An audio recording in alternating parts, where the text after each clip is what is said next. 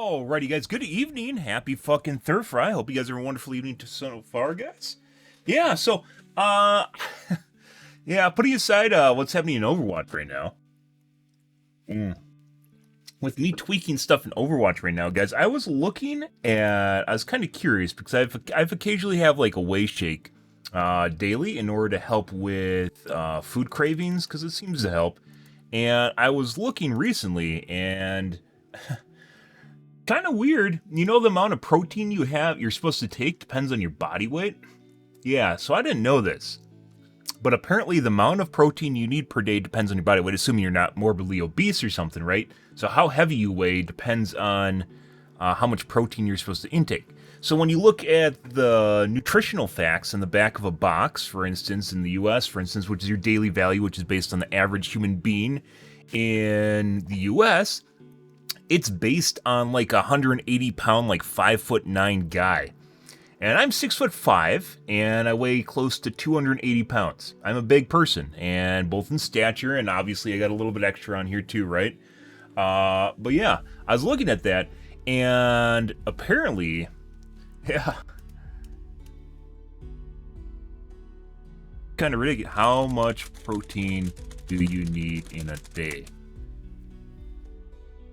Average adult is 0.8 grams per kilogram of body weight. And for in pounds, it's 0.36. So obviously 280s, I'm overweight, right? 280 is very big, but I'm also very tall and I'm water. And I used to, well, I was rowing up until October when I hurt my tendon, and that's when I stopped. But we do 280 times 0.36. We end up with 100 grams of protein. A scoop of whey is 25 grams of protein. A chicken breast is like 40 grams of protein. So I need to eat like 2.5 chicken breasts per day. That's insane. I'm nowhere close to that. I probably eat maybe 50 to 60 grams of protein, and that's with a whey shake. And whey shake's like 25. Yeah. I'm actually 6'4", 6'5", around there. I'm actually that tall. I'm not like wearing pumps or something like that, like Twitch 6'4". I'm actually a really tall person. Gotta stroke that ego. But I'm also a big guy. Yeah, so I'm supposed to be eating close to 100 grams of protein per day, and I eat probably 60. Yeah, and that's including a whey shake. Yeah, this is insane, by the way. An egg, by the way, is 6 grams of protein. That would be a dozen eggs per day. Like a dozen eggs per day I'm supposed to eat. There's no fucking way. There's absolutely no fucking way. 2.5 chicken breasts, a dozen eggs per day? What the fuck's going on here? Yeah. Like this is pretty insane. It's not even, there's a calculator in here somewhere. Look at this shit. So I'm like 39, 38, 39, I don't remember, whatever. 6'4", 280. Look at this shit. 127 to 229 grams per day. CDC recommends 77 to 268 grams a day. WHO recommends a minimum 105 grams a day. The fuck is this shit? Like this is insane. Like I'm not reading this wrong, right? And it's sedentary, right? Because I'm not working out now. And it's still like 100 grams per day on average here. What the fuck? What is this? This can't be right. Like I've been, in my entire life, I've been nowhere close to this. And only recently, like in the last couple years, have I started having like a whey shake. And only recently, I've started having like almonds and shit like that. Like you guys see me eating all the tin of almonds. Almonds are pretty good in protein. But even that is nowhere close to what sort of protein I'm actually supposed to get. Yeah, this is kind of bonkers. Like I obviously, like it has to be like I'm too heavy, right? So like maybe 240 ideal body weight. My height's not going to decrease. It's still around 100 grams of protein per day as sedentary at 240.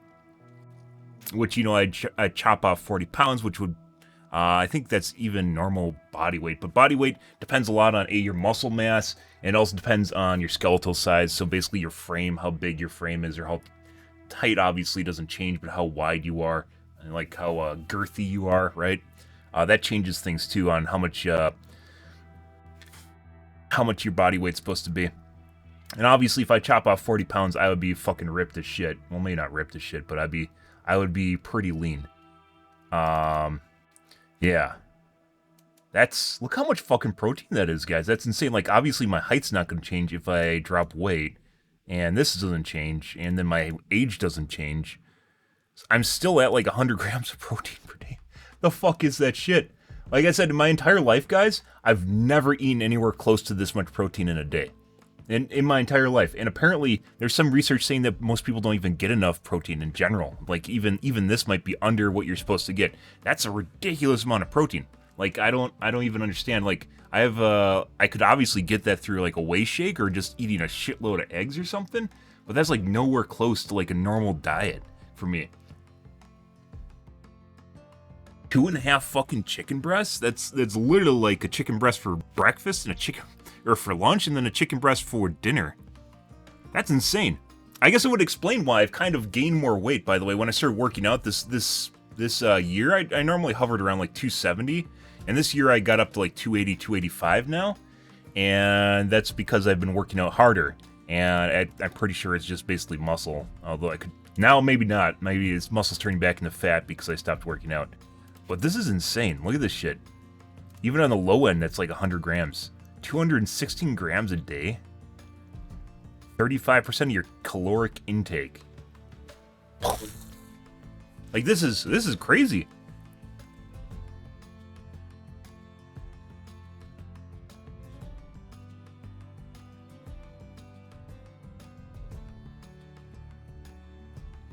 Yeah, and I was definitely doing... when I was working out daily 15 minutes a day, 2 miles per day rowing.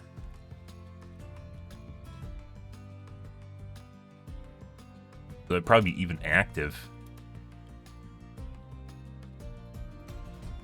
Intense exercise, no, not that much. I don't know, this is 4 to 5, I was working 7 days a week. It wasn't intense. I wasn't doing 2 hours or even 45 minutes. It's very high heart rate for about 15 minutes.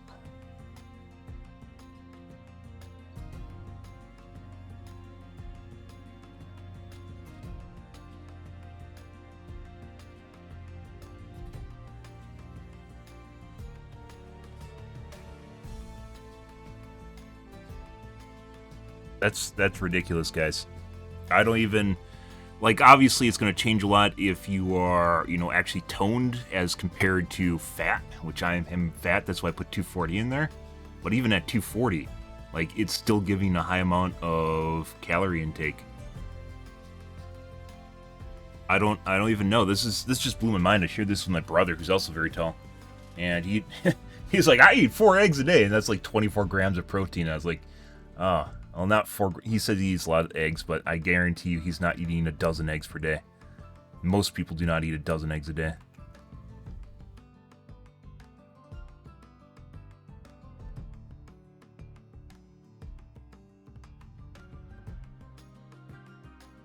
Protein you need goes up as you get older.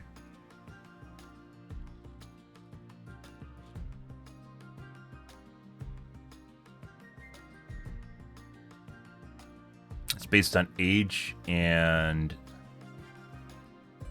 body weight. Activity, age, body weight.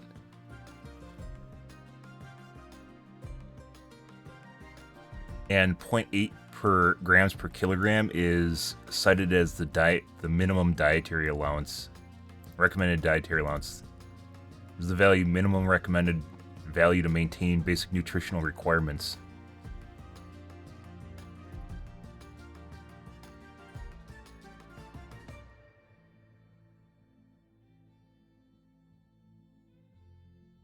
Some sources cite 1.8 to 2 kilograms for those that are highly active.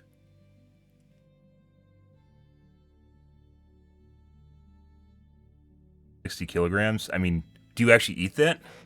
Like, what do you eat versus what you're actually supposed to have? 60 kilograms. Like 48 grams. And an egg is 6 grams. So you're looking at a chicken breast is like 40 grams. So you'd be looking at like, what, 8 eggs? Yeah. Metric units. We'll use that weird shit. And then you have to have your age. So 30. And you have to have height too. Like you said, 5'8". Well, you can't give me, like, what the fuck is that? 5.8.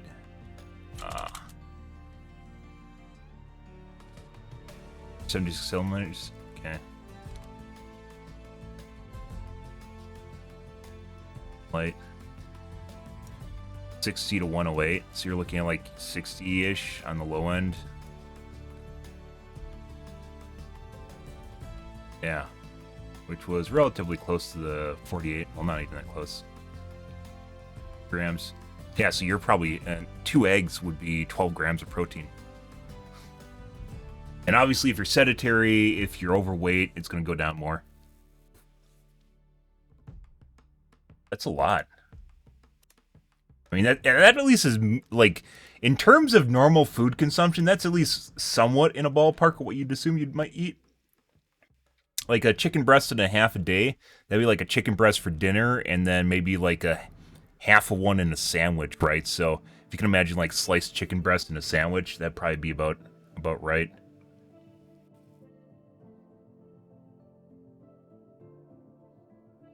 Additional energy requirements per day. I wonder how many women actually look at this.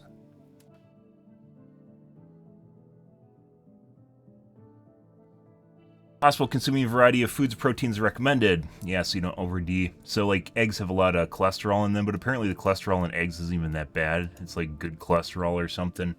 So even that's kind of... They have a lot of cholesterol in them. They're like 80% of your daily value in one. Apparently that's not bad. Yogurt, cottage cheese. I used to eat a lot of yogurt. Milk. I drink milk. Definitely not that much. Tuna, lean beef, which is the good beef, and almost no one buys that.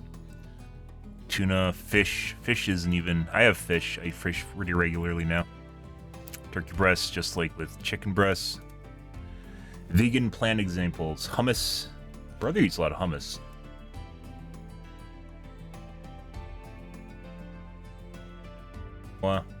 Hemp, chia seeds, spirulina. Generally, meat, poultry, eggs, and dairy products are complete protein sources. Nuts and seeds, ligmas, grains, and vegetables, among other things, are usually incomplete proteins. There's nothing wrong with incomplete proteins. However, there are many health, high-protein foods that are incomplete proteins. As long as you consume a sufficient variety of incomplete proteins to get all the required amino acids, not necessary to specifically eat complete foods. This is why, by the way, this is why it's a lot easier just taking like a multivitamin and like whey protein. Because in order for you to eat like a balanced diet, there's almost no way that you can do it in a normal day-to-day fashion. Like you'd need like someone that would actually feed this shit to you constantly. Almonds, oats, broccoli, lentils, chia seeds, pumpkin seeds, peanuts, lots of nuts, Brussels sprouts, grapefruit, green peas, avocado, mushrooms. Milk. I probably have maybe 12 ounces of milk a day, so that's like 10 grams right there. 12 grams.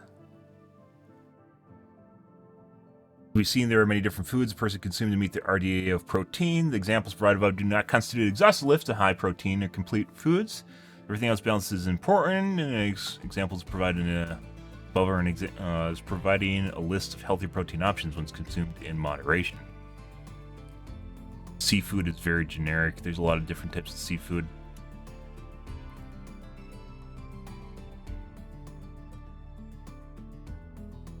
Nuts is also generic. Pizza, 12 grams, one slice. Oh. How much is a whole pizza?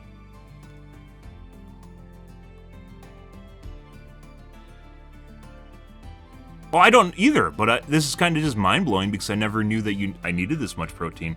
Like, I'll kind of keep track of, like, maybe calorie intakes and, like, junk food. Like, I'll keep tabs on my junk food intake, but not necessarily on my meals because my meals aren't usually, like, super unhealthy. Like, I'll usually have a salad and then a main course in it. But still, even with that, like, my protein intake is nowhere near where it should be, apparently.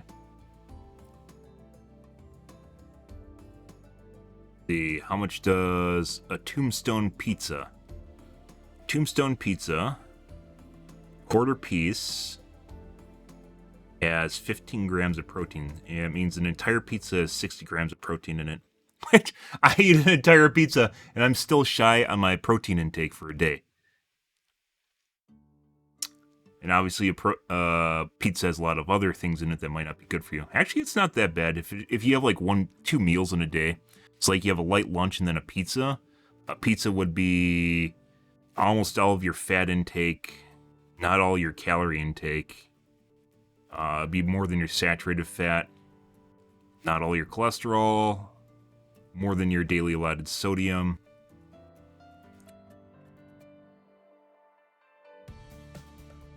It's kind of weird. Normally you don't think about eating an entire pizza being healthy.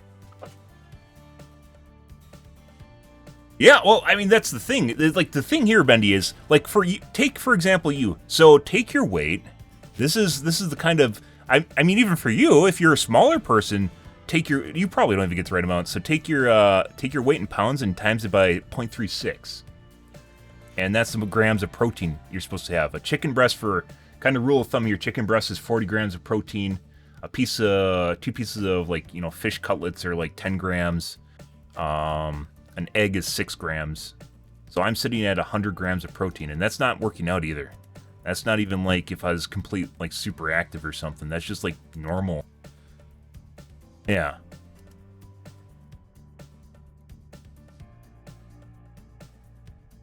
Here. This. Once again, if you're overweight, it's going to change things too. Like, I put in like 240 in sedentary, because that'd be more in line with like what I should be weighing. And that's still around 100 grams of protein per day. 90 grams, which is still more than what I'm getting right now. If I was 40 pounds lighter. And obviously I'm not going to get shorter unless I get older, and that's based on your cartilage compressing. Yeah, like, this is pretty insane. And apparently, if you're more active, it goes up a lot. Like, that's not even anywhere close to what I thought I was supposed to be getting. Because I base it all the time off of, like, I'll look at the nutritional facts on the back of, like, packages, for instance. Like, let's go to Walmart. The Tombstone Pizza. Like, look at this. One with veggies on it, obviously. But, like, so there's a quarter of the entire pizza. 4 per container, right? And you're looking at, in total, 60 grams of protein if you eat an entire pizza. And obviously you're going to be over on saturated fat and over on sodium, because it's a pizza, right?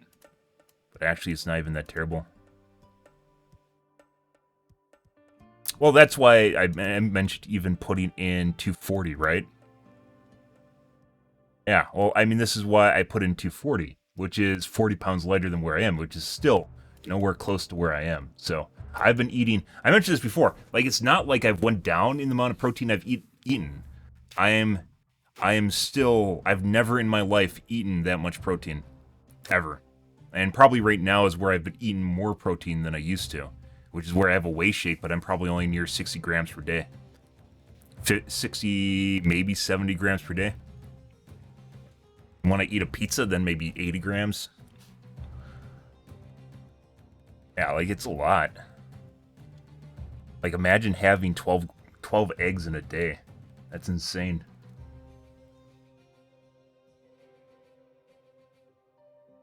2.5 chicken breasts, 12 eggs. You can throw in your veggies in here too, but a potato, there's only certain veggies that have a lot of protein in them. A potato, for instance, only has 4.3 grams in a potato. So, well, sure. Not saying there aren't good things for you, right? And chicken, I do like chicken. Chicken, turkey are very good for you. Eggs apparently are pretty good too, but they have cholesterol in them, which apparently doesn't matter, but apparently it does matter. So I don't know.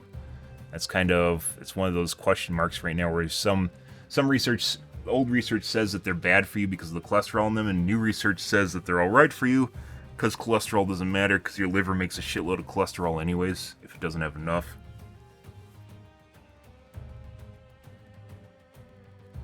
I don't know. Milk. I'm pretty sure most people do not eat enough protein. I don't eat potato chips. I don't generally eat a lot of junk food, and if I do, it is usually sugar stuff. I love sugar. But apparently, hunger cravings, specifically with like salty cravings or excuse me, protein cravings, or like wanting meat or sugar cravings, can be because of protein, a lack of protein intake. Yeah.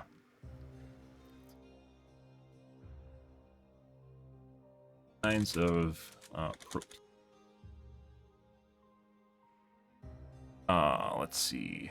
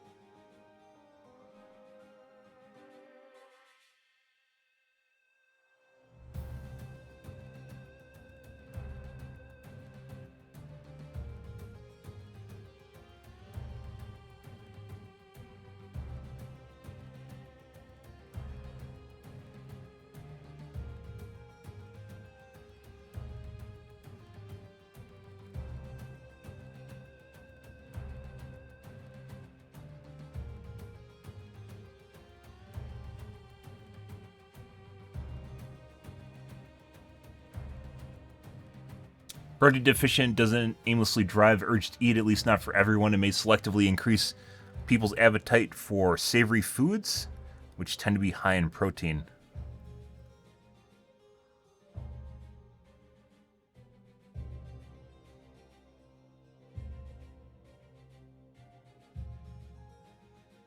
Poor protein intake may lead to weight gain and obesity, otherwise known as a protein leverage hypothesis. So, because your body is lacking protein, you try to get it through shit that's not good for you. That's available. Yeah.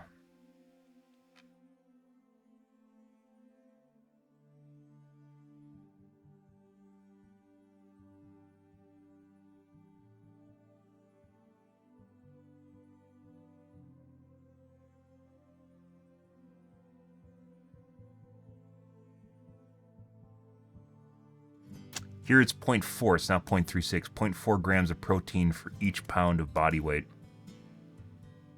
For athletes, that ranges from 0.5 to 0.6 grams, so 50% more protein intake if I was active.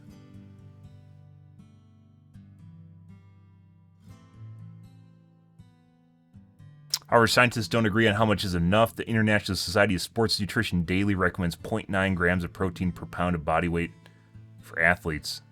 Obviously, I'm not an athlete, but that's absolutely insane. Currently the same for old and young adults. Studies indicate underestimated and should be raised to 0.5 to 0.7 grams per pound of body weight for old people.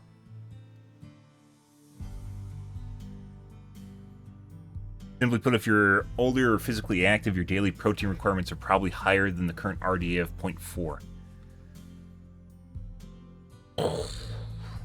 That's insane. Like, I'm not a big health nut, guys, but like just looking at this is pretty insane. This is, for most people, I think this is pretty insane. Like, not even close.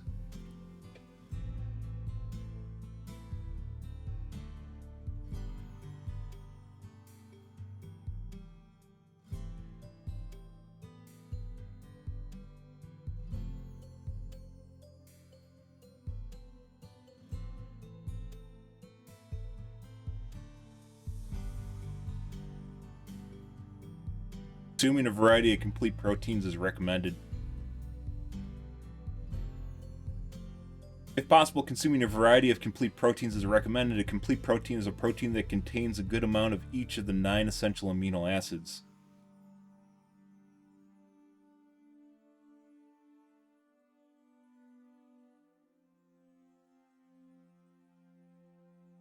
Carbs turn into proteins?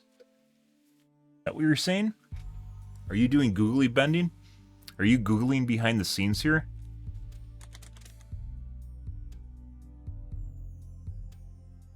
No.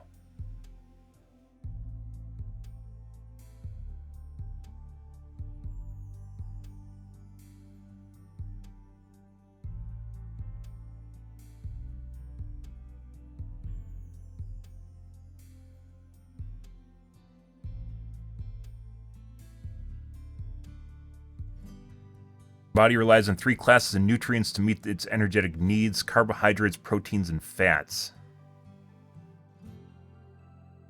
Huh.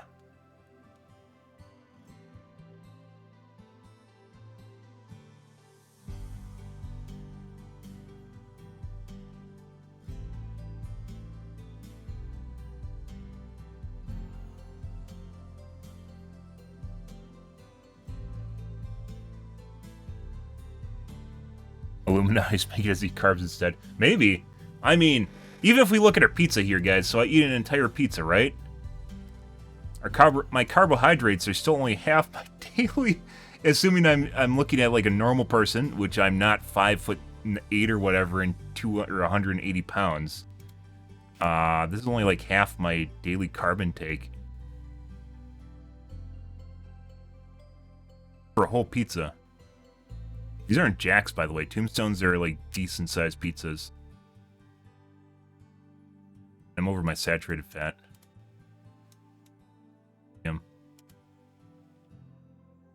It'd be nice if they, like in the US, there is an overabundance, putting aside sugars, which there's a lot of sugar in the US, but putting aside sugars, sodium is another one of the things that the US does on fucking everything, and you can tell, like, if you look at like a Campbell's chunky soup, right? That is like 80% of your daily sodium intake in it. I don't know why. They have a sodium less option, which is like 35%, but they all taste like shit, and they definitely don't need that much sodium in it. It's like they use salt instead of actual spices to spice food, and in lieu of an actual spice, like good cooking.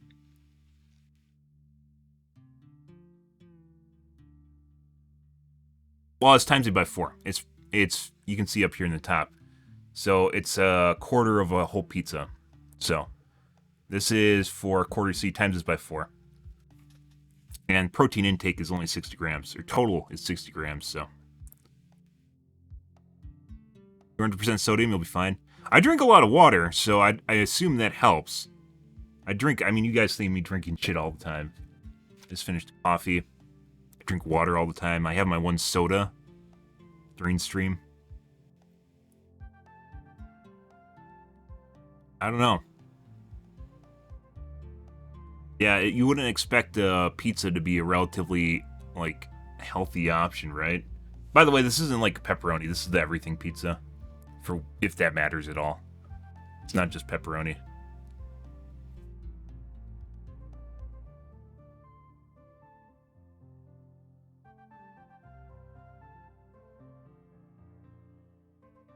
Sure.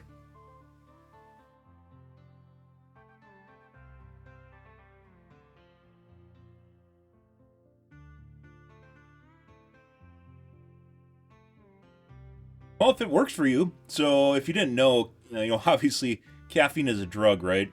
And a lot of people have too much caffeine, so they become tolerant to caffeine, and then they have to have more caffeine to actually get the same thing out of it. I found when I was drinking too much caffeine, it was actually making me more lethargic because I'd have to have more caffeine to offset it. So, you just dial things back. That's why I generally drink half calf. And if I drink a full calf, it's like in the morning.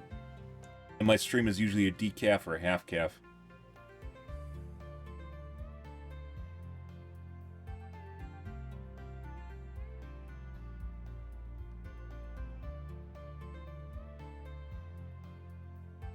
But I have caffeine in soda, but soda caffeine isn't as much as a cup of coffee. Soda caffeine is like 56 milligrams, and a cup of coffee is like 100, 120 or something, and a half calf is like 70.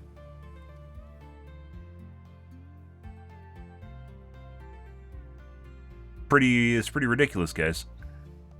Obviously, I'm a bigger guy too, so maybe, like, it'd probably be better if I just put up my my food intake between dinner and lunch better. I usually have a very light lunch, and then I have a pretty big dinner. Like a pizza.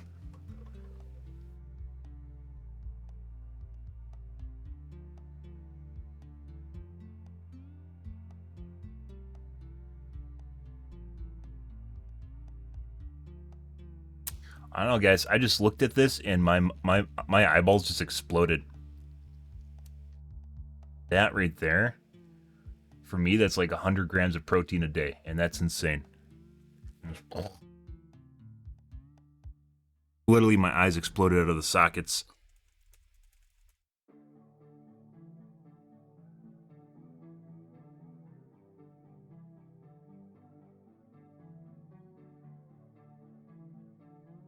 And that was from multiple sources, too. This isn't just like one Google thing. This is Harvard. And they have American, the ADA, the CDC, and the WHO. And they have the different recommendations here. And they're all much higher than what I get. So, I don't... Yeah, I guess. Like, the takeaway here is I guess I'll increase my protein intake in A, see if it makes me feel better, and B, see if I just get really fat. And then I'll stop if I do. Pretty insane. And I'm probably going to get it through whey protein. Chocolate's pretty good for you. Not like American chocolate, but like when I was in Switzerland, they eat a shitload of chocolate. I showed you guys a chocolate wall, right? I showed you guys a chocolate wall in Switzerland. They have like entire... They have entire walls of like grocery stores dedicated to chocolate bars. I'm not even joking.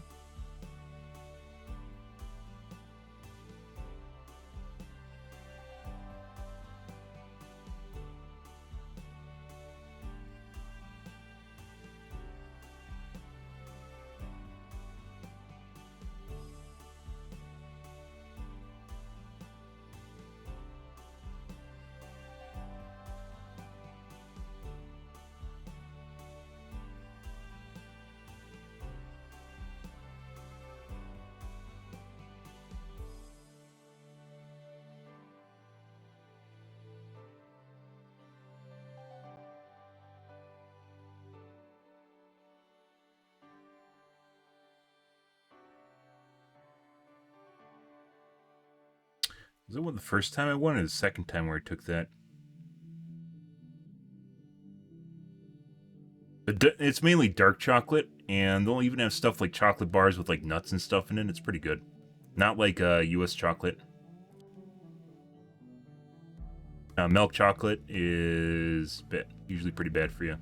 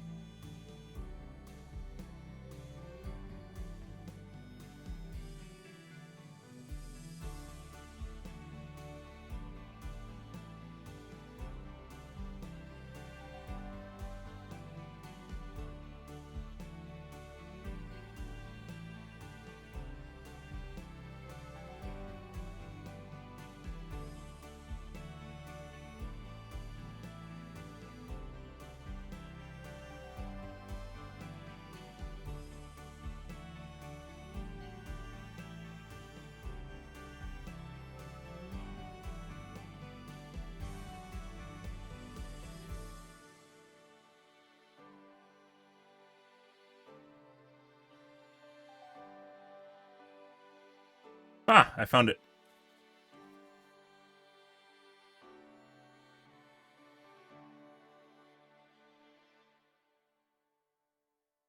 That's nothing special. That was just in a supermarket, by the way. That was in Zurich. Look at that. Not even joking. Very, very common for them to just they constantly eat chocolate and cheese.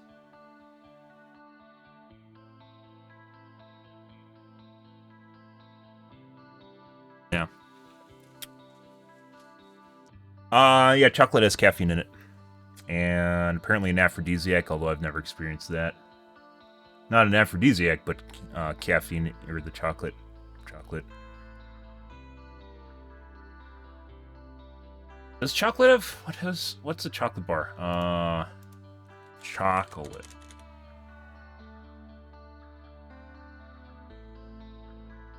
Not a Hershey's. Let's see if I can find Lind. There we go. Lindt is a chocolate bar you can find in Europe, for instance. Switzerland. I don't know if they. So the weird thing is, if you're in the U.S. and versus like it's say in Switzerland, they can change the formulas on you. So even if it's the same brand, you're not getting the same thing. That's 2 grams of protein in it, or 3 pieces. But technically, if you eat a chocolate bar, you're eating. What would that be? 10 grams of protein. It's like an egg and a half. Funny. Saturated fat. The right one. It's dark chocolate.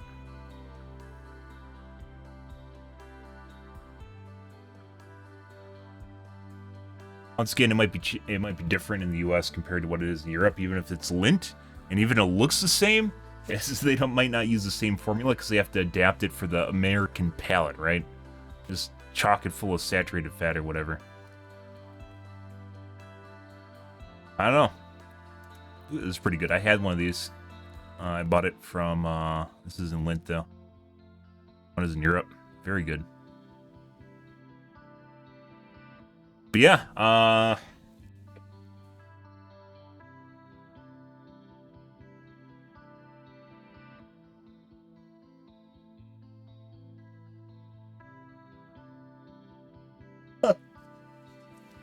ideal weight.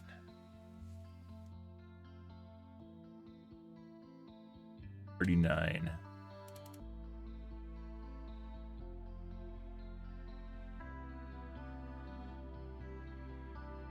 Ah, I'm only supposed to be 200 pounds.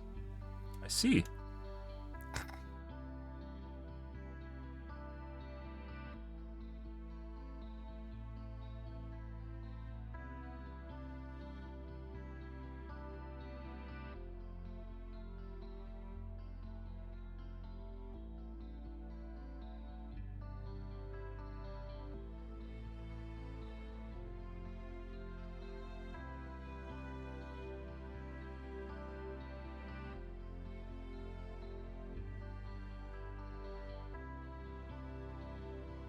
Formulas that calculated is all not how a person looks at a given weight.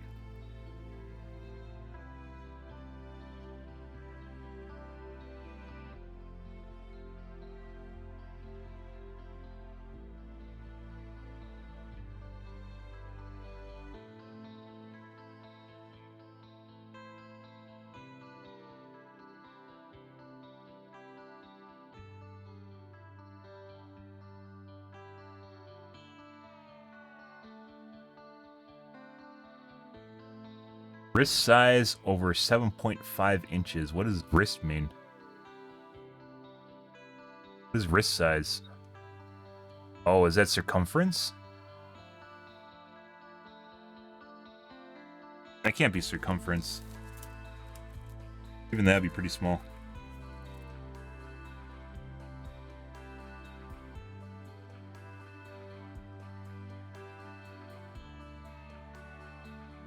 Not.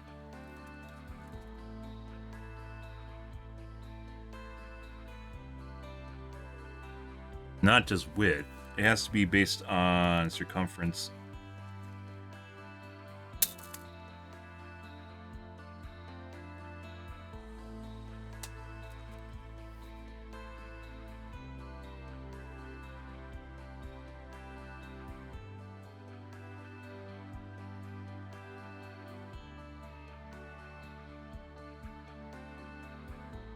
But I'm large boned, apparently, according to this.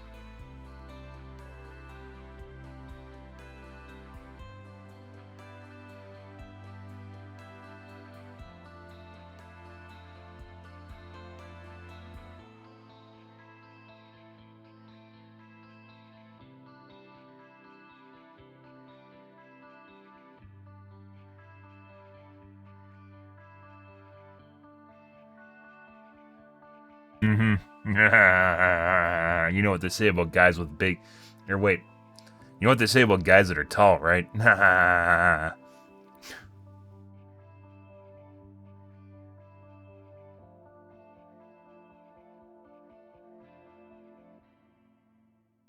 So it says... It's going to change based on your bone density, and then it doesn't tell you how to modify the formula they give. Body frame size.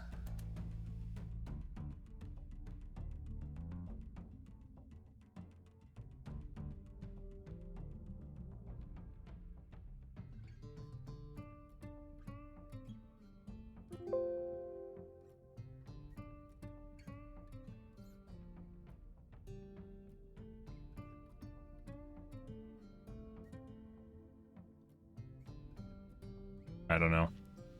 So obviously I'm overweight. Regardless, I'm overweight. That changes a lot depending on your bone size, apparently. This is... So there's like underweight, normal, overweight, and then obese. And this is for your normal range, I believe. That'd be fucking skinny as shit if you're 205. Maybe if you don't have any muscle at all. Or...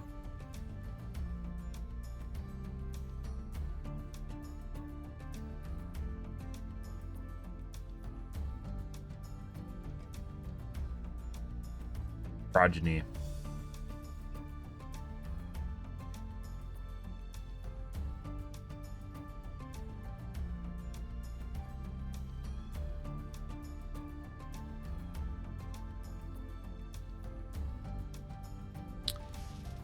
They have long pants? Sure. You can usually get them. Like, I'm not... A lot of people, when they're, like, tall, they aren't really, like, big. They aren't really, like, you know, flushed out. Most people that are really tall tend to be, like, sticks. Not a stick.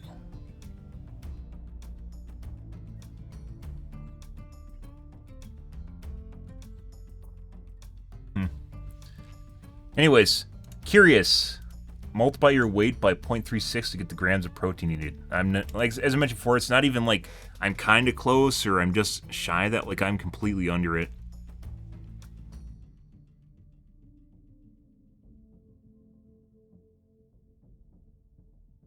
Oh.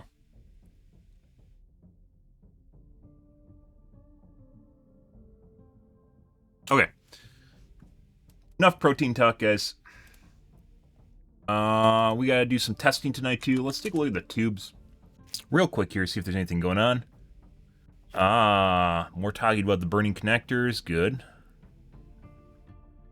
I'm excited about RDNA 3 by Linus. And then it launches, and they do barely any testing on it, because of course. Is there anything worth looking at here?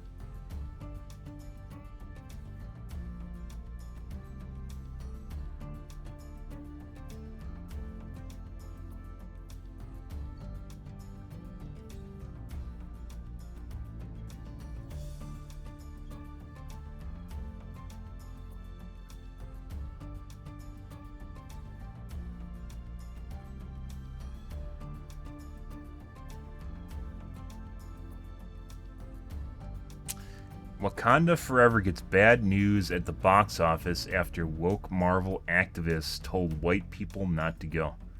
The fuck does it even mean? Yes. The whole activism sphere is getting kind of weird. It's getting kind of weird.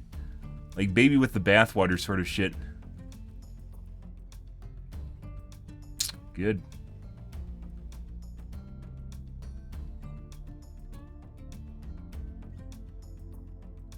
We should take a look at the Witcher. Petition to fire Witcher writers. Let's see what this is up to. Yeah. The BMI is very, very flexible for a lot of different reasons.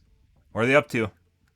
232,000 people have... by the way, if you haven't signed this, If you guys didn't know, Henry Cavill is not being in. He's not going to be in season 4 of The Witcher because one of the prerequisites to him being Geralt in The Witcher was that they actually followed the source material and continued writing good stories while being true to the source material. And they stopped doing that, so he quit.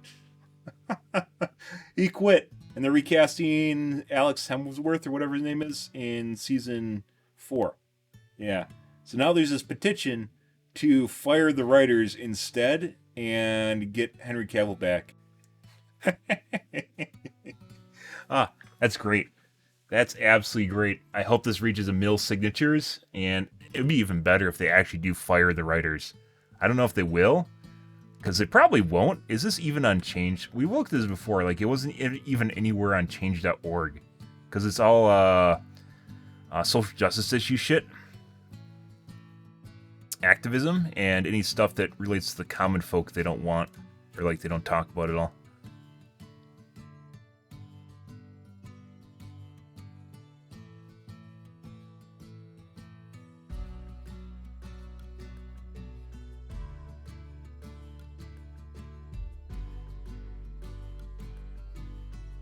Help starving manatees.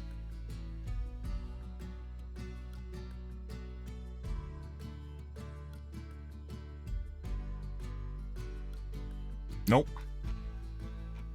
I doxed myself. How'd I do that? You know, I used to have a P.O. box in doxing. I actually used to have a P.O. box, so that's not anything outside the ordinary. You're not looking at my address. You can see my city, for what that's worth. But anyone that has a P.O. box, you can see their city, so that's nothing outside the ordinary.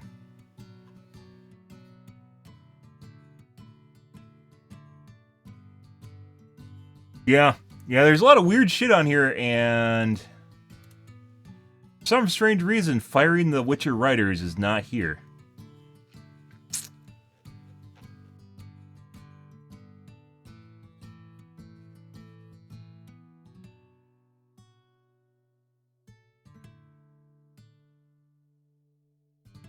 Why?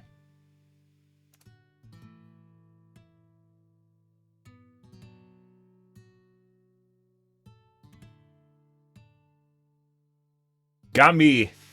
I guess the change that they want to see is not the change that this is. It has 232,000 signatures at this point. That's a lot.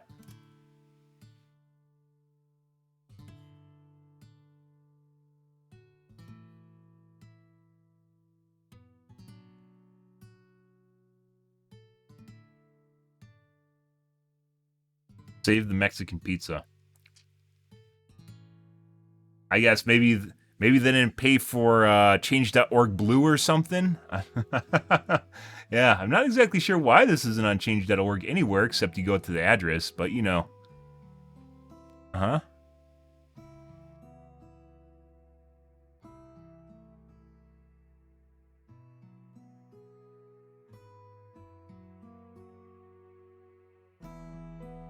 This is a joke? This isn't a joke. There's a lot of have you seen The Witcher, guys? Henry Cavill single-handedly carried the fucking series on his back. And there's all sorts. I've never been a fan of like actors, but he in and of himself has basically went the extra mile, like constantly trying to keep people true to what's going on in the books and keep things accurate. Like he actually has a reputation for correcting people on set based on what's supposed to be happening. Yeah. And then there's more. There are interviews in which the writers, one of the writers talked about how the majority of the writers think that The Witcher is a joke, like the books are a joke, and like they actually hate the source material. The writers for the show hate the source material. Yeah, that's where we're at now. Mexican pizza's not anything, but it's basically like a deconstructed taco with not taco seasoning, taco sauce. Additional extra taco sauce in it. Not bad, but it's not super amazing either. It's basically just a big taco. So I guess maybe that's good. Or bad. And they bring... Taco Bell's pretty big about bringing back stuff that is...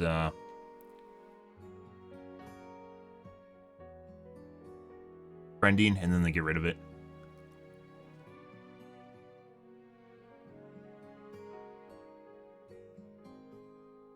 Mm-hmm.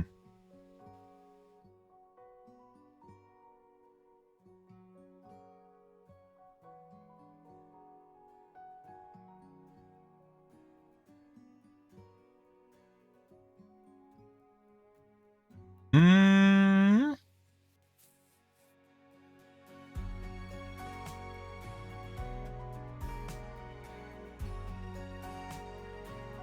Oh, that doesn't actually look like that much of anything interesting here, guys. John Oliver, we've stopped watching. I used to cover him every week, and he's gotten to the point where he's more left-leaning than normal, or what he used to be. And I'm sure this is just cancel the monarchy. He knows his audience. He used to tackle issues that would affect the majority of people, and like something you might not have heard of, and now it's mainly just left-leaning agenda. Niche stuff and left-leaning agenda.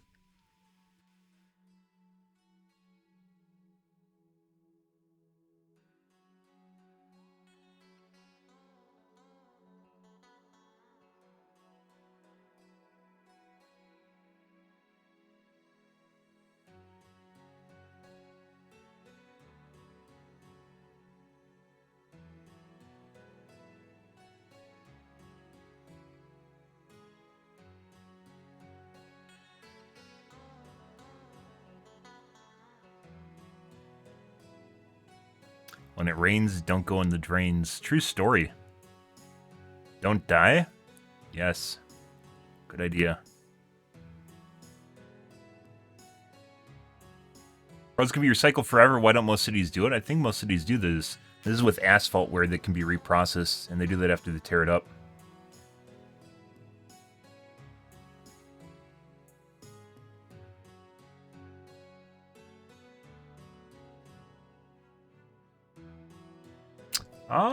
What is this?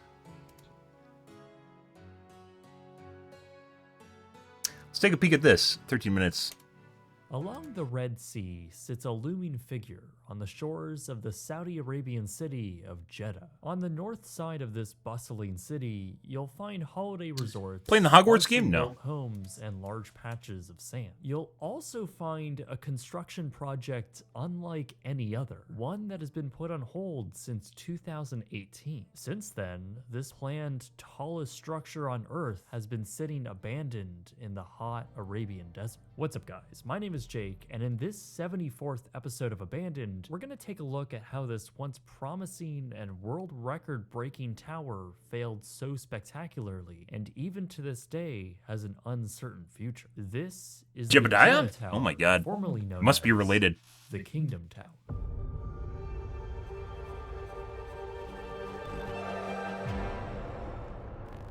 If you've watched my Jedediah. canceled episode on the islands of Dubai, you'll know that mega projects meant purely There's to a lot show of off those a nation's engineering prowess on the in, world stage doesn't always go smoothly. Saudi Arabia, much Saudi like the Arabia United and Arab was it Emirates, the is also trying to diversify something the Emirates? nation's economy away from oil extraction. Along with trying to attract companies from around the world to invest here, United tourism Arab is Emirates, another I think it huge is. focus for the nation. Dubai had already stunned the world with the Burj Khalifa, the tallest structure in history, and for many people like myself, put Dubai on the map. Saudi Arabia wanted the same treatment and began crafting plans to show off their Dubai is a own rich form person of city, if you guys aren't ostentatious aware. wealth. With the Burj For the Khalifa well affluent. underway, the Saudi-backed Kingdom Holding Company Eden? began dreaming up what their own vision of Dubai Were you could born look in like Saudi Arabia? Saudi Arabia. And then they selected a wanted plot of land in sometimes, the so city of depending where your Jeddah, parents are over from, they'll 5 pick a name square around the area because they want you to kilometers, fit in. or 1,300 acres in size, all to build what they called the Jeddah Economic City. This master plan city would encompass everything from a luxury shopping district with its own themed town to commercial areas for companies around the world to conduct their business. A super mall, green space, and water features would all accentuate this planned, born in thriving Florida. community made up of 80,000 Maybe religion, then? full-time residents. Of course, the most striking proponent to this plan would be the Kingdom Tower, the crown jewel and the ultimate pride of Saudi Arabia. While exact numbers were never publicly disclosed, the Kingdom Tower was anticipated to scale 167 floors and exceed heights of 1,000 meters or 3,300 feet. For comparison, the Freedom Tower in New York City stands 1,770 feet tall, while the current world record holding structure, the Burj Khalifa, reaches 2,700 feet into the sky. Kingdom Tower was set to shatter that record, and within its sleek design, it would feature a Four Seasons hotel and residence, ample room for commercial office space, and of course lots of room to cater to tourists, which were anticipated to flock to see this awe-inspiring tower. On the 157th floor, the developers originally proposed a helicopter pad. The only break It kind of, yeah, right? Like, if you build it, they will come sort of thing. It's kind of amazing that more of these haven't been erected. Like, basically world wonders at this point, right? Like, you have skyscrapers, and then you have shit like this, right? This is like 3 times taller than the Sears Tower. break in the tower's sleek, tapering Willis design. Tower. This was later scrapped due to safety concerns at that height, but the cantilevered edge remained on the drawing board. Now is the world's 2 times taller. tallest observation Roughly deck 2 times taller. called the Sky Terrace. Kingdom Holdings hired famed architect Adrian Smith, the same man who designed the Burj Khalifa. With soil tests already underway in 2008, the developers claimed that the total investment with Jeddah Economic City and the Kingdom Tower would cost over $20 billion when it was all said and done. Nice. Adjusted for They can inflation, afford it. though, you can throw another $7 billion on top of that. The project would of course come in phases, with the first, including the skyscraper, opening in 2016. This was also being planned during the economic crisis, which right from the start was slowing everything down. But as the world slowly dug itself out, Kingdom Holdings began securing investors, consultants, and locking down construction partners able to take on this massive engineering project. Things were looking promising for the building, and while the company anticipated a 2011 groundbreaking, it wouldn't be until April 2013 when foundation work actually began on the Kingdom Tower. A new completion date was now set for 2018 as the building began to go vertical in September 2014. Now, the actual engineering of the skyscraper is quite impressive, and if you're interested in getting a little more in-depth about it, I'll leave some links below. By 2015, progress continued to be made floor by floor. It was making good momentum and starting to take form into its Y-shaped floor plan. By this time, the tower also had its name changed from the Kingdom Tower to the Jeddah Tower, which was thought to give it more association with the city it was being built in. By November of that year, financing had been secured to finish the tower, and everything was moving forward just as planned. That was until 2017, when the problems began. Saudi Arabia embarked on a pretty large government-funded anti-corruption purge, which ended up with almost 400 people being apprehended. One of those people was Prince Awalid, who was the CEO of the Kingdom Holding Company. Now, this whole thing may sound good for the country, but it was more like the Crown Prince Mohammed bin Salman narrowing in on his own power. Regardless, Prince Awalid was apprehended and put into what I would call a luxury hotel arrest, where he was confined to a luxury Ritz-Carlton hotel until he paid the government millions of dollars in fines. Now, he did just that and was later released, but the scandal began to slow things down for the project, since on top of his arrest, there were also key financial backers that were also caught up in the purge.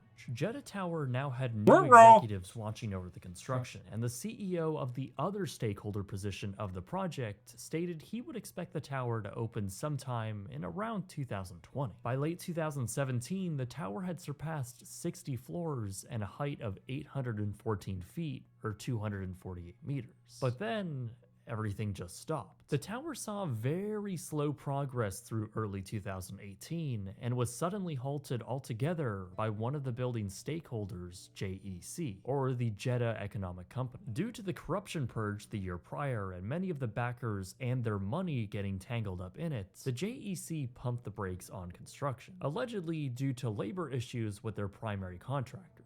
However, this is rather unverified, and no official statement had been made regarding the labor issues claimed. Regardless, this essentially ground the entire project to a halt, and this is how the Jeddah Tower would sit for years to come, climbing around 900 feet into the sky with a few bottom floors covered with glass. The structure was left as it was, with little to go off of for the future. This very promising, well-funded, tallest tower in the world was now left a quarter finished and abandoned. By 2020, updated reports were hard to come by, and there was no conclusive official word if the project would resume. Of course, 2020 was also the beginning of a worldwide shutdown due to the pandemic. That slowed supply chains and project financing went cold. Jeddah Tower was likely in the same position, and it wouldn't be until early 2021 when movement would actually be made. JEC proudly announced they had resumed small groundwork around the tower, completing a few kilometers of road and landscaping infrastructure. But still, no word on the tower this was all for. In fact, come to think of it, there hadn't been any word on the city itself for years.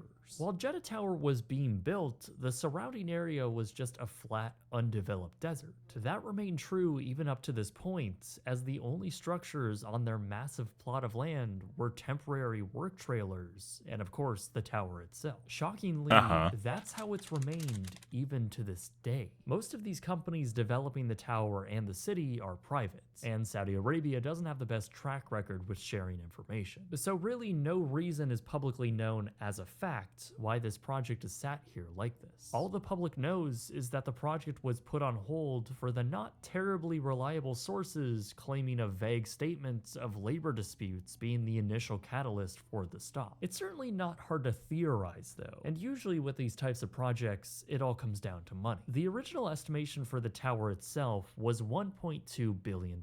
But that was almost certainly going to rise along with the tower, since the Burj Khalifa cost $1.5 billion. Now they claim this low number due to cheaper labor, which is probably the closest you can get to slave labor, by the way, but the reality is we live in a more expensive world right now. This is arguably a more difficult project to pull off, so it's likely the construction was going to balloon well over that initial target. That's probably going to remain true for the city around it, as the original $20 billion price tag is also likely an underestimation. The scope of what they're trying to pull off here cannot be understated, and well over a decade since the project started, there really isn't much to show for it. The whole project from the very beginning has been a subject of a lot of skepticism. Doubts only grew as the project slowed to a crawl and the unfinished tower was left abandoned. With little word from the project creators, the public has been left to gawk at this eyesore across the flat landscape and left wondering what will end up happening. I mean, who's actually there? Social media aren't much help on answering that question, as the JEC website seemingly hasn't been updated since 2015. They fired the web developer on the front page saying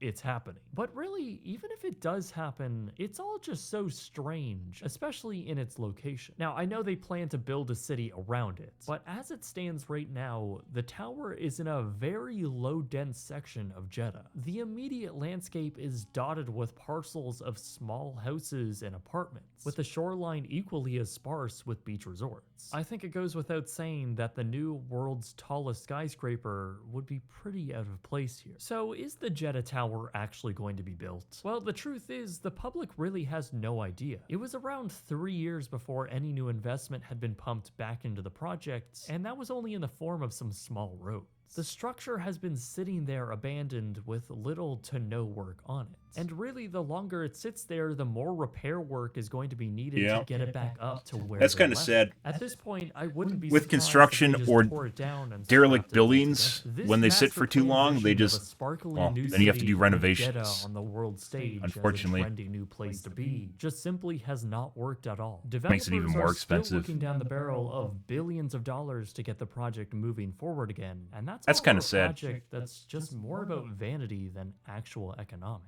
Remember, the whole point of building a tourism isn't skyscraper vanity. is adding density upwards where you can't expand outwards.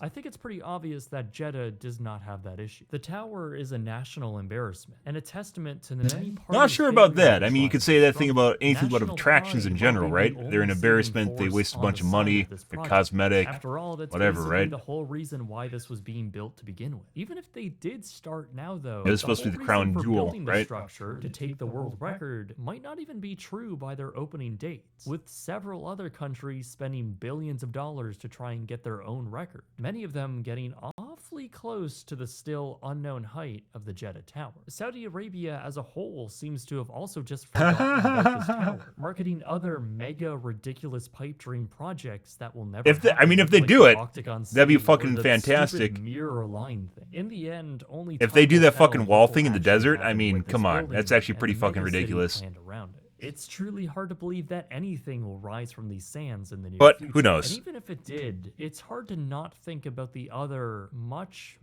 better uses for all that money. But in the end, I mean, only they're time will developers, tell it's private what will really developers. happen to this bizarre That's not public money, abandoned tower. right? If you want to support my work further, Hey, and Elon get Musk, give all exclusive your money to perks like charity. early That's viewing, better than spending on polls for spaceflight, future you know, video whatever. topics, Okay. Polaroids and podcasts, then you can Sure. go check out my Patreon page. Just search That it up being on that being Google said, or Musk is click one the of the few link in the billionaires that description actually is below. doing My stuff name with is his Jake, money that is and meaningful thank to you people, which very is one of the much reasons I actually support him. for Compared to other billionaires that literally just sit on their dragon hoard and they never do anything with it, and they are a plague on the planet because of black holes for wealth. Like, Musk is actually changing the world in multiple different ways, and you know that's not tongue in cheek. Tesla, SpaceX, Starlink, yeah. Even if he has his own failed projects like the Boring Company or whatever, arguably failed. Much better than people that sit on their dragon hoard. Literally there sharpening your teeth, keeping people away and breathing fire at them, right? I'll be right back, guys. Gotta take a piss.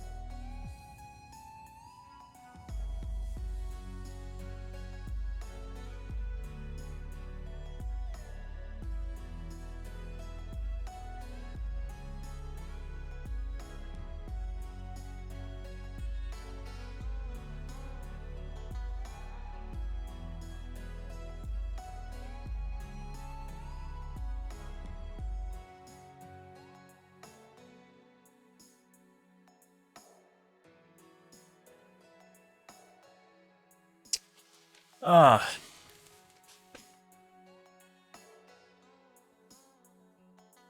think Musk will be president one day? I'd vote for Musk. People meme all they want, but they hate anyone that kind of doesn't immediately agree with everything they say. I am very pro-central, so someone that will lean left or right, and is not aligned with either hardcore Democrat or hardcore Republican. I used to be very Democratic, and I still am. But, like, past, like, moderate Democrats, they've gone fucking off the deep end. Same thing with Republicans.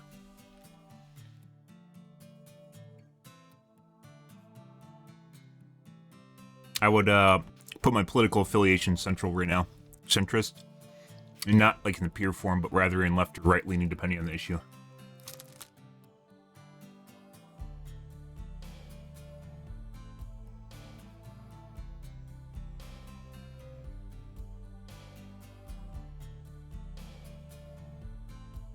I think they would if you had a conversation with them in which you made it seem as though you don't push them into a corner to pick one side or the other and then make them feel as though they have to be on one side or the other. That's the problem with today. People will oftentimes make you feel like you have to be either very left-leaning or right-leaning in politics, and you don't. You fucking don't. Your friends are going to hate you because you're not going to agree with them all the time. People like people that agree with them, right? But it doesn't mean you have to do that. It's one of these things where people just, like, you know, a lot of people are just more grounded, right? And they definitely generally don't want to just, like, fucking start fights all the time. So if you're very, very hard on whatever agenda you're leading, they might not argue with you, or they might even side with you just because they don't want to fight.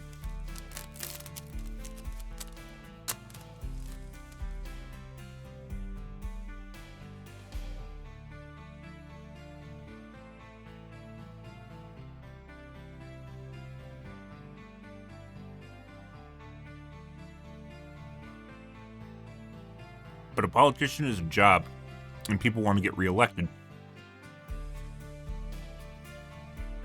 So they do and say things that align with whatever side they're on, so that they end up. It's part of the problem with being able to only vote for one person. What we need is called ranked choice voting. And you know what ranked choice voting is, guys? Order your person you want to win the most to the person you want to win the least.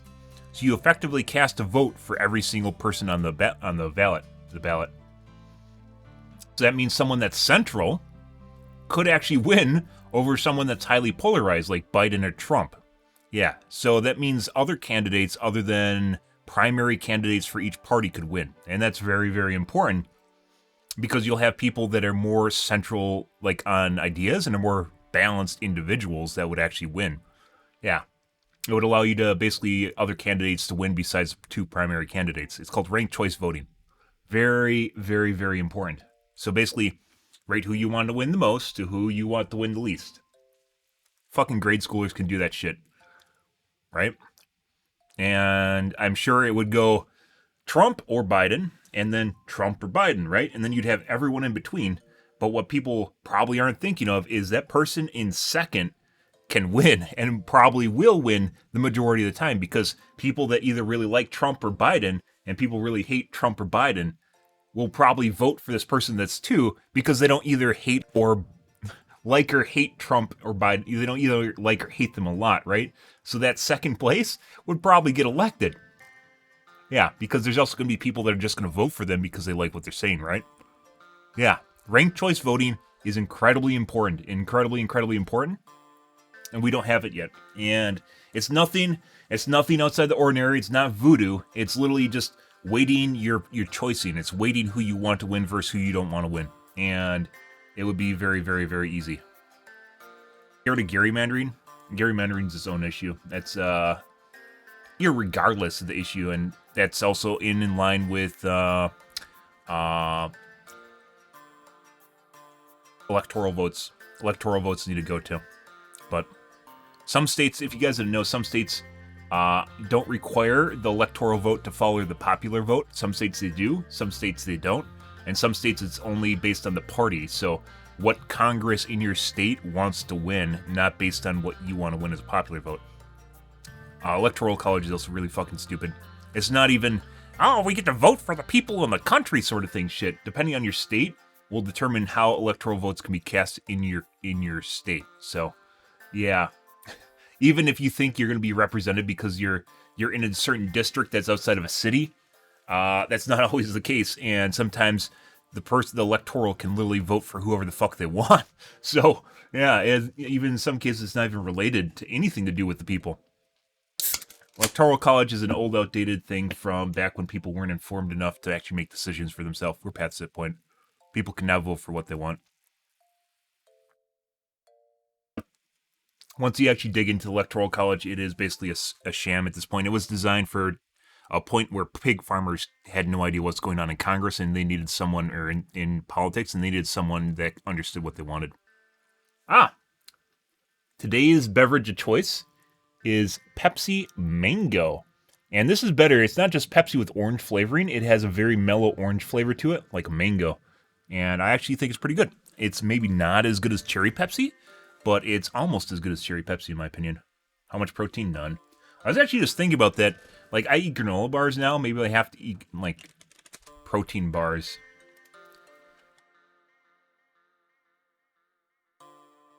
Which I did for a little bit, and then I stopped doing that because it made me feel like I was getting fat. And it probably was. 19 grams of protein? The fuck are these things? They're actually really expensive, too. What the fuck? They only have 20% of your cholesterol in it, too. Like a protein shake in a bar. Really expensive, though. Protein shakes actually aren't that expensive. It's one of the cheapest forms of... Like, I was looking at it earlier tonight before I started streaming. Like, I was calculating the cost per gram of protein. And some of the cheapest things for protein are chicken breast, eggs, whey shakes. Fish is like 50... Was it 0.05 cents per gram of protein? Yeah.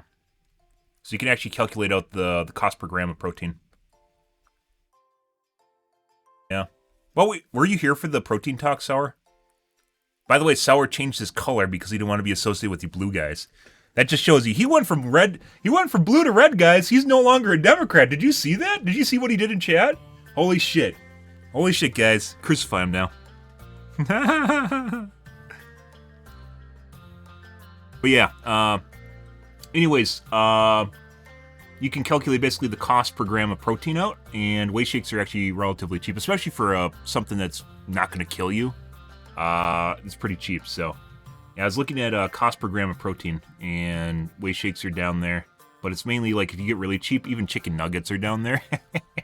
Yeah, chicken nuggets aren't that cheap, but they're actually relatively cheap. Chicken nuggets, I think, were like 0.036. And chicken breast is like 0.03. Almonds are like 0.048. So, almost a nickel per gram of protein. You know? I mean... I don't want any wave anymore. I want the red, white, and blue.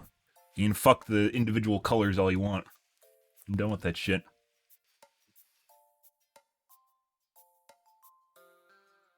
Yeah, it is. It's from yogurt. It's the stuff that they thought was worthless, and then they found out it's fantastic. Yeah, whey is almost like unprotein. It's like cheating. It honestly is like cheating. Like, if you look at most protein, it'll usually have a lot of fat in it, and a lot of saturated fat and cholesterol. Whey is like literally fucking cheating. It's like unprotein. It shouldn't be protein, but it is. And they found it. It's like the shit that floats on the top of yogurt when they make it. They just scoop that shit off. Yeah. Anyways, like, let me show you guys. So I was doing this. I was looking at basically serving size. We got 19 grams per serving. Then we have 6 servings in a container. That's 114 grams per box. And they do 848. And this is 0.074 cents per, or dollars per gram of protein. Then we look at, like, what you said, like, cheese yogurt has protein in it, apparently. I haven't eaten yogurt in a while.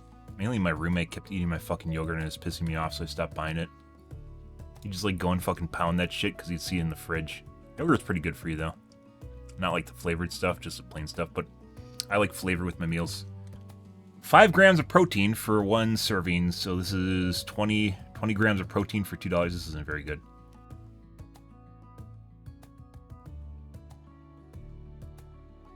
Yeah, that's not very good.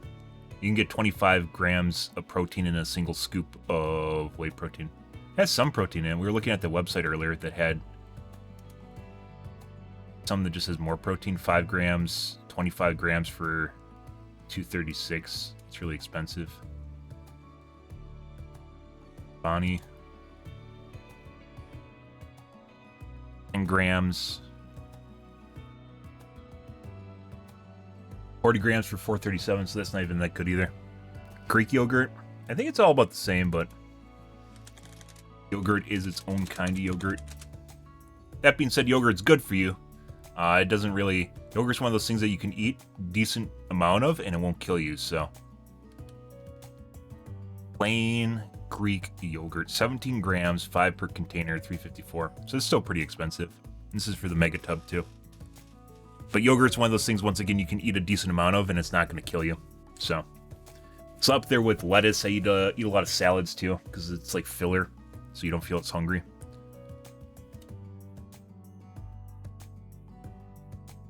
$17 grams.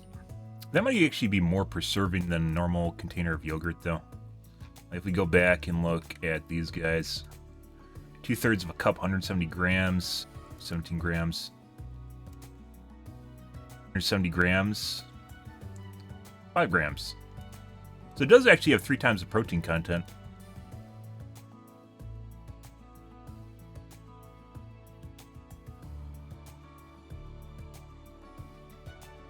I did that wrong. I didn't calculate that right, guys. 85 grams.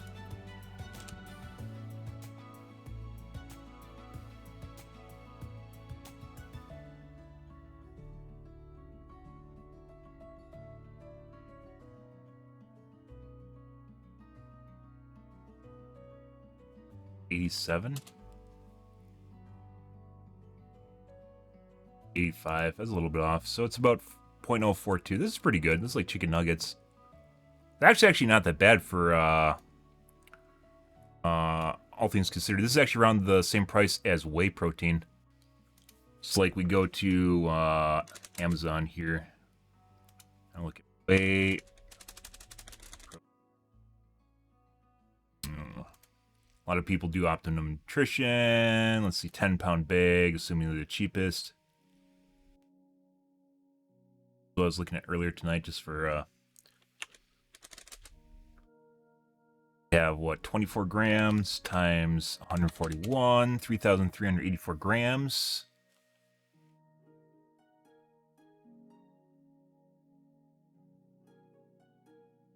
This is actually cheaper than whey protein. That being said, I think you'd have a tough time guzzling enough yogurt to get the fucking the protein content. What is this? So, what I'm supposed to have like 100 grams of protein per day? Is that like the whole container? That's like, yeah, it's like 4 servings. It's like 3 cups of yogurt.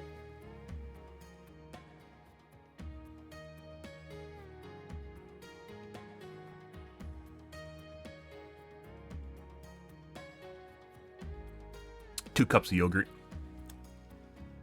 That's a decent amount of yogurt. That's still pretty good though.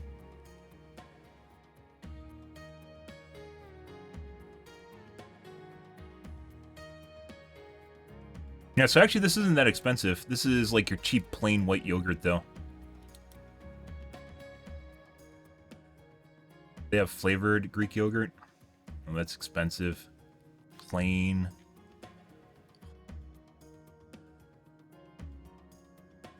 A lot more expensive.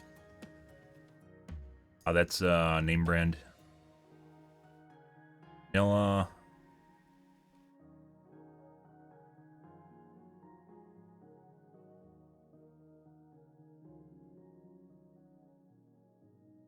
That's not that expensive.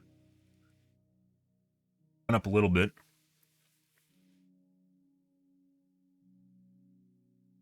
Money. It's like 50% more cost wise.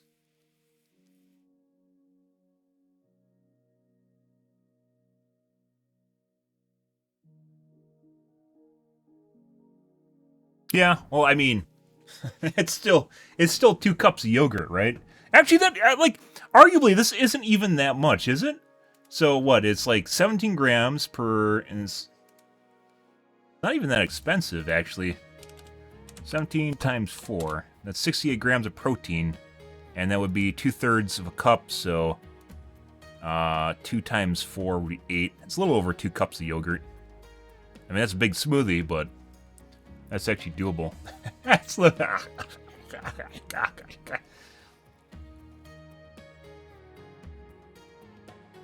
yeah, chocolate makes it chocolate sauce or just chocolate powder would probably do that too. I think granola. Let's take a look at granola real quick. Granola, not granola bars, but granola.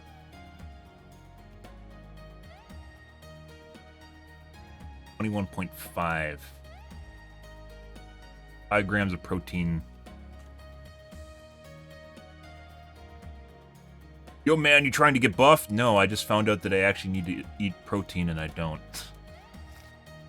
Yeah, that's all that is. It's like, what, 30 grams of protein? That's not much. So that's not even that good. Lots of calories, too.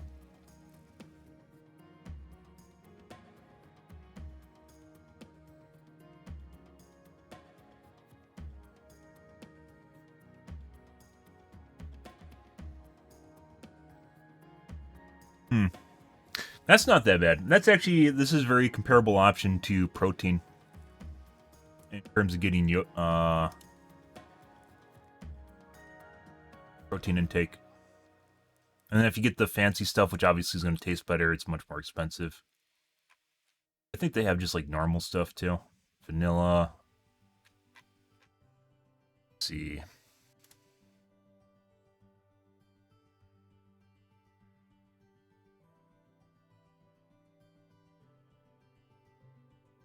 Yeah.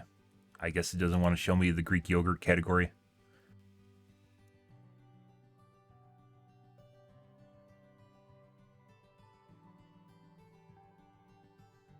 Yeah, so you can get this relatively cheap. I think that would be like, what, 4 of these things per day?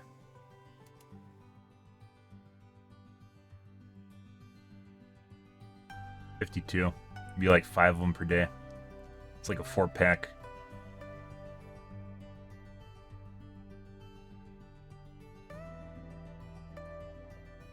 That's a good option, though.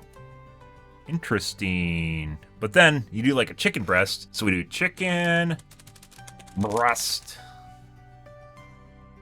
Turkey breast isn't nearly as readily available as chicken breast is.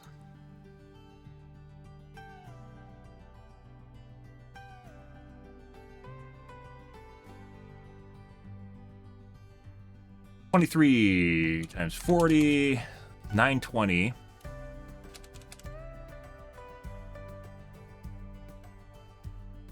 0.26. Actually, that's very cheap.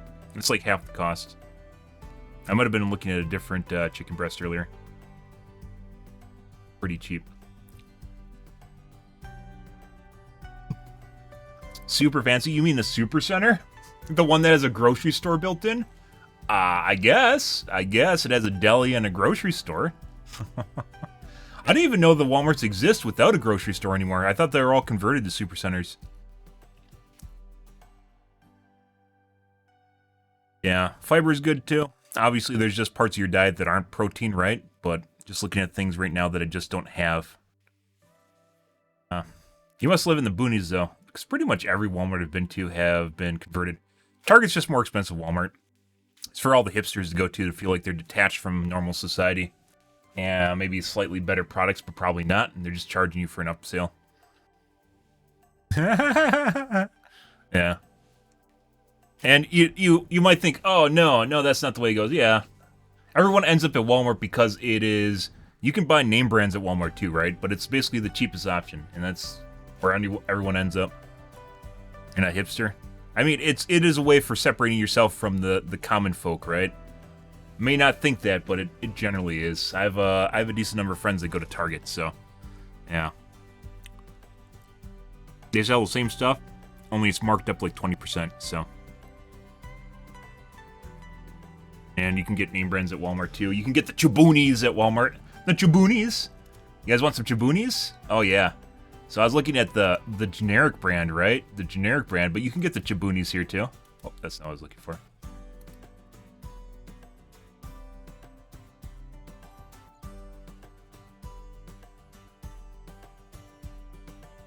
There's the Chiboonies. Oh, the Oikos, and then the Chiboonies.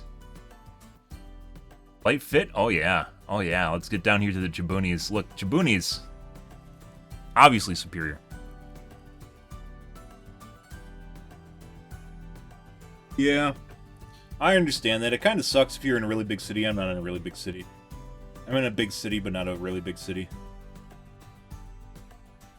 I'd understand that. You get some unsavory folks that just kind of make you feel unsafe, and people need to eat. That's the way the world works, so I don't mind shopping at Walmart. Some people can't take it, but I don't mind it.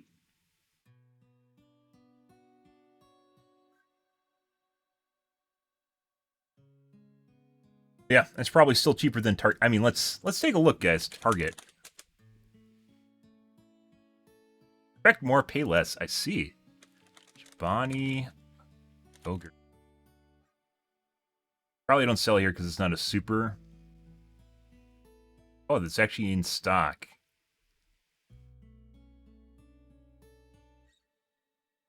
They got the fancy ones. Do we have a fancy one here at Walmart?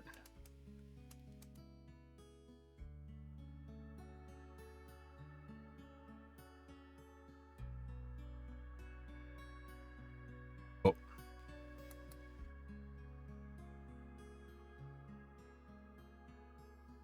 Actually in the store, or is it just some stupid shit? I think it's all in store because it's perishable good. Normally you can't just order perishable goods from Rando. Key lime crumble. 4.5 ounce. Sometimes they do stuff too where you can't make it directly comparable, so they'll change the size of the tin. Yeah. Yeah, so we got Chibooni. $1.49. $1.38 here. So they're actually not that much more expensive. That's like a 10% markup for the bounties. Okay, do they have the pack? Value pack. Here? 7. $4.59. It's like an 8%, 10% markup.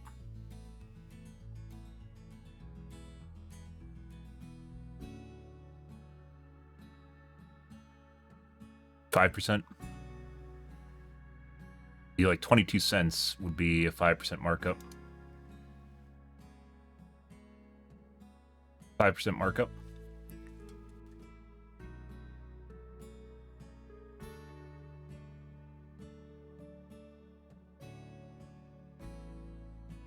Yeah, I've went to we have normal grocery stores here, and I haven't went one to one in like forever. I did like back in December last year for like eggnog, and everything is like a lot more expensive.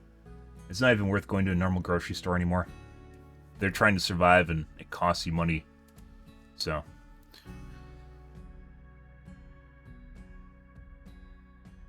But that being said, the grocery stores do run their deals. I've seen them. They try to throw it in the mailbox. They do run their deals. They're buy one, get one free, for sure. Oh, so I started this whole thing by looking at protein bars, didn't I? What's a cheap protein bar?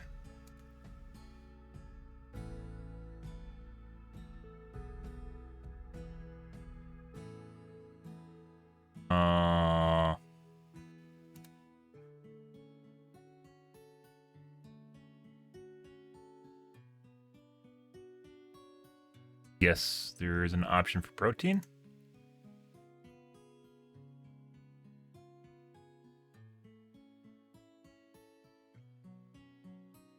What? Energy waffles. The fuck?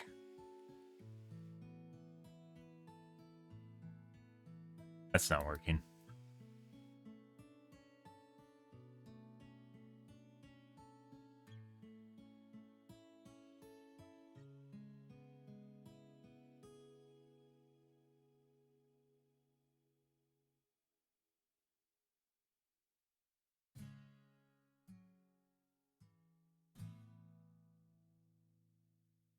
grams of protein, basically $1.50 a piece.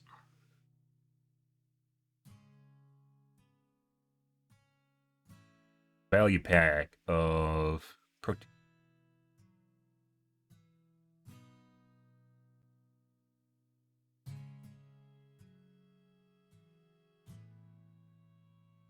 I don't want it to be a snack, because if it's a snack, I'll just fucking eat all of them. Put them in my mouth, and I'm going, and they're gone. Extra large protein bars. 2.4 cents.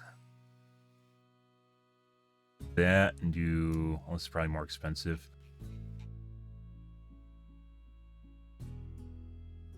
Grams, these are 15.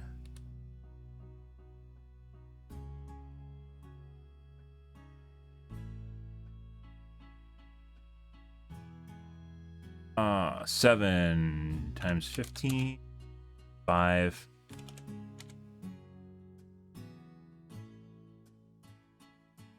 $0.74. It's pretty expensive.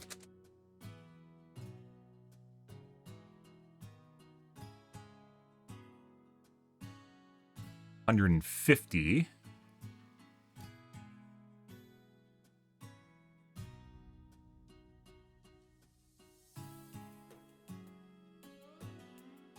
$0.07. This is almost whey protein price. The generic.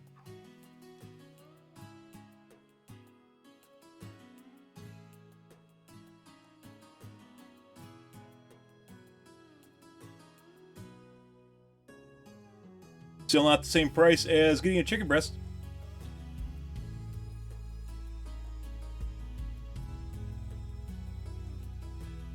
Yeah, you're talking about expired produce. That's not the same thing. Like, legally they're obligated, like, they have to throw it out. I mean, they could probably put it on the curb, and then whoever picks it up does, right? But, like, legally they have to get rid of it because of health safety. You're talking about food waste. I've seen the films on that. Sure.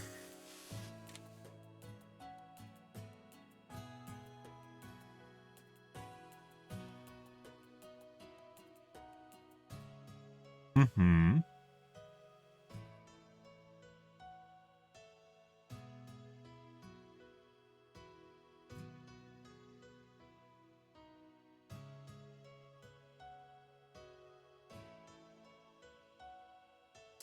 Way the world works, guys. And it's basically just produce that gets thrown out. Old stuff. Maybe.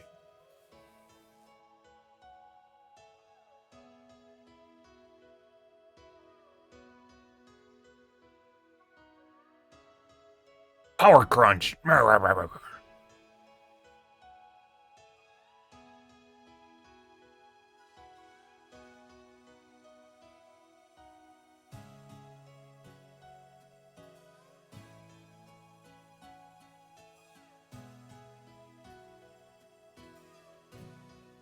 Hmm.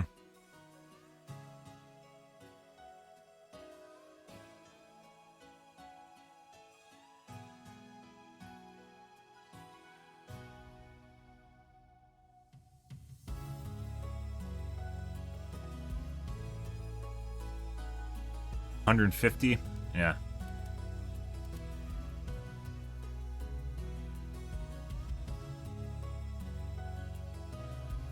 Huh. A protein bar is not really necessarily a good option. Good. Okay. Let's get a move on it, guys. Enough protein talk. Let's get into the Reddits here. We got to play some games tonight.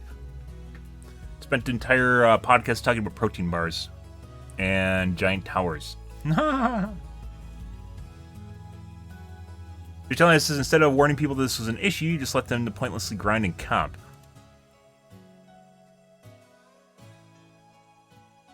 Solved an issue where some players could be stuck in Bronze 5 even after several rank updates.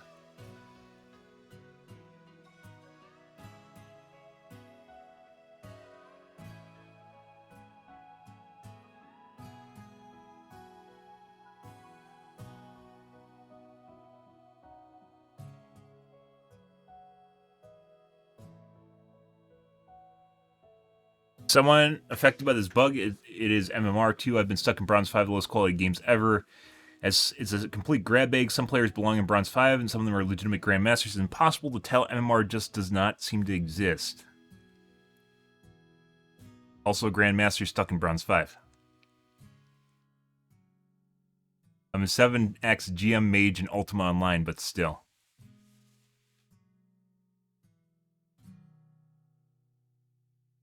Everyone told me I was shit, but now I feel awesome.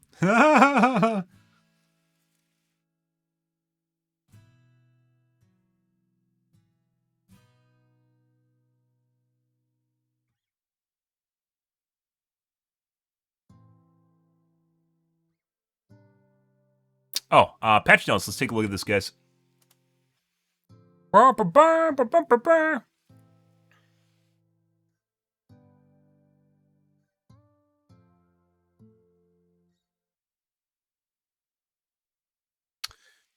Where's Charles? We need Charles here, guys.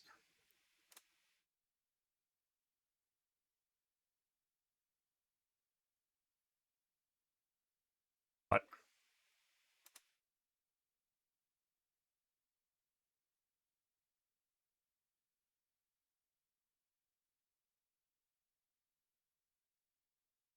Google Cloud. General updates. Competitive play and matchmaking. We're continuing to monitor the health of competitive play and matchmaking across Overwatch 2, both for returning and new players. We've made numerous tuning adjustments on the server for both the initial and continued determination of a player's skill tier and division, many of which will become even more noticeable at the start of Season 2. We've increased the precision of our queue time estimates for each individual role in role queue. Okay. So this is the patch today. Defense Matrix. The audio transcription feature has been added with a limited rollout for PC players in select countries.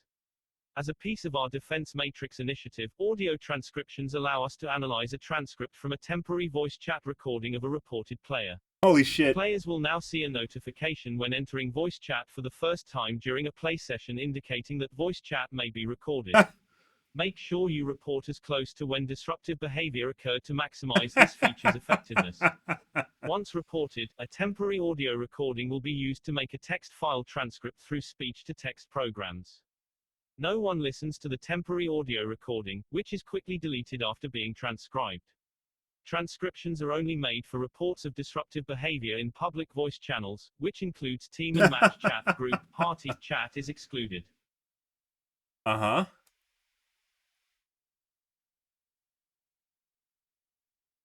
Crossplay and aim assist. We made a change to aim assist in crossplay, PC plus console, lobbies. If you play in a crossplay game now, aim assist is enabled in all matches except competitive. In our data, we found many groups were crossplay groups between PC and console players. This meant if you were playing on console and grouping with players on PC, you were opting into a bad experience for yourself to play with your friends.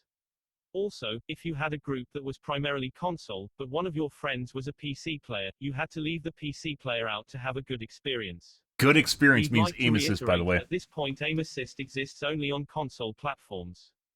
We'll be monitoring the deployment of this change carefully and making changes quickly if needed.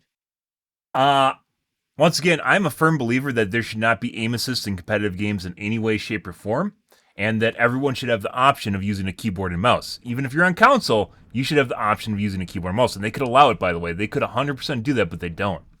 They could support keyboard and mouse on consoles, but they don't. The only time that aim assist should possibly exist is in a gamepad versus gamepad environment where it's basically an equal ground for everyone, right? If there's any mingling of keyboard and mouse, it should always be pro keyboard and mouse, no aim assist. You can still use a gamepad, you're just not going to have aim assist in it. And you can figure out whether or not it's going to be worth your time to use a gamepad without aim assist, because it's not. It's literally fake skill designed to prop up people that can't aim. That's the way it works, because they're using, not necessarily the player can't aim, but they're using an inferior input method that doesn't allow them to aim properly. It's not their fault, except for the fact that they continue to do it, right? So you don't encourage the behavior. It should just be phased out. Even then, even if you do a gamepad versus gamepad environment, So it's an equal ground, gamepad versus gamepad. Aim assist lowers the skill ceiling. So you have person A versus person B on gamepads. That means that the aim assist will lower how good one person can be versus another player because it artificially raises their skill level, right? So you might have two people, and person might be more skilled, but even then you can't showcase your skill in whatever crude, horrible form it's going to be because you're both using aim assist and it's going to prop both of you up, right? And it's not just additive. You eventually get to the point where basically like you round a corner and it just locks onto your chest, and there's nothing you can fucking do about that. That's playing Call of Duty. Yeah, I'm dying to the guy in the bathtub in Warzone when I was going to the zone, just a fucker waiting in the bathtub. Yeah, in a garage stall, waiting in the bathtub with aim assist. The moment I went around the corner, he just immediately locked onto my chest and I was dead. There's nothing I could do about it because he had partial cover. Yeah. There is no reason that aim assist should be in competitive games in any way, shape, or form. Maybe in a single player experience, sure, but when you get in competitive, it should not be there ever. And giving console players the option to use a keyboard and mouse, I do not think is far fetched. It sucks, but you can get wireless keyboard and mice if you want to sit on the TV or you want to sit on the couch with a little thing on your lap. You can do that, right? So it's not like keyboard and mice are that expensive. It's not like an accessibility thing. It is purely at this point cosmetic to make it seem like you're playing on a console, and that's it. And unless you're playing on a Switch, basically consoles are just PCs. That's all there. So I do not believe any competitive game. I used to be like, yeah, maybe give them a little bit of aim assist because they'll need it. No, I don't believe that anymore. You have the option of giving them a keyboard and mouse, and you should do so. And at one point, Sony or Microsoft didn't allow developers to use keyboard and mice. That's changed since like the PlayStation 2 or 3. It's been a long time since you've been allowed to plug in a keyboard and mouse in your console. And most people don't do that. I do not believe in aim assist. I think it is dumb, and it's just there to make people feel like they can do better than they actually can. It's like, remember when we were talking last night about dynamic difficulty adjustment? Or, it's a patent, by the way. It's been patented, and it is something that can be utilized by game companies, not something imaginary. Whether or not Blizzard does it is up in the air because it'd be next to impossible to prove or disprove. But dynamic difficulty adjustment, depending on how good you're doing during a day, it'll give you things like aim assist so you can do better, or it will do things like push your aim away from a character so it'll be more difficult to shoot them. Yeah. The entire idea of that being in a first-person shooter, especially a competitive one, just makes people's brains explode. It made mine explode too. Like that should not be anywhere close to a competitive first-person shooter, but it seems to be the case. So, yeah, I don't know, guys. I don't know. That's kind of curious. But anyways, do not believe in aim assist in any way, shape, or form in competitive games. See how well I can do this. DVA felt too deadly after the last round of changes given how resilient she can be with her improved defense matrix. Fusion cannon spread increased from 3.5 to 3.75. Boosters impact damage reduced from 25 to 25 to 15. Callback fixed in the last update. Callback ultimate cost reduced by 12%.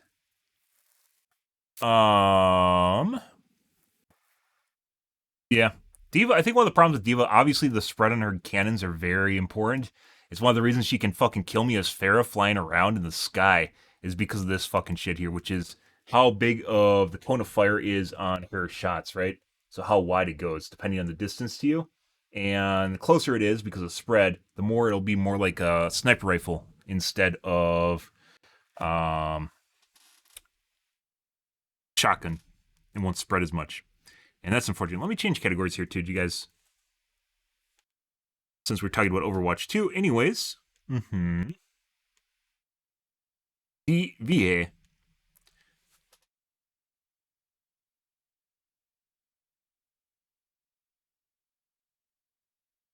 Early player sentiment predicted Zarya as one of the weakest solo tanks in 5v5, although her high damage potential and barrier uptime have proven to be extremely effective.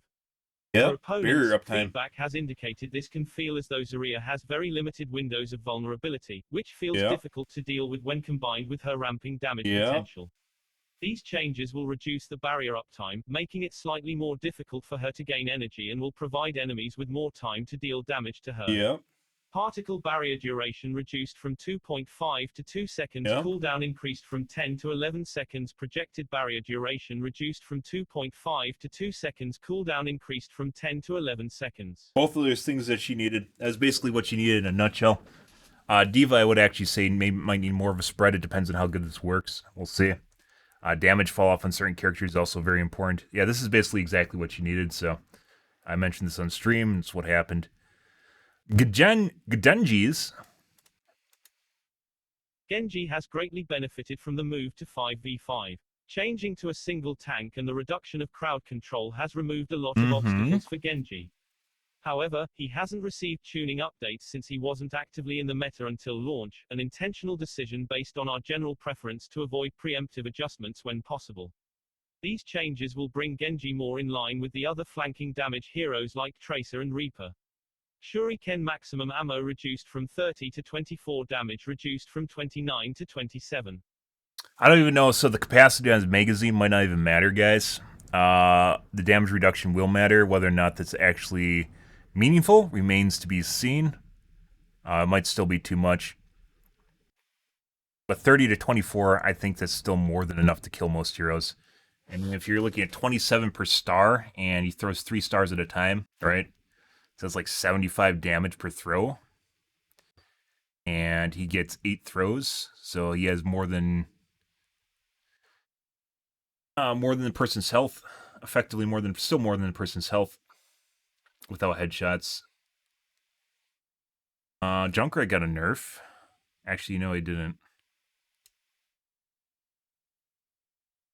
Steel trap fixed in last update. Arming time increased from 0.5 to 0.75 seconds. Fixed in last update. Trap duration reduced from 3 to 2.5 seconds. Junkrats aren't really all over the place. I don't know if you needed that. It looks like this is already changed. I don't know if that's true or not.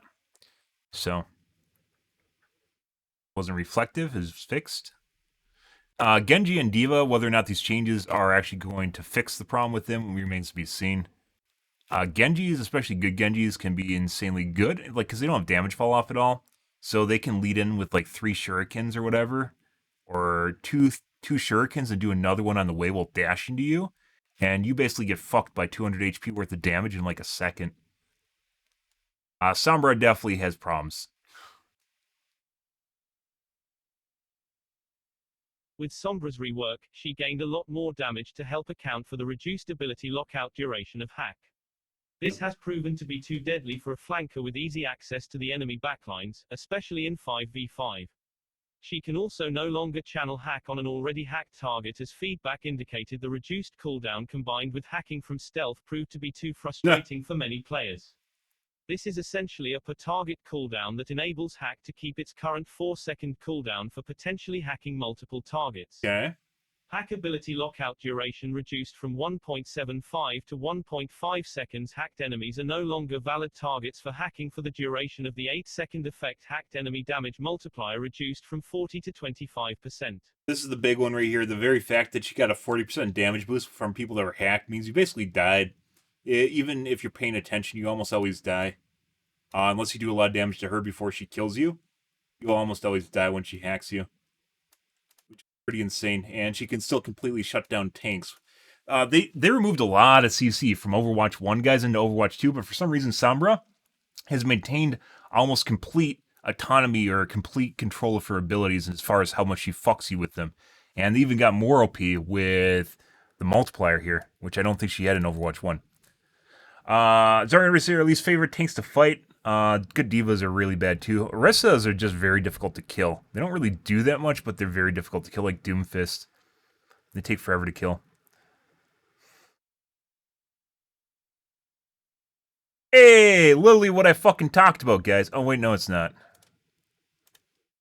This invulnerability window is primarily intended to help avoid instantly dying to something unseen after teleporting through walls, but it ended up being a little too long and led to some confusion while shooting at Kiriko.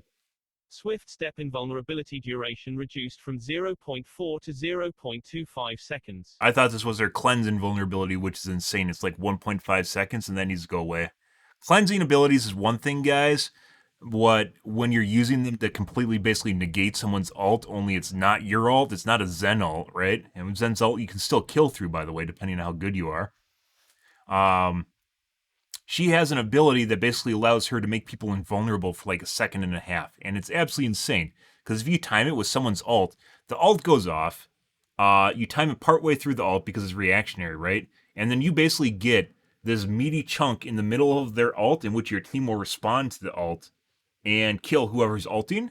It is very, very hurtful. Playing Pharah, Reinhardt slams, any ability where it does a shitload of damage, you time that properly just to go off right when the ability goes off, and that's fucking insane. It's fucking stupid, and it's like a 15-second cooldown. Why the fuck she has it, I don't know. If she wants to cleanse, that's fine. She wants to remove status effects, that's fine. But when you are completely negating someone's ult, that's insane, because you just have an invulnerability you toggle on. Lucio has his beat drop. Zen has his transcendence, where he does a shitload of healing. She just makes everyone invulnerable for a second and a half every 15 seconds. That's fucking dumb. That is absolutely dumb as shit. And here we are. And it stops her ability, her cleanse ability stops a lot of kills. It's pretty insane. She's one of the reasons why she's one of the most powerful healers in the game right now. So, yeah. Bug fixes.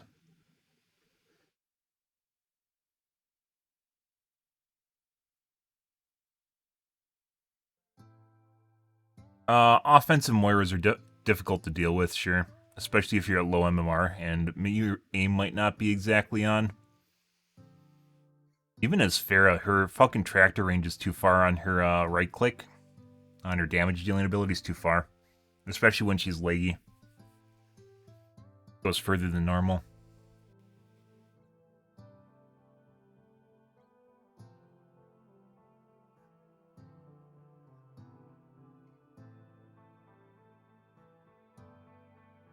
Fixed a bug where typing in chat could purchase an item from the hero gallery.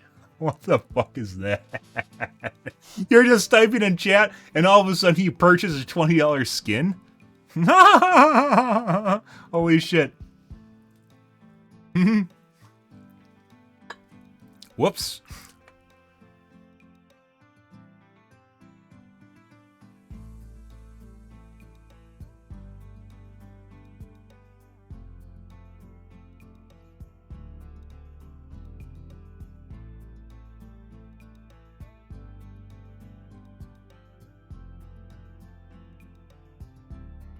Yeah, maybe.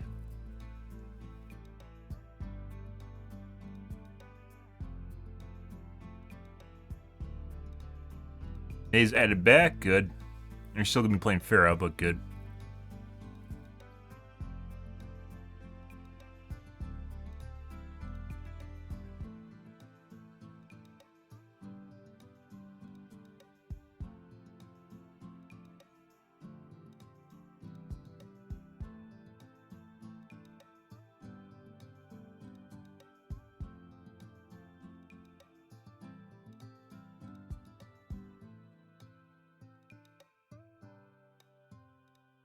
Okay.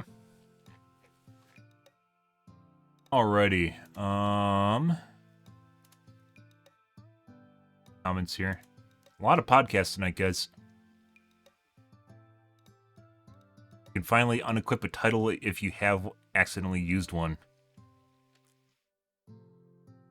Apparently, Tracer got stealth buff too, where she doesn't have damage fall off anymore, which is pretty insane.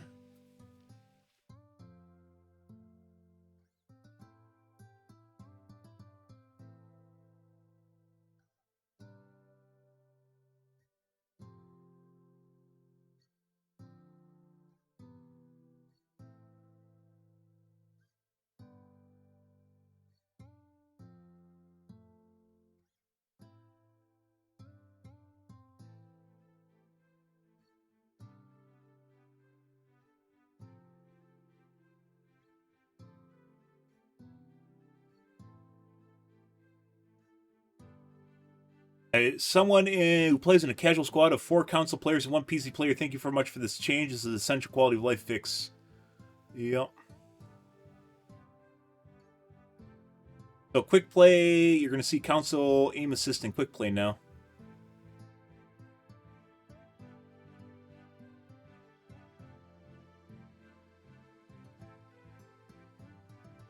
Wish PC could opt out of crossplay for unranked also. Yep. That sucks. So some of the aimbot soldiers we're seeing now might not be aimbots. They might just be console players with a Zim. Good. Can't wait.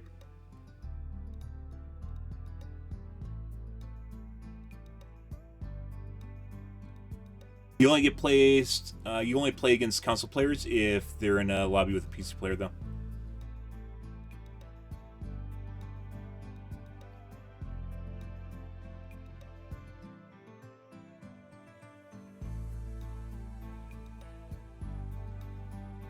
They nerfed Junkrat, but not Sojourn. Yep. She needs to have her headshot damage removed from her railgun. That should be a Widow thing. She should not be running around one-shotting people.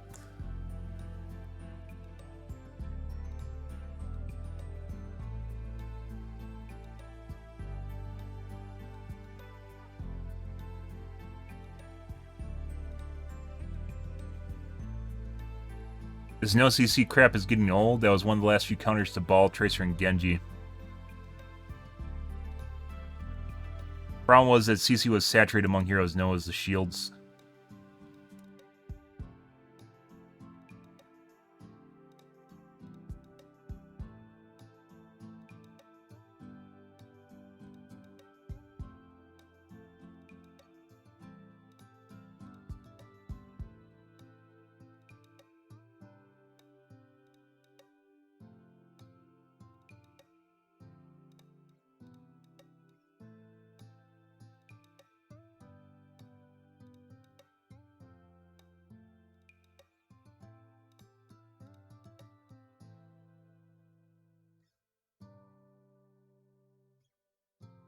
Support should have CC, not DPS. CC can be worse than DPS, for sure. Because a lot of people know now when you get CC, you're stunned just to lay into you, especially in MOBAs. They just lay into you.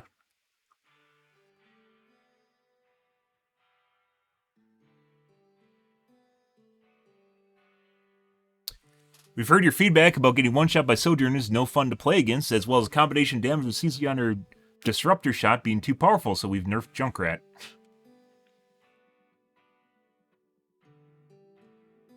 Yeah, she's a combination of 4 different characters in one, and she does it all well. She moves really fucking fast, has a lot of mobility. She has the damage of Soldier 76 just by mouse 1, and she has an insta-kill with her railgun. And then on top of that, she has an area denial, which is her grenade, which is also very good. It's not like any parts of her kit would just suck. Like, she just, in general, is all around good. And that's no downsides.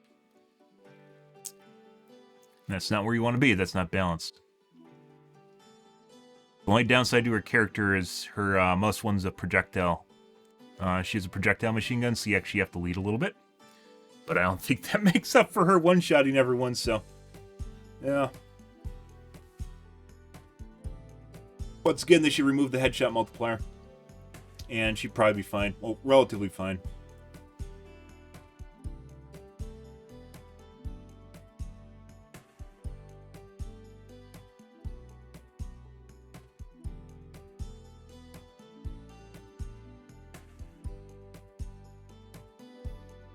Sombra might be the worst hero in the game again, Lamau. He's definitely not the worst hero in the game.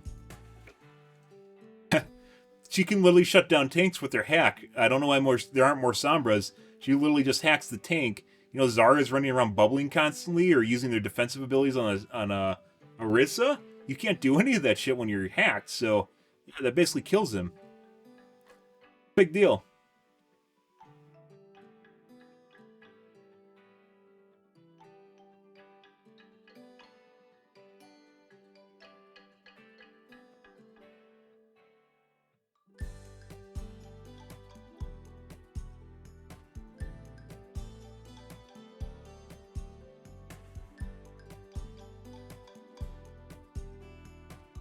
All the silver and it's not a problem. It didn't say bronze.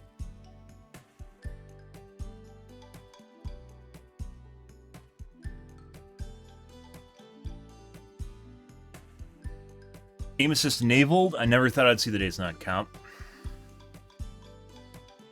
They shouldn't. Once again, aim assist should not be in competitive games in the first place. They should have gave them access to keyboard and mouse.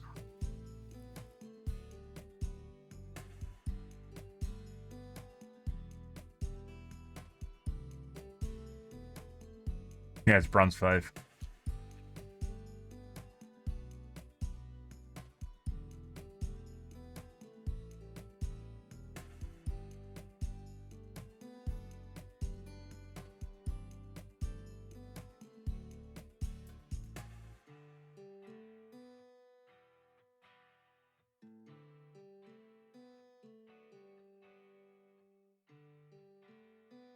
She's been underperforming. She's been performing well in high-level elos, while at low levels she's underperforming is their excuse. They can't hit headshots in low elo anyways, so it doesn't fucking matter. They could remove the headshot multiplier, and it wouldn't affect low elo, because they aren't hitting them anyways. So...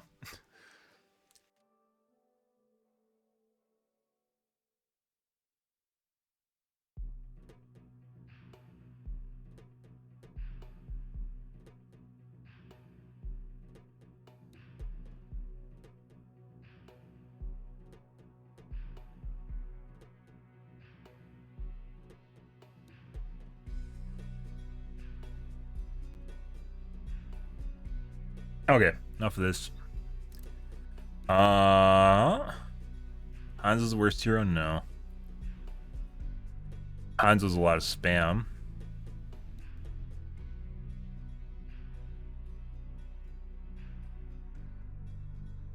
Pharah might be up there.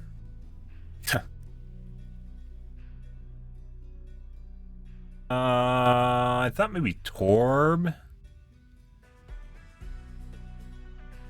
Oh. Who is the worst DPS?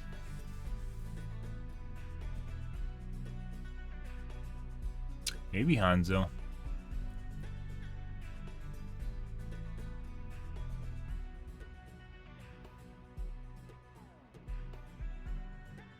Get new features. I see. At least he kills you when you fall through the map.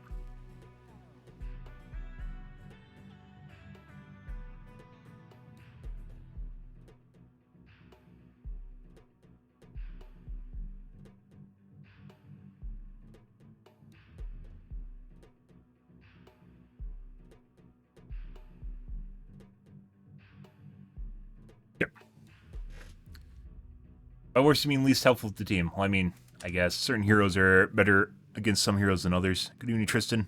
Stick like aim to your red skies.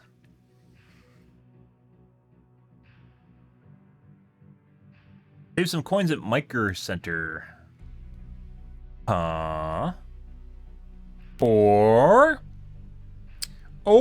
you wait for the 7,000 Theories with the 3D Cash that's coming out in February-ish, maybe? Yeah, which is going to be much better. And save your coins there. It has been broken on BIOS past 1.2.0.3c.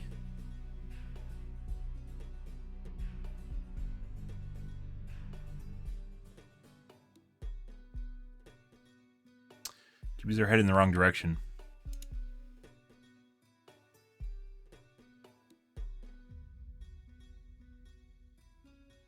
Talking about pricing. Okay.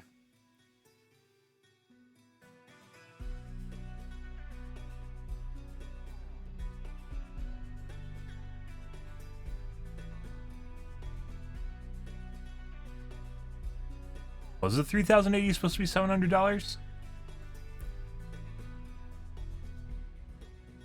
This is still fallout from crypto mining, by the way.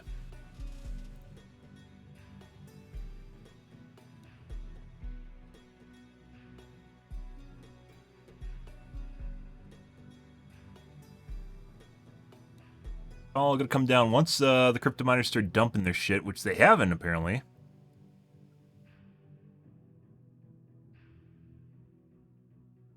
So 14 versus CL 18.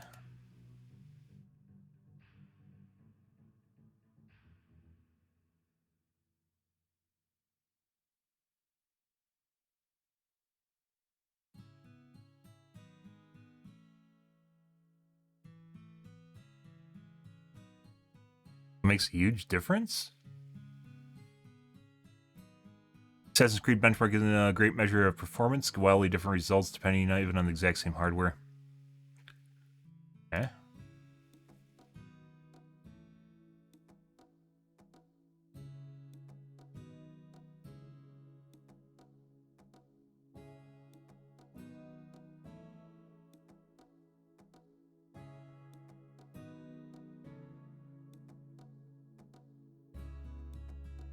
Too many Hanzo players think they're gods and do 2k damage. Well, so the way I look at it is playing a character is how you learn how to play them, right? So even though Hanzos have like a pretty high skill floor, like Genji, if they perform well in high MMR, they do pretty well, right? So you could make an argument about current performance versus trying to learn to perform well, right?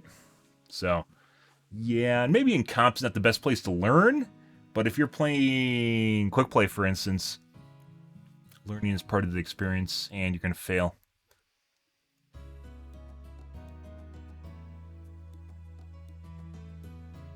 Dead by Daylight Reddit's like Anna is probably one of the best healers in the game, but she has a high skill floor and ceiling.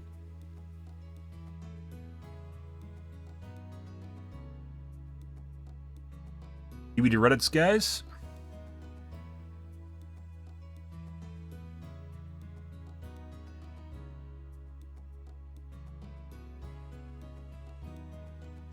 We need to do something when there's 2 survivors. No, you don't. Survivor entitlement is learning where your power curve is.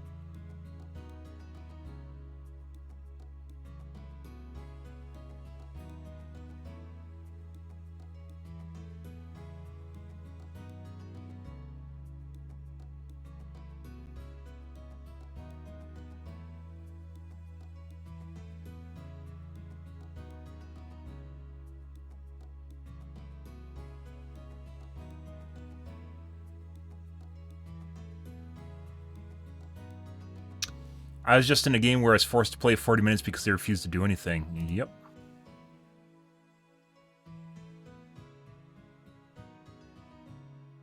Probably gonna get downvoted because Reddit is very survivor-sided.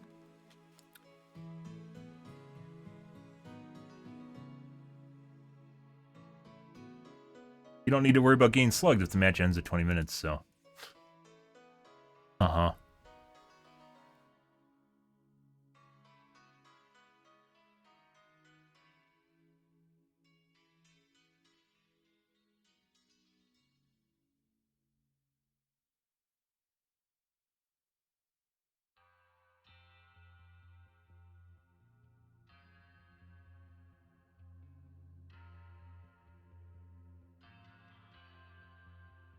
I want to edit my post.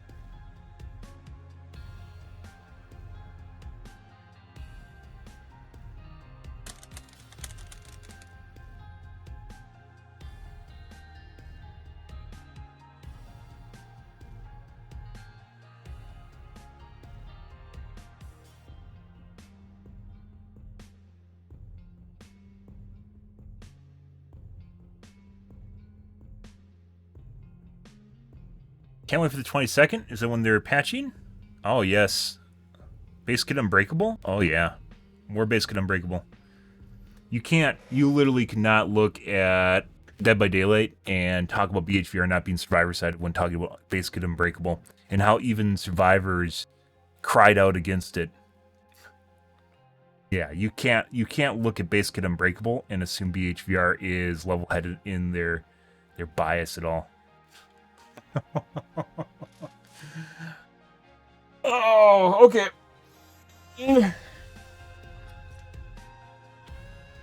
Alrighty, guys.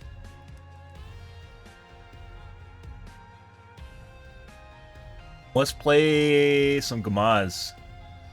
What was I doing? Oh. So yesterday, I had this weird fucking thing going on where my mouse felt like fucking shit. We were we're changing the compatibility mode on the EXC, and I was messing around with DPI scaling, which we're going to continue today. First, we're going to do a couple games here. Let's see what our settings are looking like before we get in here, and I have a couple settings I want to try on. I think I turned it off. Then the game fucking freaked out. Let's try playing with it on.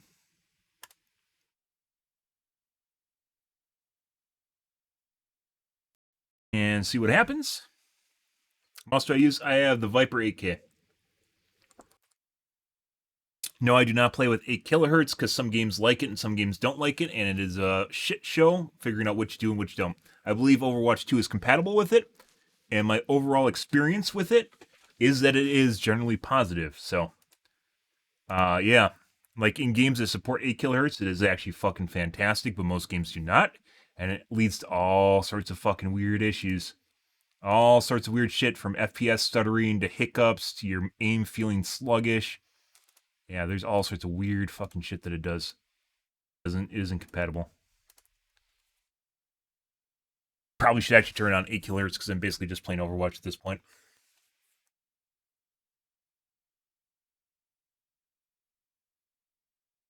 It's actually the best case usage scenario for it. That and like Valorant or something. Counter-Strike.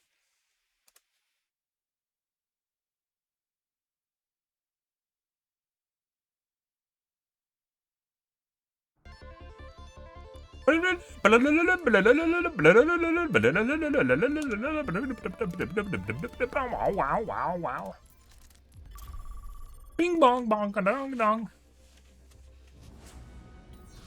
Okay.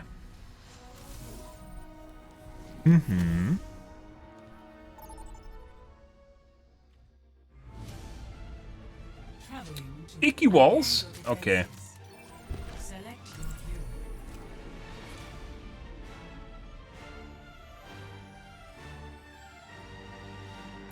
I like men.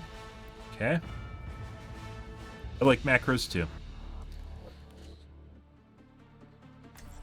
Good for you.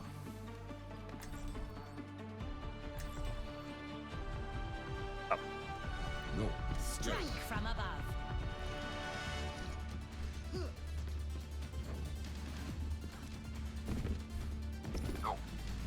Establishing aerial position. Mouse still feels squirrely as shit. That's not good. Ah. Let's turn that on. Better. Oh. Pre-flight checklist complete. Running clean and hot. I'll make you hot. Oh my god. Power means nothing if you do not put it to use. Fucking HDR effects, guys. Look at that shit. Ah, the blinding sun. That's how you know it's daytime. Aerial positioning underway. Defend objective A. Commence combat operations.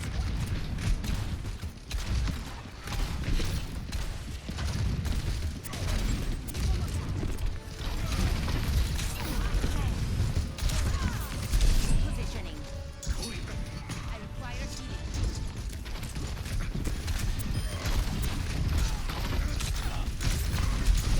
Not close enough. That's not good. Good. Died behind the wall, guys.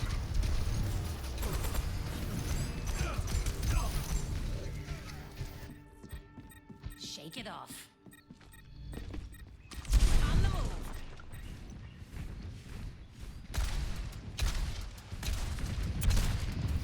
Enemy here. Sorry, man.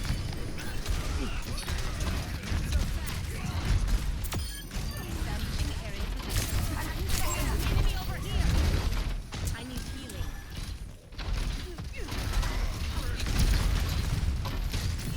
I don't That's not what I want to do.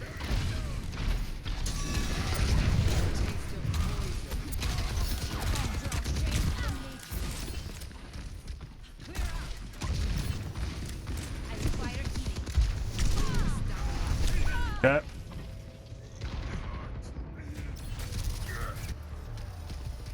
Good.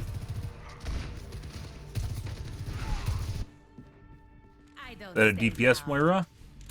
Not completely.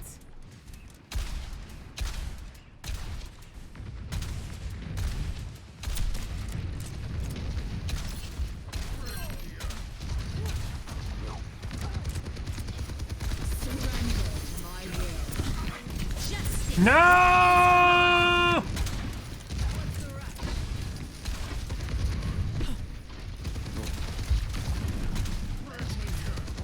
Tango inside. Over there. Taking off.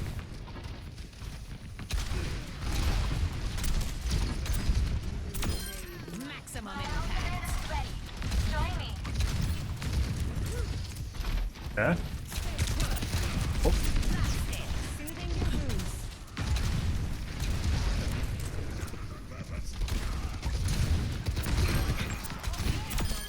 Well deserved.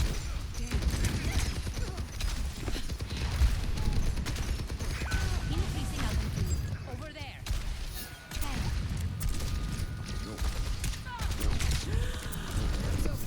Repositioning.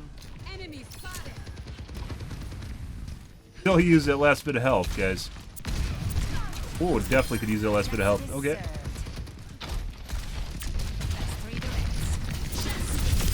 No, I got Zen. I didn't get Zen. The fuck is that? It was a Zen, but it was a Zen and a grenade. Turning to battle. Good. The air.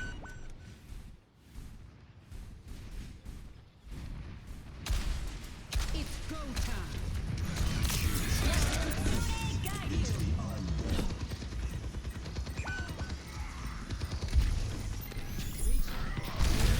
Huh. Okay.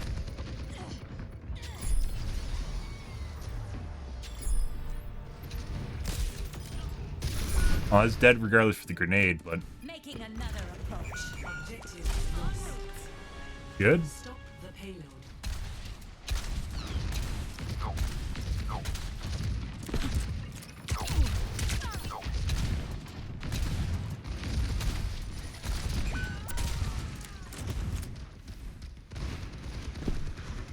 I need healing. Taking off. Their soldier is very accurate now.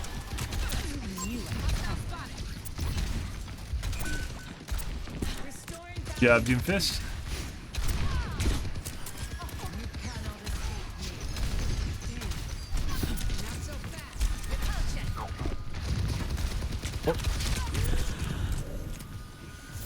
my gift to you.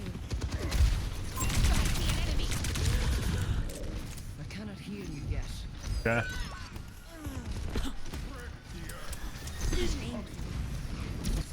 Stop the payload. Justice rains from above. Oh, so close. I thought he was downstairs. He wasn't.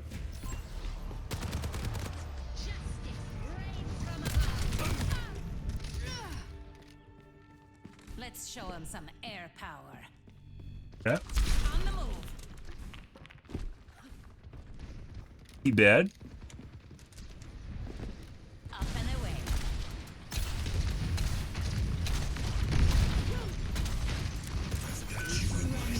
Over there.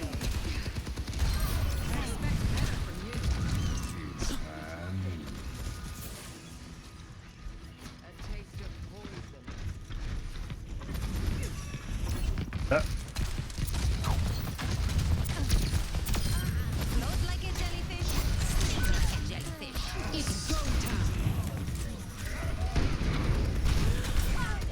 Okay.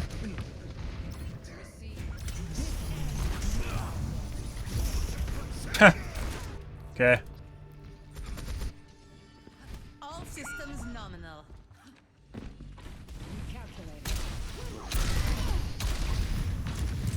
Establishing aerial en route. Might as well. Why not?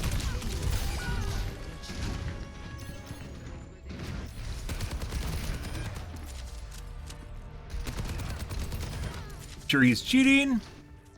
We'll see. Returning to battle. Good.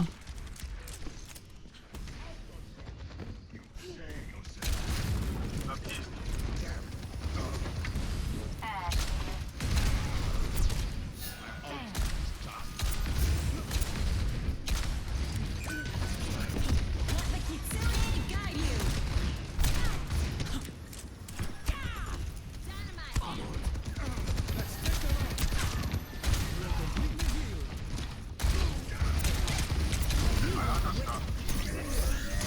Justice rains from above.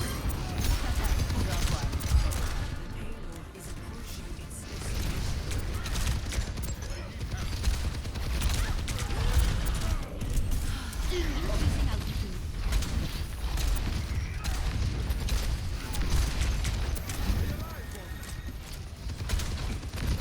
Notice how the soldier doesn't shoot my feetsies? Good.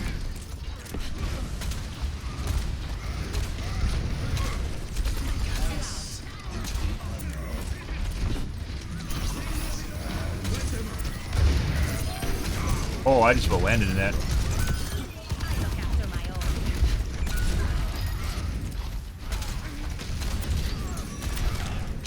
Taking to the air. Dispersing. Soothing your wounds. Repulsion.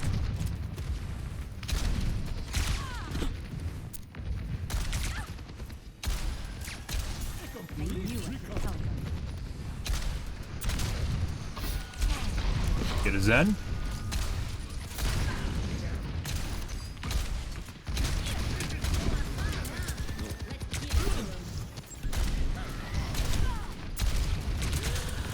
Let the Kitsune guide you. They outnumber us. Keep it tight. Carried on the wind. Scatter.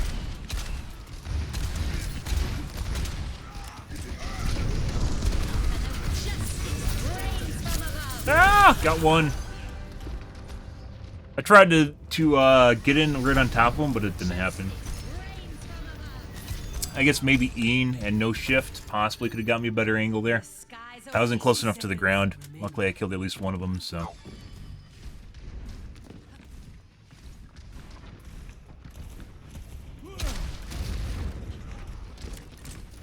An enemy back there? I think there's an enemy back there. Excellent teamwork. Dispersing.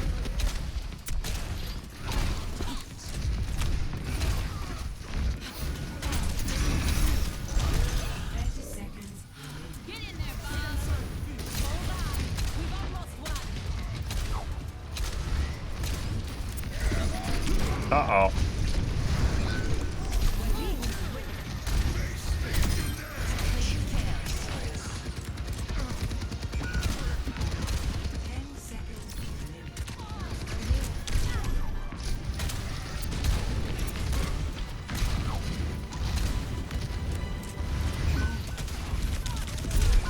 Dude, is that timing?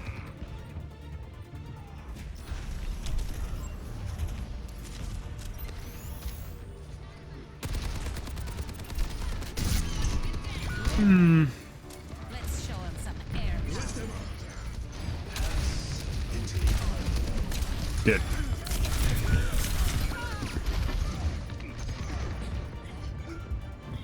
No one was on cart. Pretty sure this guy's cheating.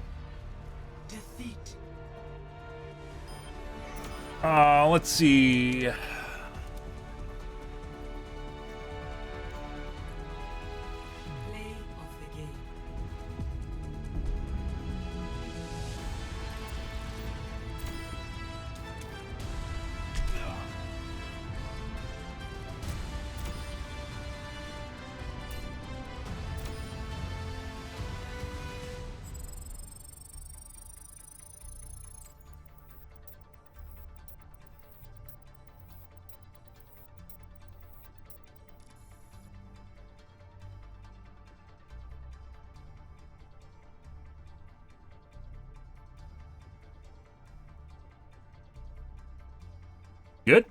Yeah. I had to get on the card at the end there because our teammates weren't going on it. Next game. I thought about it. I don't like the size for my hand-shaped grip style. I believe Logitech has an 8 kilohertz mouse too. And it is an experience playing with one. You might think it's not, but it is. Once again, not all games are compatible with it though, and it doesn't seem to matter what brand you pick. I'm a fan of ambidextrous mice for claw grip, but generally smaller mice allows me, because I play at high DPI, I basically move the mouse around with my fingertips and kind of like the contraction of my muscles in my palm. I don't really like move my hand around at all. I set my mouse pad on, or my hand on my mouse, or on a pad, and then I move the mouse itself around with my fingertips and sides, because you don't have to move it around a lot if you have a high DPI.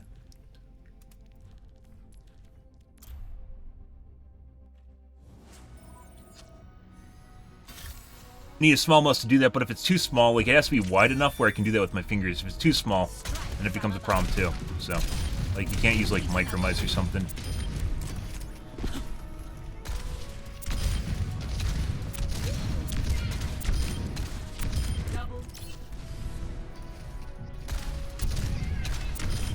You weren't watching the skies. Nope. Good. Good.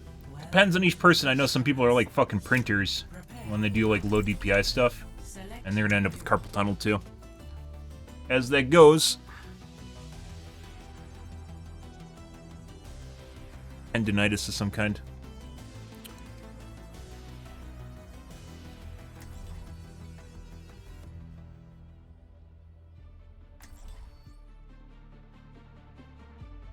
Mm-hmm. Esperanza! Mmm.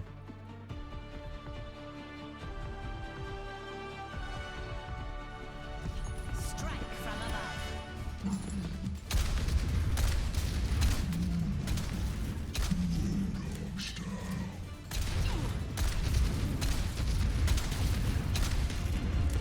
No one's a natural. We all have to put in the work.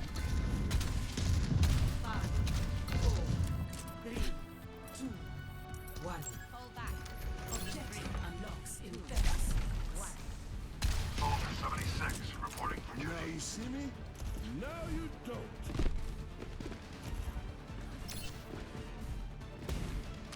Repositioning.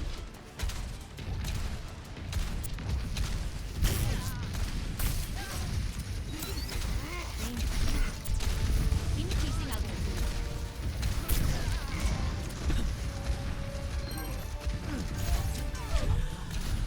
Robots in enemy hands.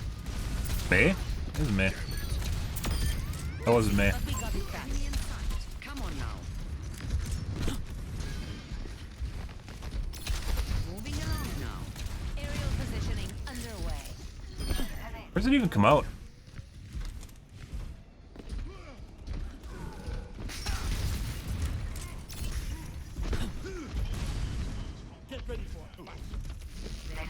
Excellent.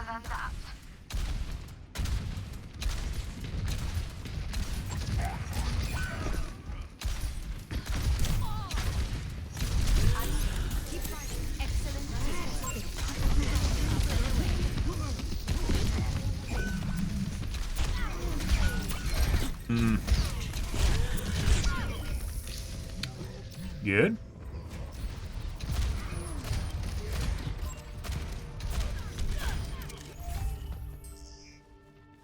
Oh, I'm gonna shove them in a locker.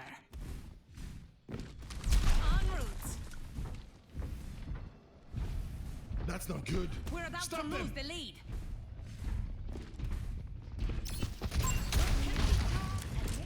I might have died.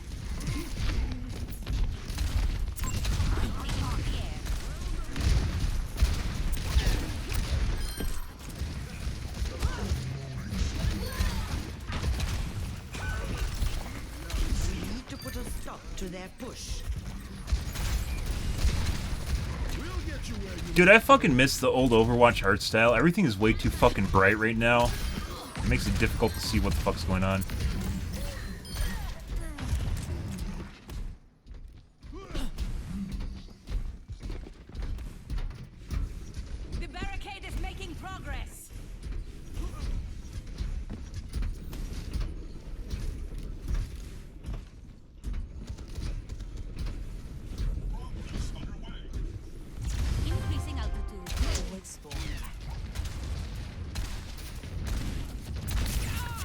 Like, even when the Anna and the Ash were running away, like, when they start getting to, like, medium distance, it becomes very difficult to see which is which when they're in middle of stuff.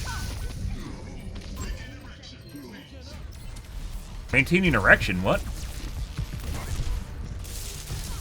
The skies await. Thank you. Up and away.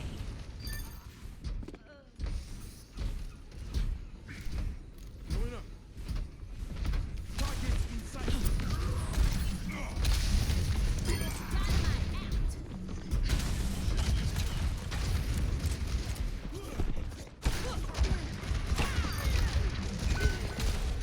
Repositioning. I'm doing, like, nothing in this match, guys.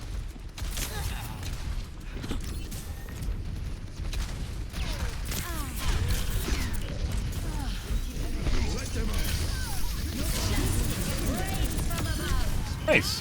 Thank you.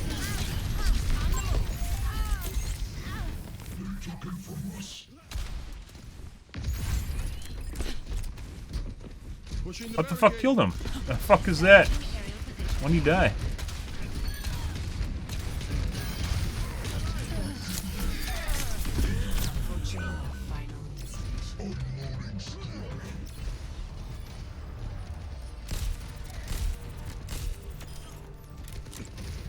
Good. I don't stay down. Done approximately nothing, guys, this entire match. Only a Roadhog? And our soldier. Aw, who's probably cheating? Good.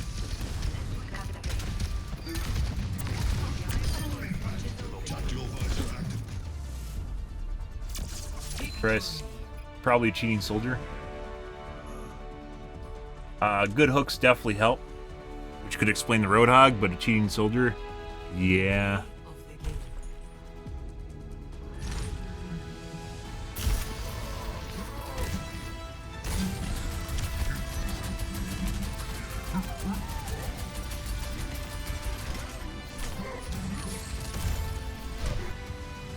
Okay.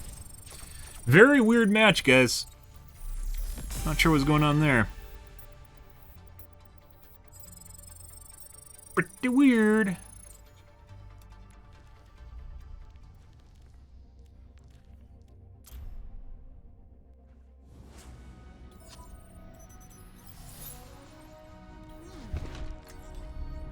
Strike from above.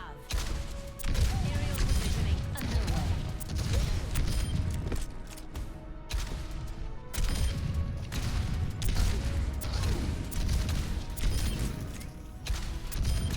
When I'm hitting my shot, you can't touch me.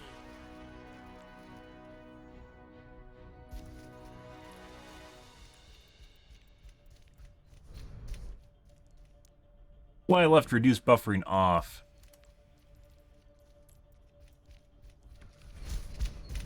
Up and away.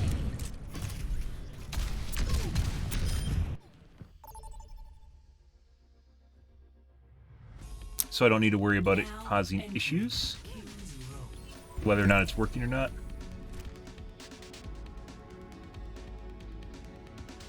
You got a cheating soldier, you think he's gonna do the same? Let's find out. Ah, he's not a DPS anymore. Oh. Yeah. Mm-hmm.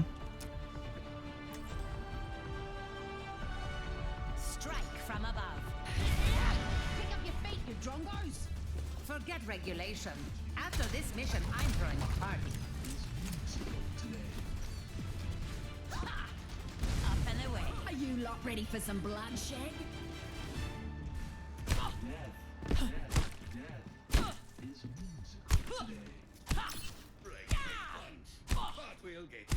Pow. Pow. Pow. Pow. Pow. You know it's called Gracie, the Axe's Carnage, and me. I'm your queen. Suck my dick, queen. 4, 3, 2, 1. Attackers incoming. Defend Kiddo. objective A. is dead. To a Torbjorn.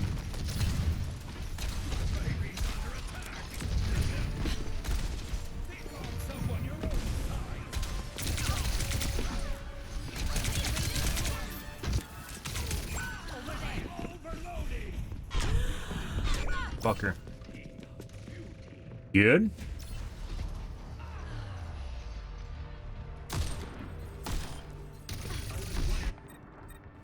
Shake it off.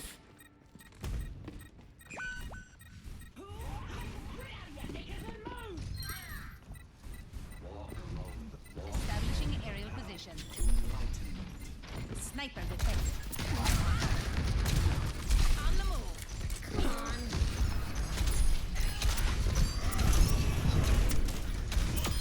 Messy, but we got it done.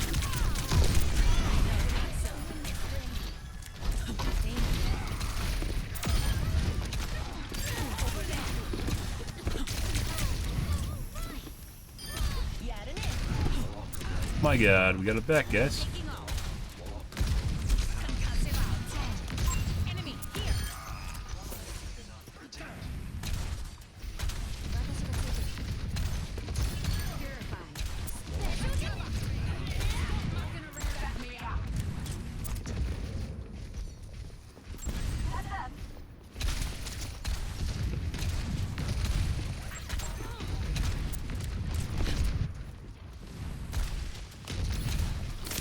Sniper.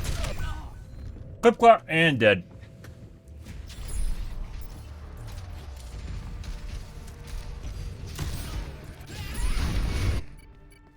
Making another approach. She wasn't actually in the battle for like half of that, by the way, guys. Just wasn't there. Aerial positioning underway.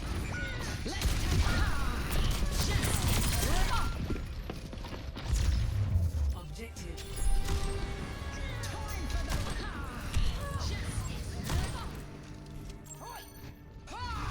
Okay, my head's in the game. Mm-hmm.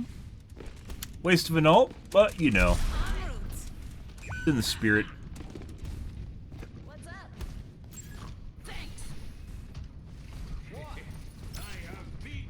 Establishing aerial position.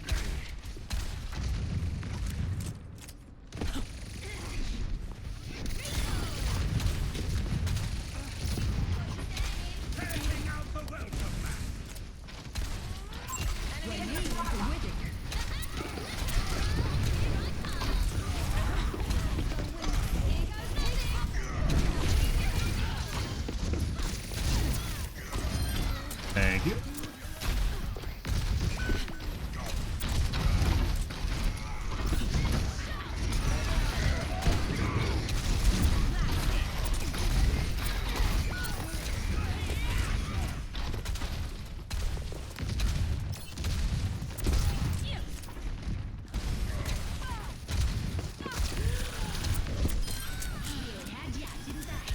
Tracer is very fucking annoying now.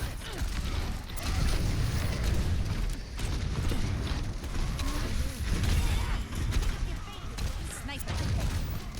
I don't think so. Aerial positioning underway. Good.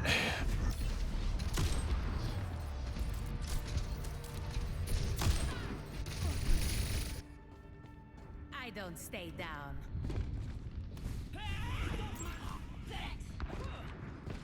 Personne n'échappe à mon regard.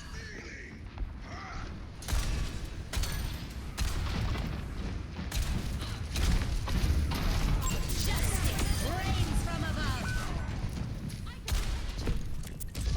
Increasing altitude.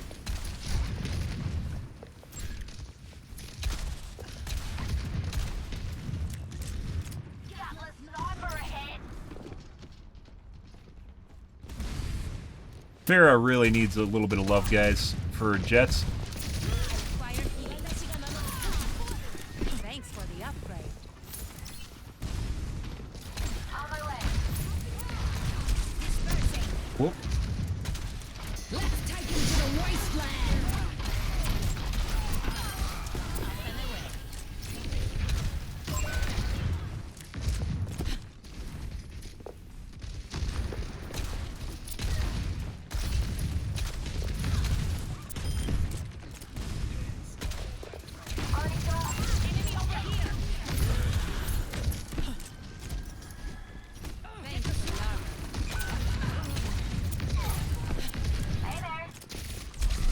That's not what I wanted to do.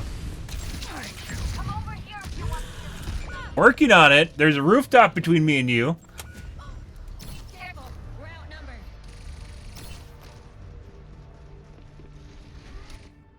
And a tracer that's trying to flank around the side. Luckily, I can do 1,000 crunches. Who has no damage fall off anymore. Because, why not?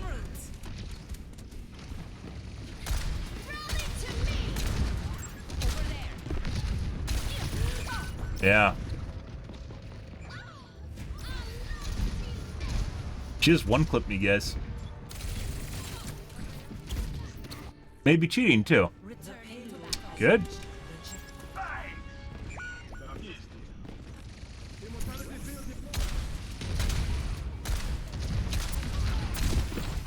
Establishing aerial position.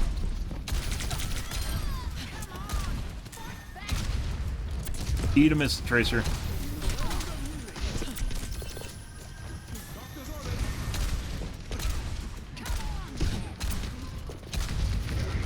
Dispersing.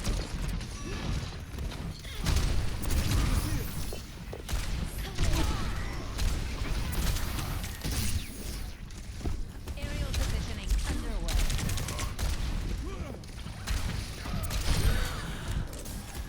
Huh? Yeah.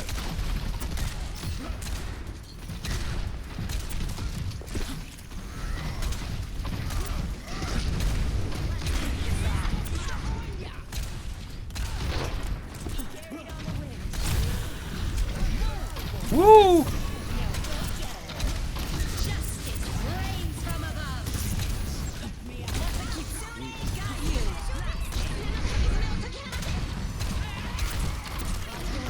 you. Me too, fucking alt. Jesus Christ.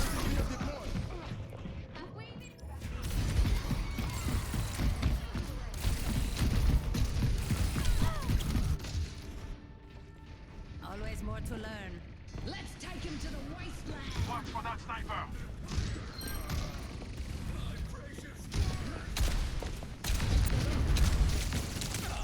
don't think so. There we go.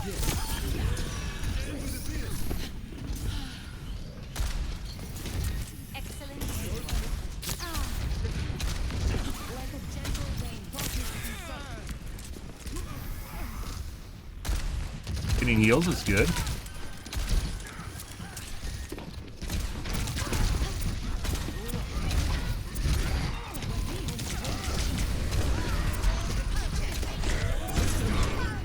Stayed up there too long, guys. Only have time for one wiggle, and I did two. Yep, there's a second wiggle, guys. Pretty accurate shots now. Good. Good for her. Gotta dial that down for that 1 minute 20-second deadline, right? Taking off.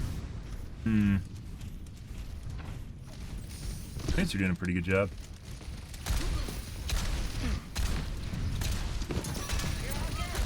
Here goes nothing.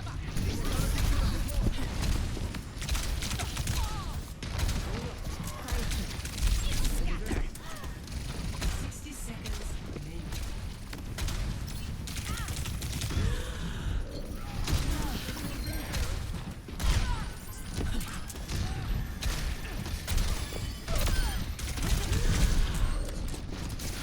I need healing.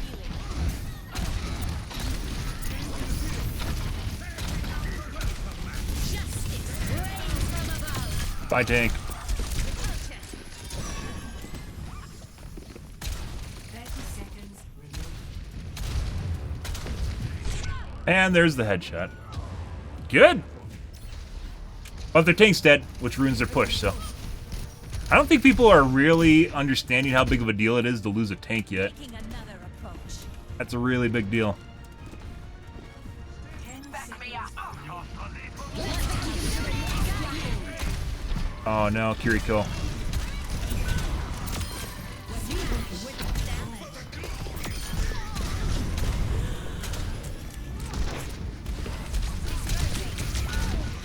Wonder where they were. They're right next to me. Widow's there. Establishing area position. Oh, she's dead. Approaching its destination. Pretty good. Actually seems like it got better when I finagled with that option. That's still not as good as what the other night though. Last couple nights. Fun and interactive comp. We have a Pharah, we have a Torbjorn, we have Junker Queen.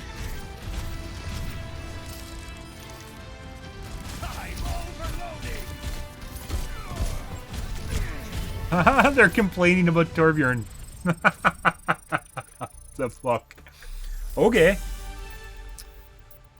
I suppose, you know.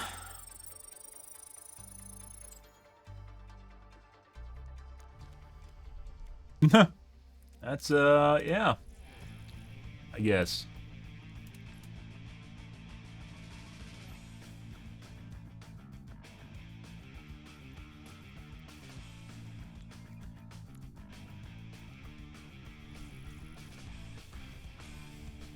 Take a piss, guys.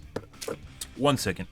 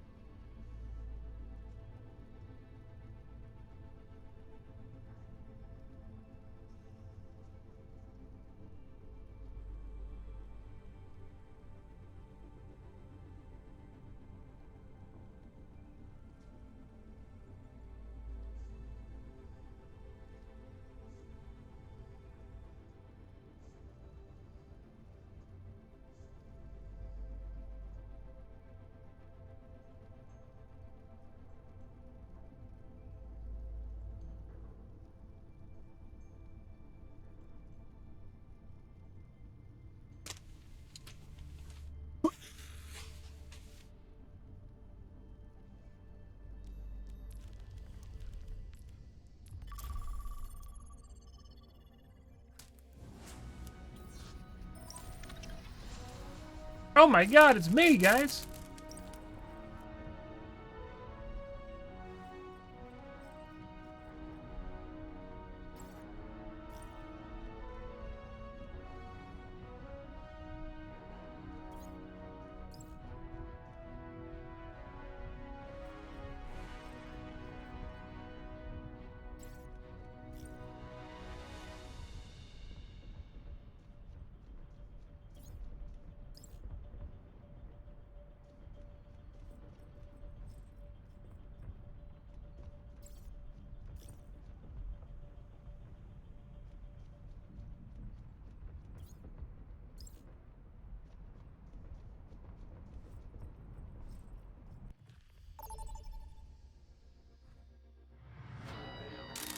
Welcome to Jungle Attack. Select your hero.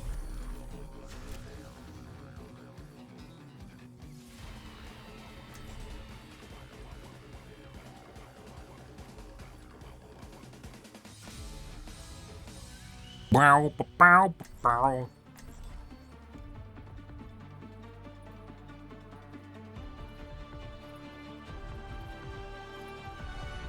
Strike from above.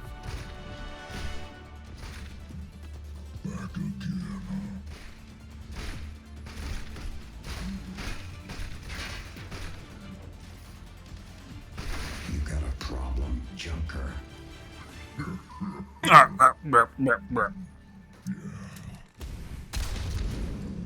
like your mask. I said I like your mask, dude. Suck my dick, Kiriko. You don't need to force yourself on everyone. Take care of each other out there. God, so pushy. 5, 4, 3, 2, 1. Wrong before we're sniped, guys. Thanks for the assist. Escort. Widow.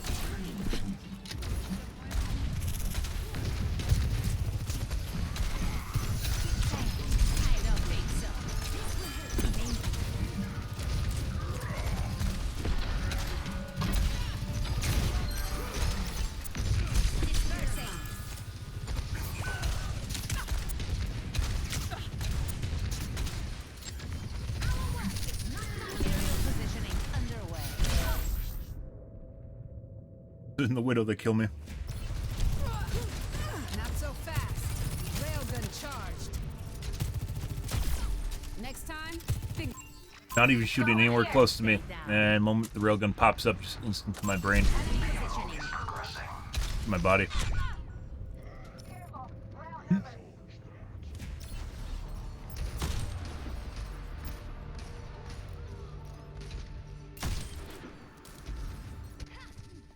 Returning to battle.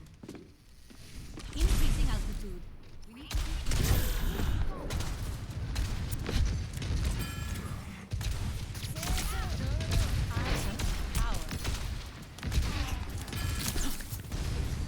I knew I could count on you. Get her. You did.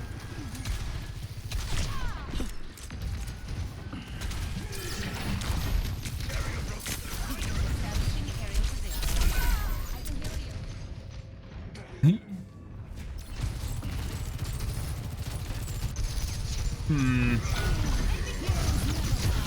This ends now.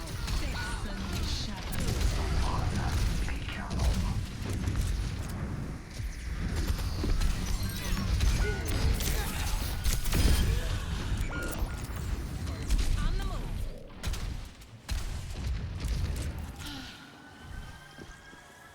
Thank you. Enhancing. Thanks for the assist.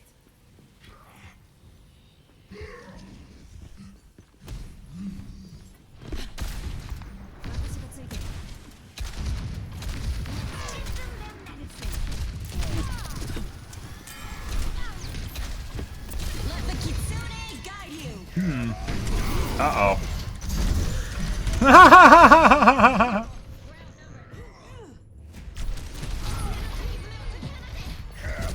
Unfortunately, there's a ceiling to his Q. It's like 10 meters. It's like the same height as Reinhardt. You have to be above the ground in order not to get hit by it.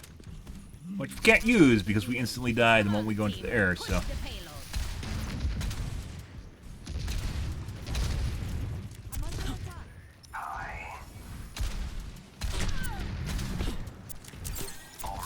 Excellent teamwork.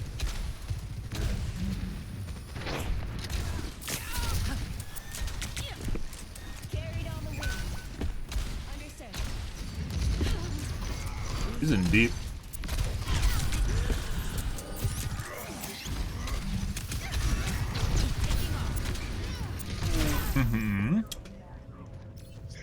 Thanks.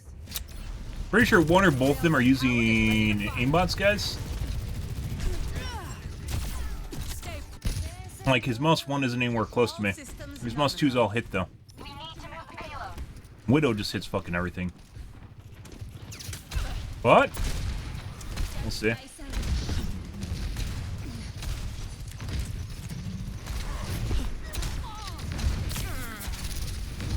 Personne n'échappe à mon regard. 60 seconds. I don't think so. Justice reigns from above. Hi. This ends now. Thank you. Holding light up and away. Fuck's Kiriko doing? Good?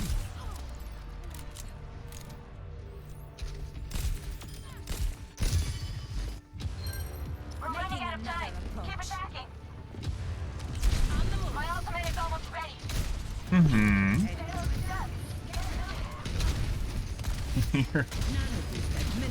That's not gonna help right now.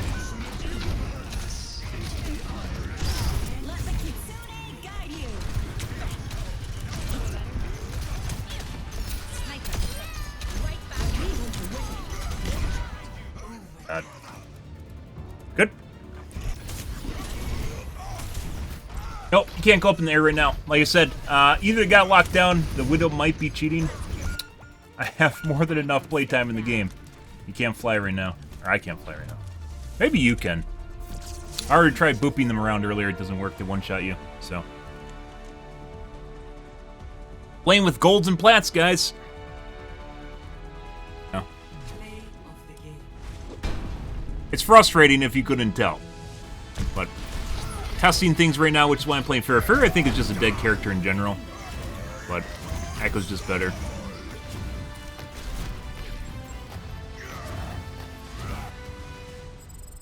That stats at the end, I didn't. Sucks. Oh, did not miss, and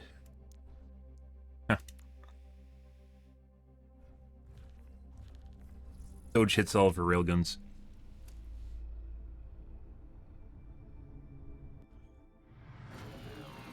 Welcome to jungle.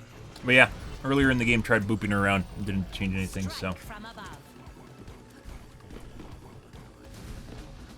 She was never upgraded for OW2. She still can't stay in the air indefinitely. Other characters can. She has to land and basically just sit on the ground for fuel gauge recharge now. Her missiles feel slower, or maybe the characters are faster. In general, that kind of goes with the projectiles getting somehow fucked with between Overwatch 1 and Overwatch 2.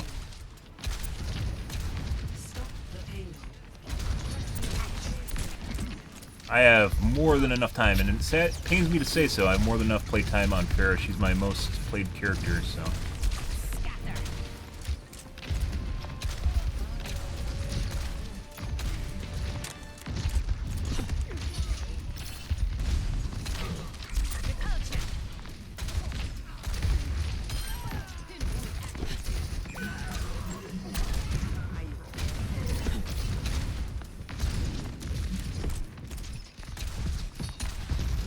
Enemy over here.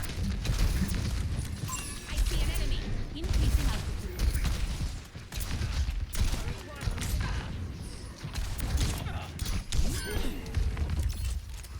I'm with you.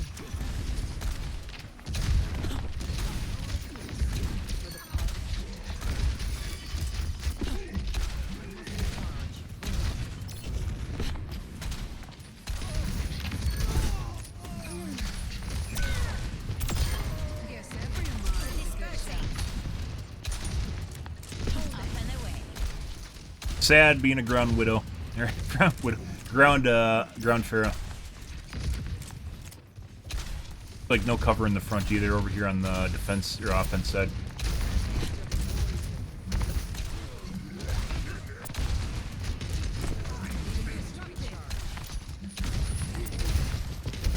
Well, stuff she does, other characters just do better now. She doesn't have the same level of flying freedom that Positioning underway. Echo does, or even Mercy.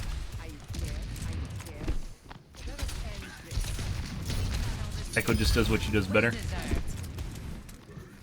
Echo's like Farrah 2.0.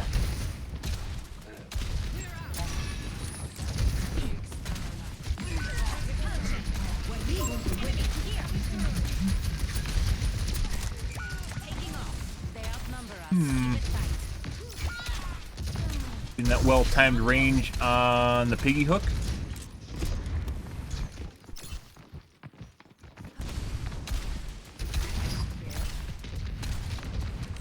Scatter. Enemy over here. It's go time.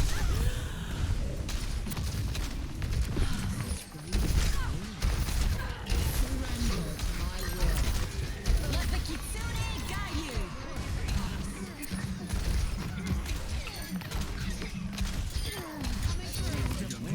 I don't think No! I fucking hit him in the air. The fuck?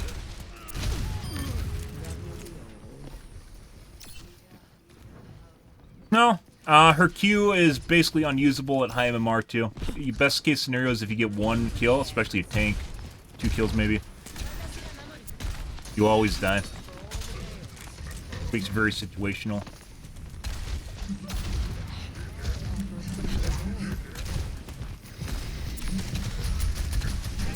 that's 3 in a row. Flames from above. Repositioning. Establishing aerial position. You're outclassed. Blasted.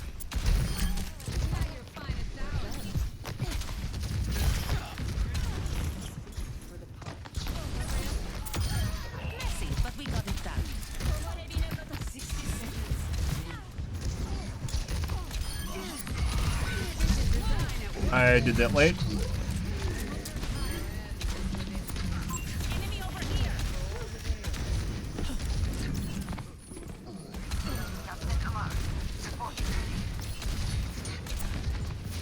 Aerial Good. positioning underway.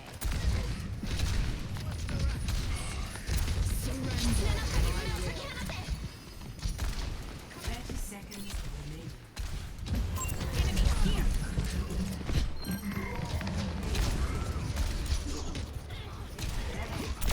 Ha! I thought that was a Genji in front of me. What's that? 10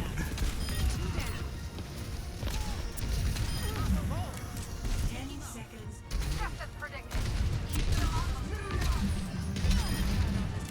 Yep. Alrighty. Not bad. Lots of spam. I think this game has got me down. Wait, what? No. I mean, this is the way I always act, so. Not really. This ends now. Headshot. 2 down. On a roll. Uh-huh. Recharging. Good. Mm-hmm.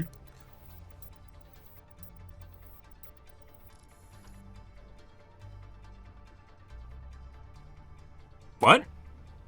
No. What? What is what?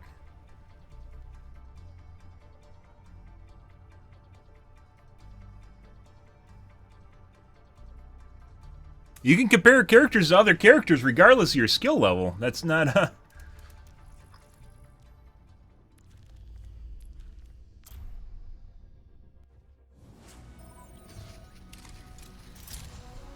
I don't okay. Strike from above. Establishing aerial position.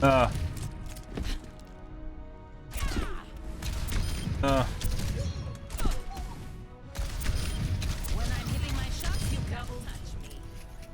Having a bad game isn't all my games in the day.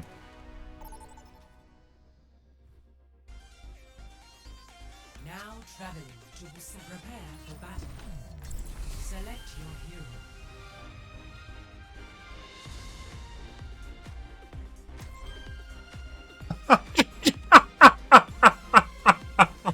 Well, obviously you're trying to pick a fight, but putting that aside, I don't play to her strengths at all? What? Like, literally high MMR with Para is literally just playing line of sight. Not necessarily flying around the pharmacy trying for direct shots. From above. Especially, well, an old Overwatch one. Not so much in Overwatch now. One of those big underwater The game very much caters to hit scans now more so than projectile heroes.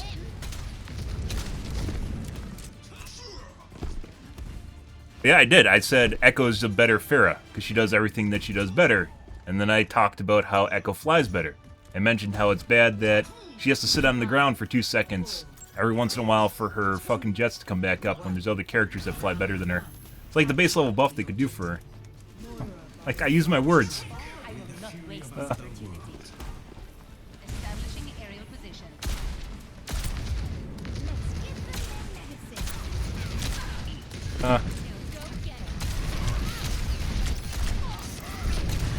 Articulate. I literally said that. Whether or not you can fucking hear me is your problem, not mine. Oh. I don't know what Sook is. He must be a kid. So. Is that the new word? All systems nominal.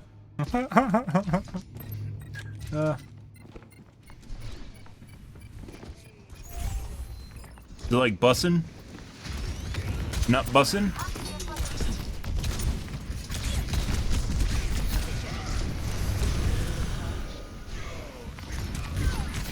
Good.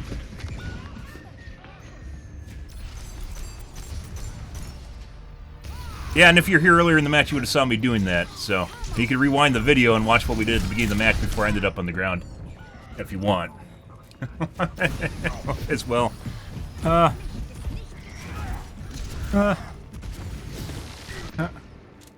Also, there's a lot of cheating in the game. That's nothing new.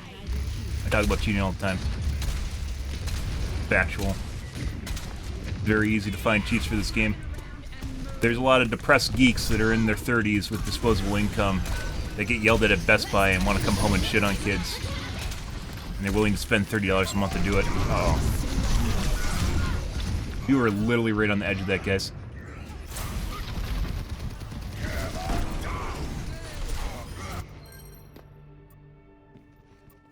Making another approach.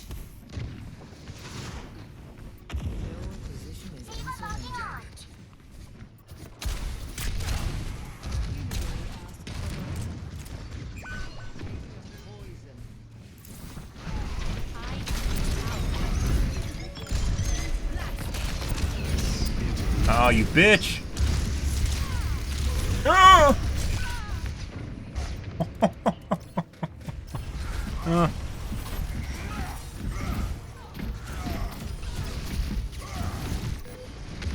Okay, my head's in the game.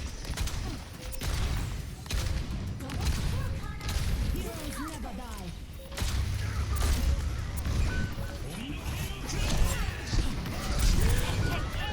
Oh, I was hoping to kill him. Last round lost. Try or die, guys.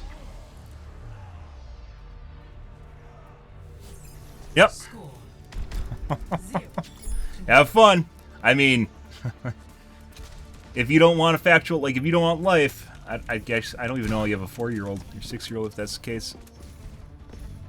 I really need some new clothes. Like, we have what happens and then what I need to do in order to actually do better. And then, like, I'm playing fair because we're testing stuff out, if you can't see that from the top right corner. Cheating's in the game. I know some people can't handle listening to that. That's just the way life is. Red pill, blue pill shit. 1. Round 2. Capture the objective.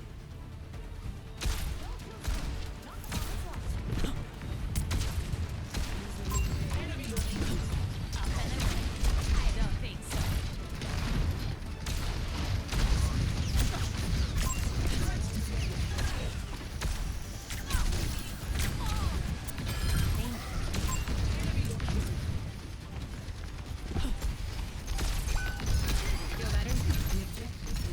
I'm on point.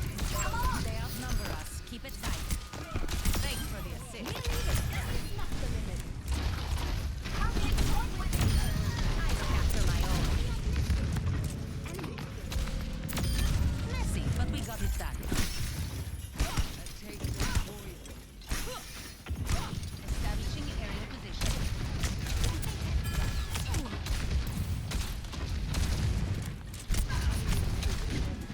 Excellent teamwork.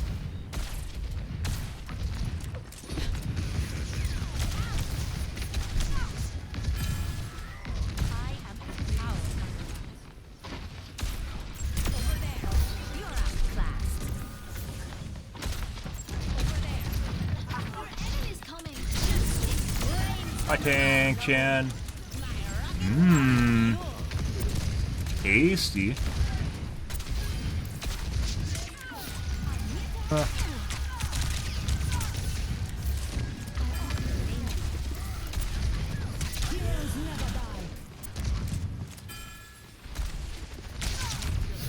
Mmm.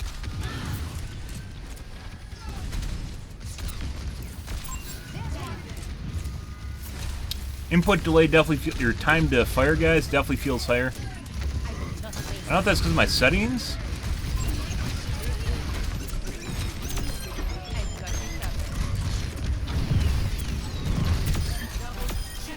Nice. Hmm. Before insta-gib. Good.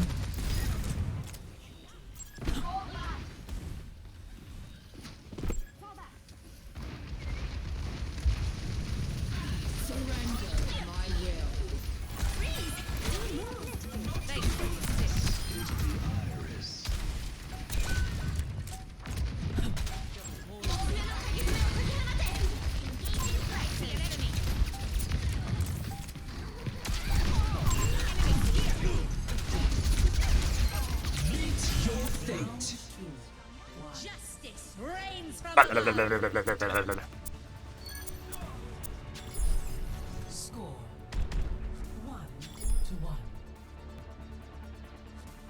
Good. Good, good, good. So, sweet Edina has grown into a domineering beast. My name is Orisa. You would be wise to remember it. I will not waste this opportunity. Try climbing that.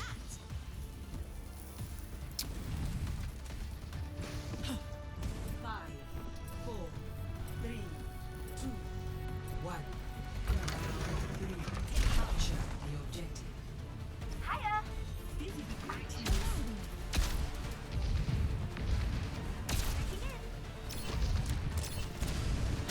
See an enemy. Excellent teamwork.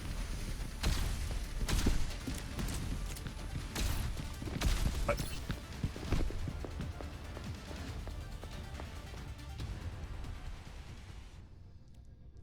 Okay, I guess our server is done, guys.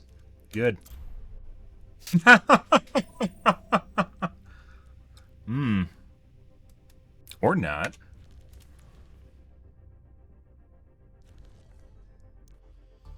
Oh, fuck's going... Hello?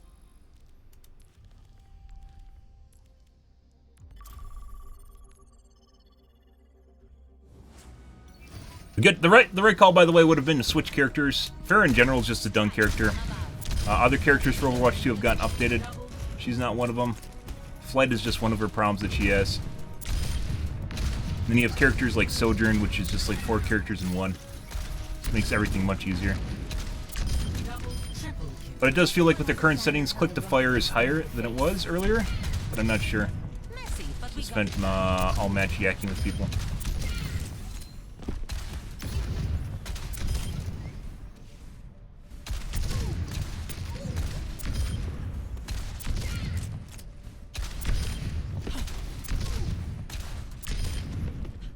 taking off.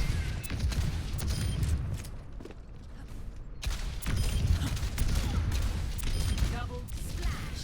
Damage. Multiple hits confirmed. Double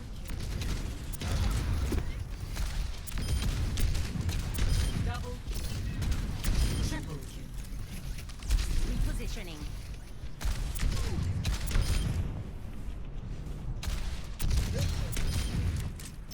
Taking to the air.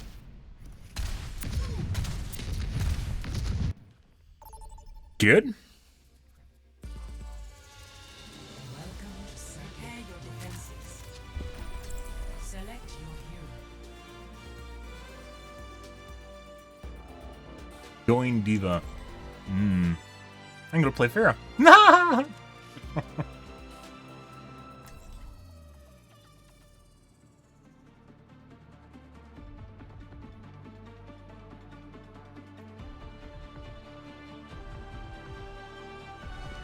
Strike from above. Got a good cigar and a big iron in my head. What more does a Increasing man altitude. need? Maybe something to drink.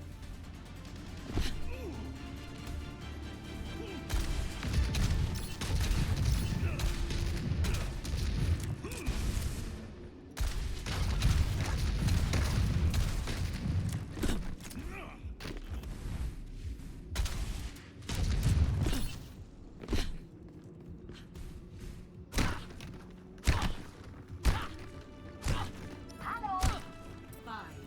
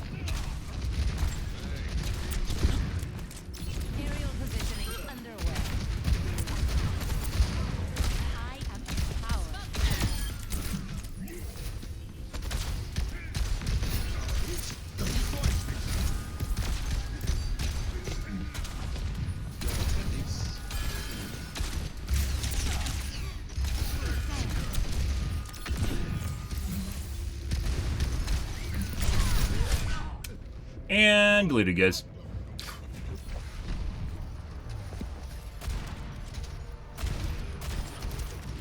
Good. Making another approach. My ultimate is ready. Establishing aerial position. Reptile.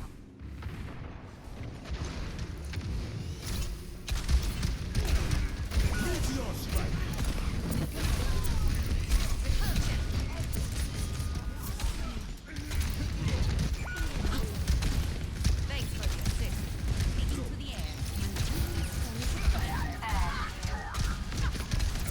Excellent teamwork.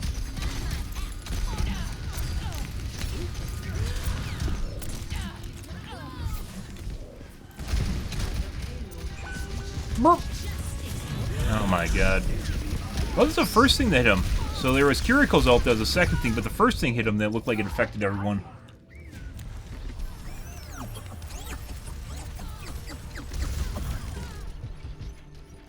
No. I don't stay down. Up and away. Mm-hmm. I feel power.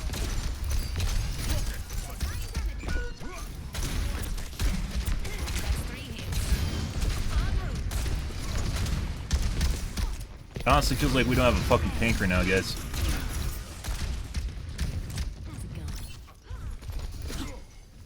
Fuck's going on here? Taking off. Sorry,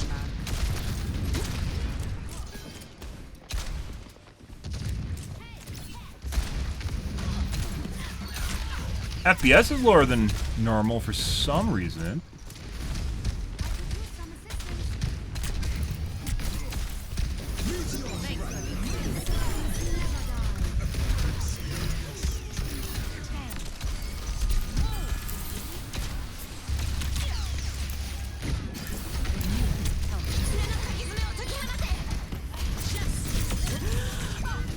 And it's in.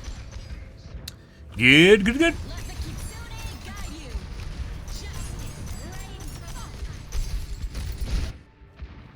Returning to battle. On the move.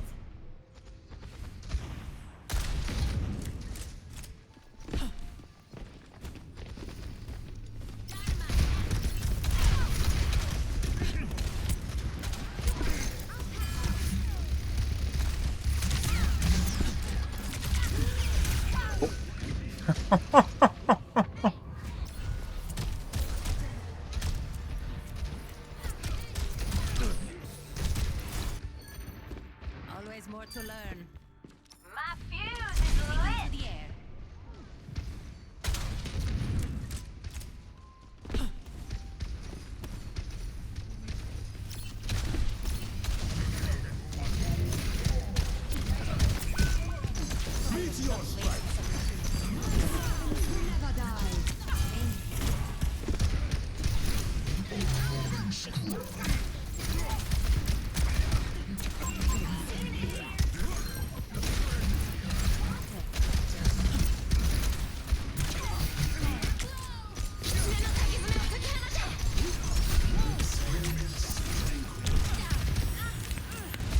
Guess you didn't shoot it?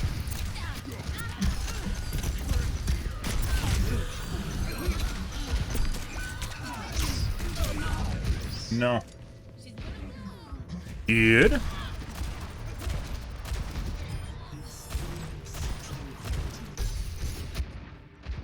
Making another approach. Increasing altitude.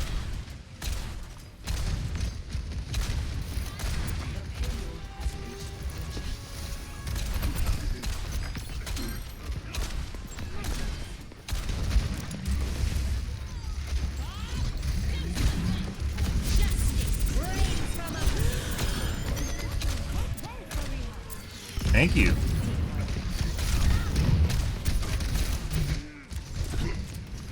Death to Bob? Mm-hmm.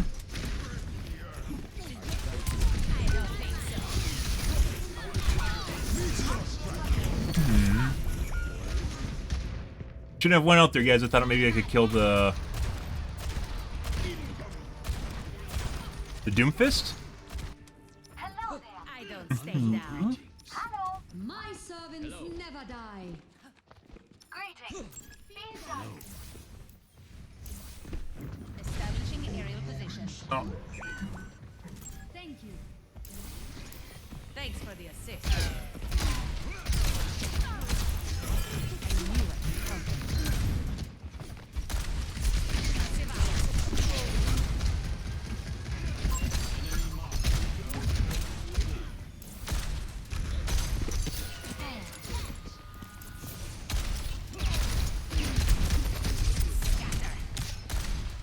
Aerial positioning underway. Trying to avoid getting knocked away. Redirect. If we got knocked down the hallway, we would have died instantly. I see an enemy. Experience tranquility.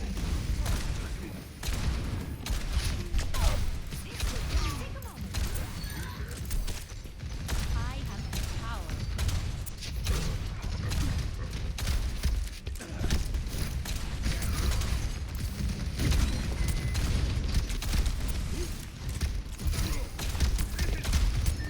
I don't think so. Ruh-roh. We're on the wrong side of this.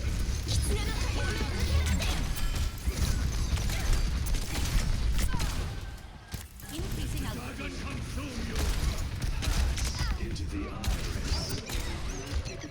Justice reigns from above. No! We got him. I did that too soon, guys. I thought his ult was almost done. Justice reigns from above.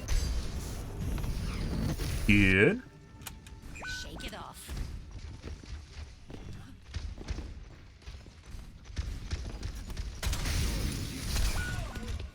Into the air.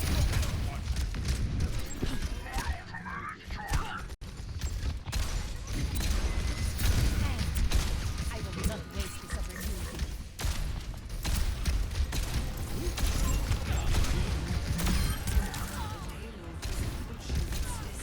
I know, he's fucking sitting there, guys. I knew Like, who the fuck is even supposed to deal with tanks? Because, like I mentioned before, guys, if I wasn't playing Pharah, I was 100% play a tank buster of some kind. Not like a Bastion buster, but a tank buster, like Symmetra, Reaper, Bastion. Because you really need one in the game to take care of the tank. Killing a tank is a big deal, too.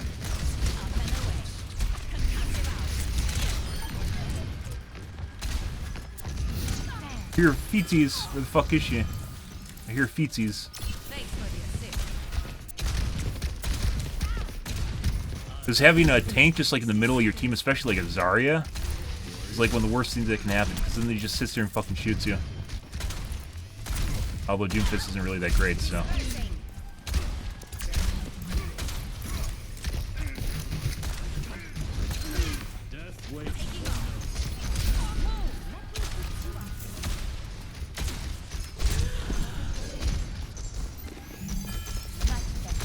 I will not waste this opportunity.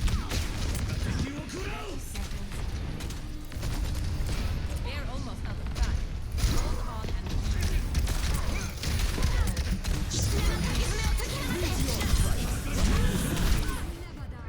and Angle was bad, guys. Maybe we could have killed the tank, but probably not. Kiriko's, like, they definitely need to get rid of the invulnerability on Kiriko's cleanse. Like, cleansing, sure. We talked about this at the beginning of the stream. Cleansing, sure, but invulnerability for like a half a second, or a second and a half is very good. Too good. For 15-second cooldown. It's like half your ult. That's a long fucking time. If you're like playing Reinhardt or a Pharah. Free? Pharah.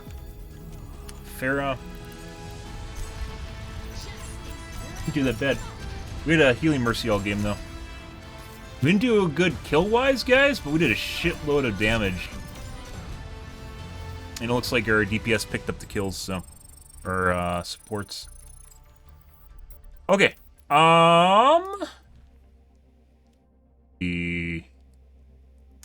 Now to fuck things up. And with my computer being unstable earlier this week, which I seem to have nailed down, my settings aren't quite correct on that, so that can obviously change things too. We were doing really good on Saturday. Sunday, I highlighted the game just for posterity. Just for fucking posterity, guys. Free. I want to change this, and see if Overwatch explodes. When I turned off DPI scaling, the game was really fucking weird. Felt like completely laggy, and oh my god. Well, that's not right.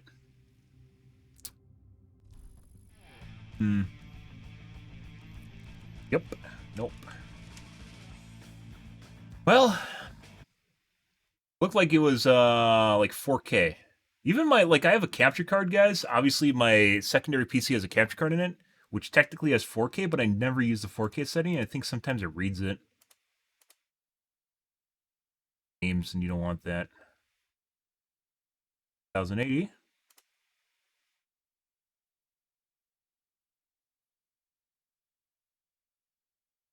Pretty sure I even removed the 4K. I removed a lot of the resolution presets on my capture card, so it doesn't do that.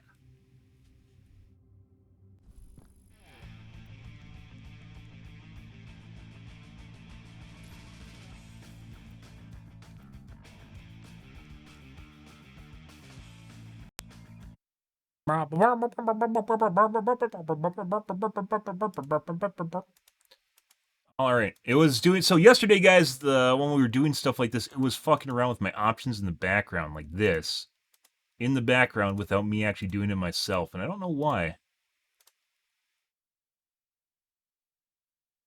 Shouldn't, but it was.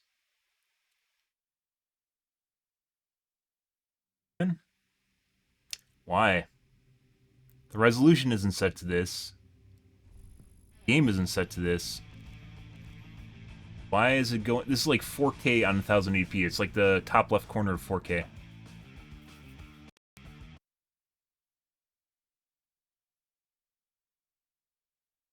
Probably changed the DPI setting again. Why? I don't know.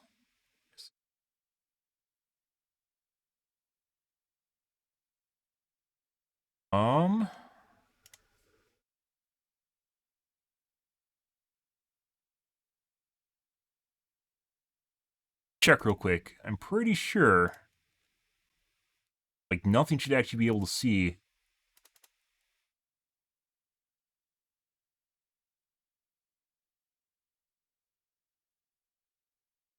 .4K. There is 4K. I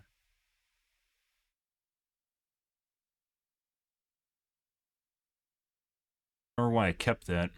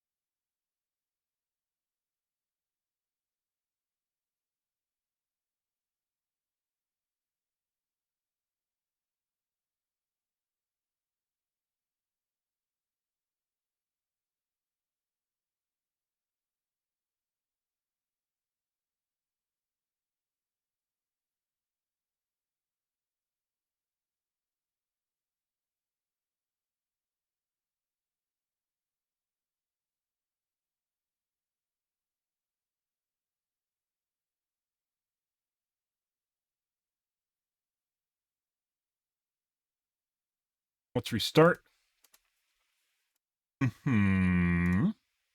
Good.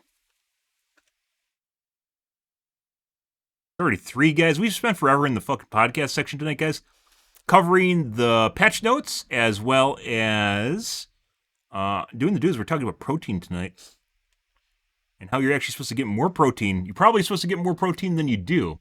A lot more, apparently, assuming you aren't obese. Like, I'm supposed to be getting like 100 grams of protein per day. Yeah, and that's that's while being relatively sedentary. That's not like bodybuilding shit. Insane. And for reference, guys, an egg has 6 grams of protein in it, and a chicken breast has 20 grams of protein in it. And those did not boot. Good. Today on Is Windows Stable? Is it booted and just not displaying the screen properly? Oh. Huh.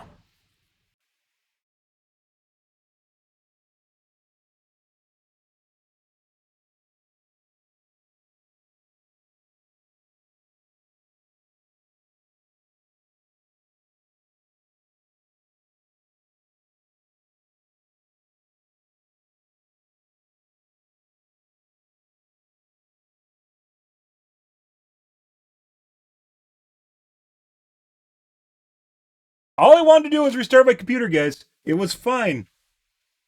It was fine.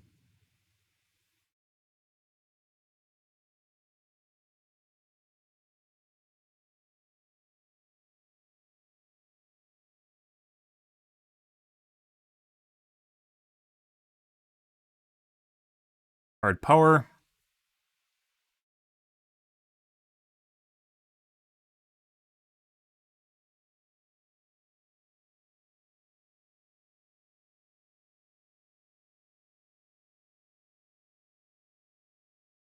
Probably going to need RMA.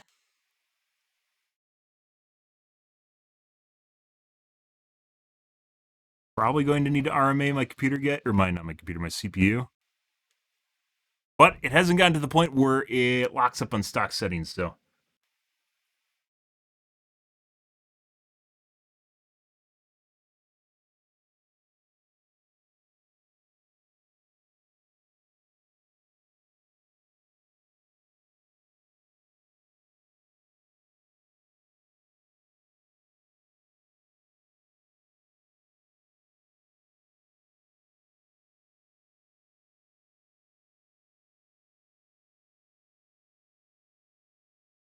Is it because I adjust the resolution, or is there something else going on in the background? I gotta unplug my streaming PC. Guys. Jesus Christ.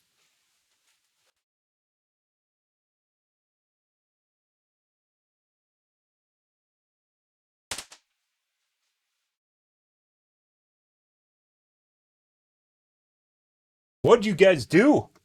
What'd you do?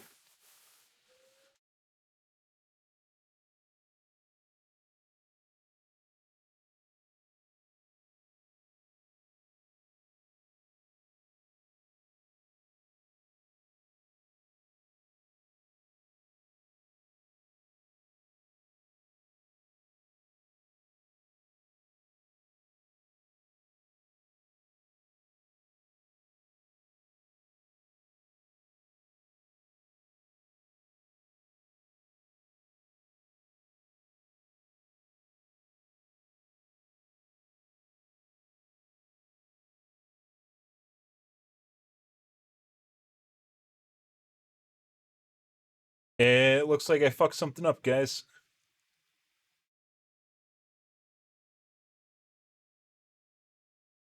Booted.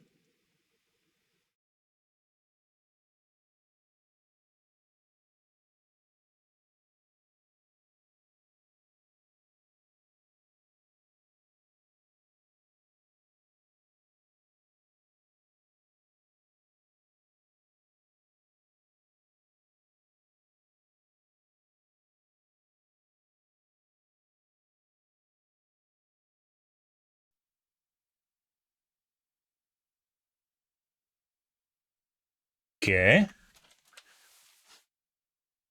What's going on here?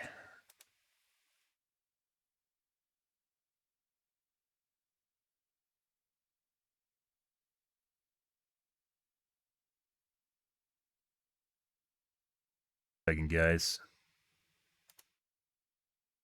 Play settings.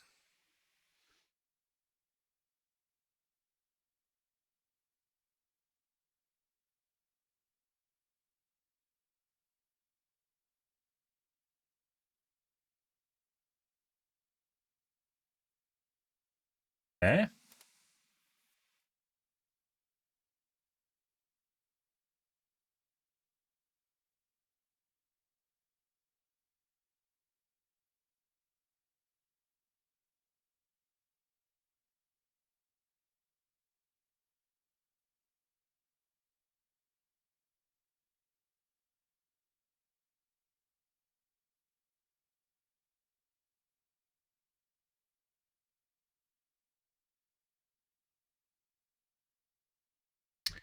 Very weird. There's definitely something else going on in the background, guys. It's been a long time since I since I reinstalled Windows. Thanks, KSA. So I don't think it was my CPU this time. I think it was something to do with the resolution. I don't know why. Because I didn't change anything. When I plugged it back in, it just worked.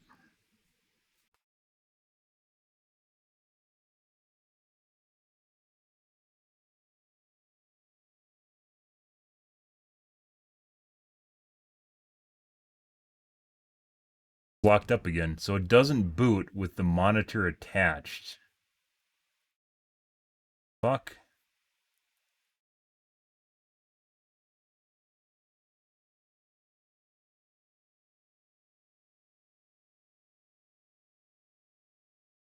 Fuck.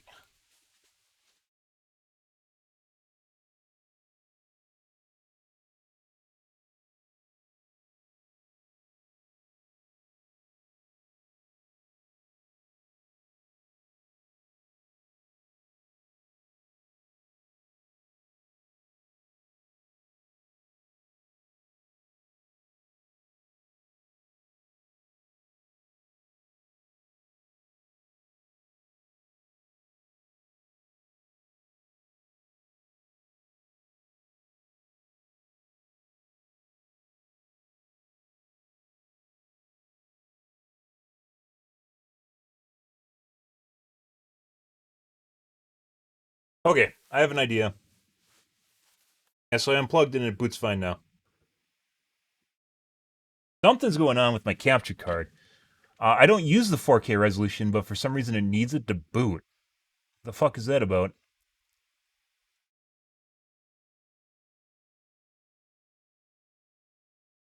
Eh? Very weird. Let me delete the entry on it.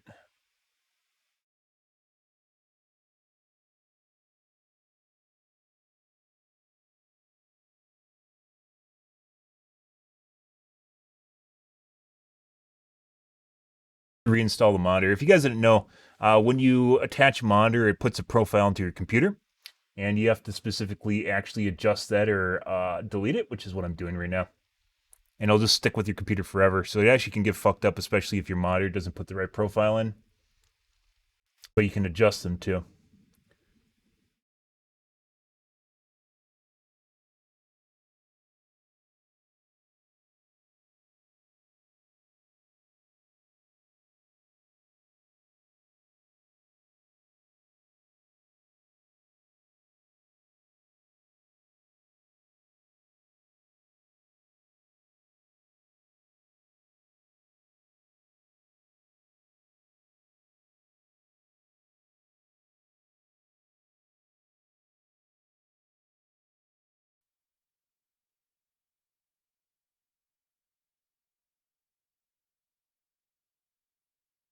Supposed to be a fast tweak, guys.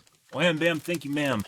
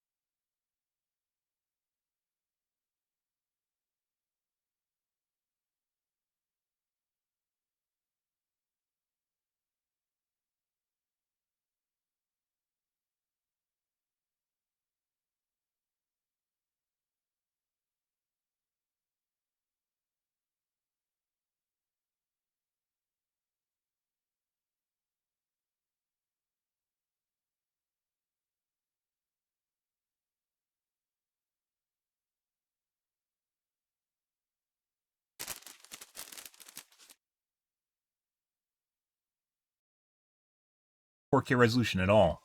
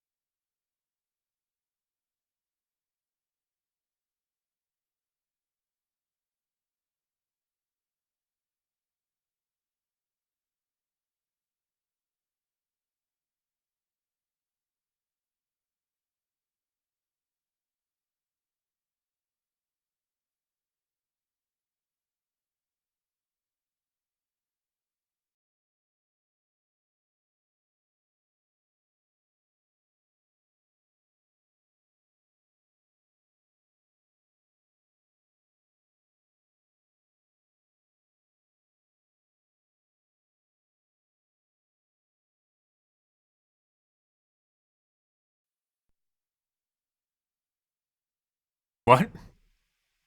Wait, what? So I removed the modder, added it again, and then removed the resolution again, and it worked fine.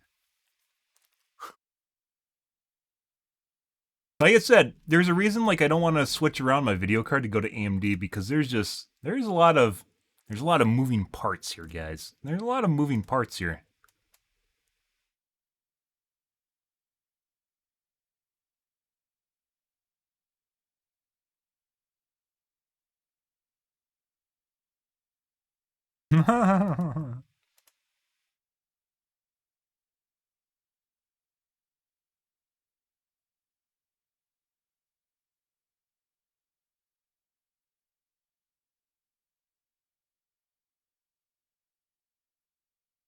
Okay. Works now.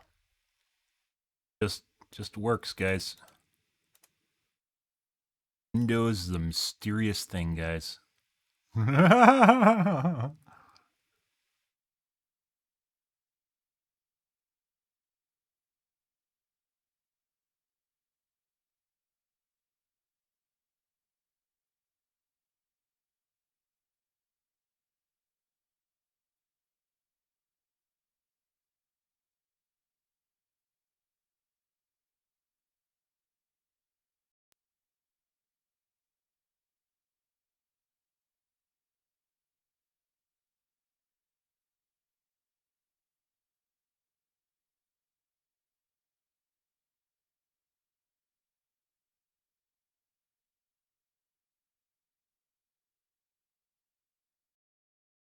We're just tweaking stuff in Overwatch. Try and make things more responsive. Most movement to feel better. Overwatch has a lot of problems in and of itself. Overwatch 2 has a lot of problems in and of itself. And I've been trying various things to try and make it feel better. And some actually working out with decent success. And then other things, yeah. And then I have a problem with my CPU, which is it's not completely stable anymore.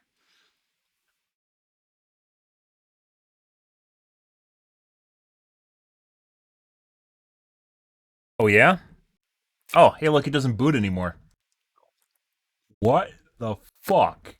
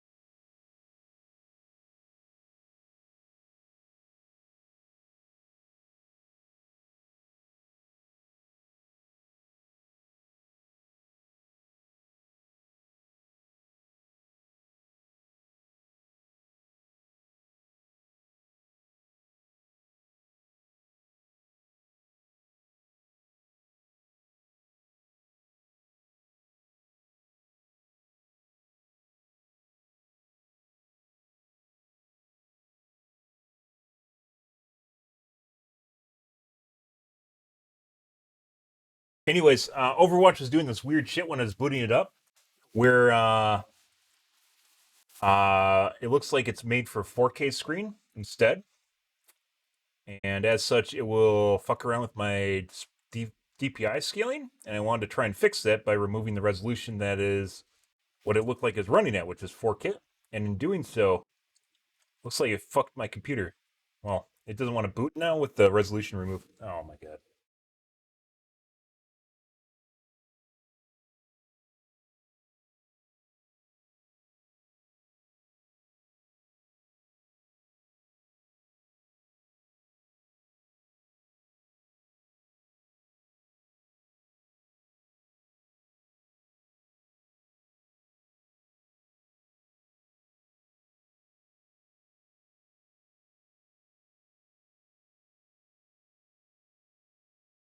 Now we're at a point right now where I'm trying to figure out why I can't remove the one resolution.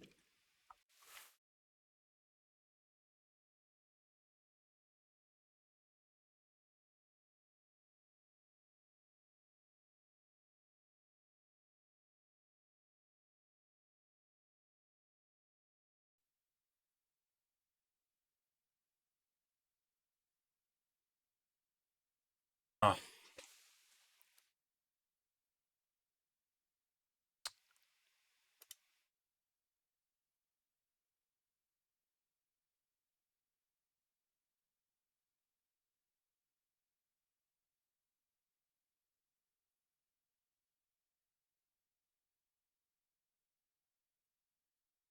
I know what did it.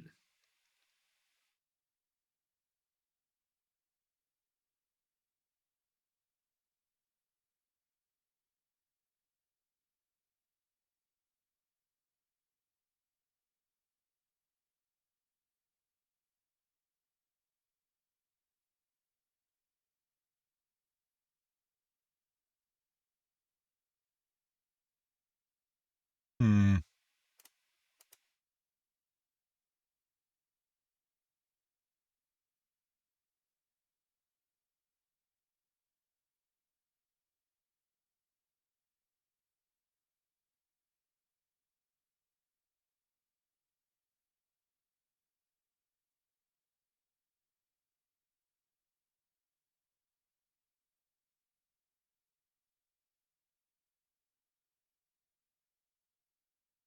Try booting it again. And it's probably not going to launch, and if that's the case, it's not going to restart. And if that's the case, I know what it is.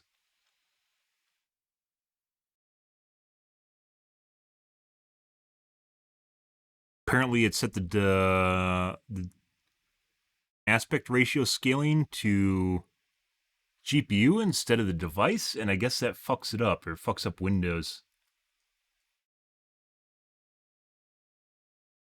Swear to God, if you actually boot this time, it fucking booted. God.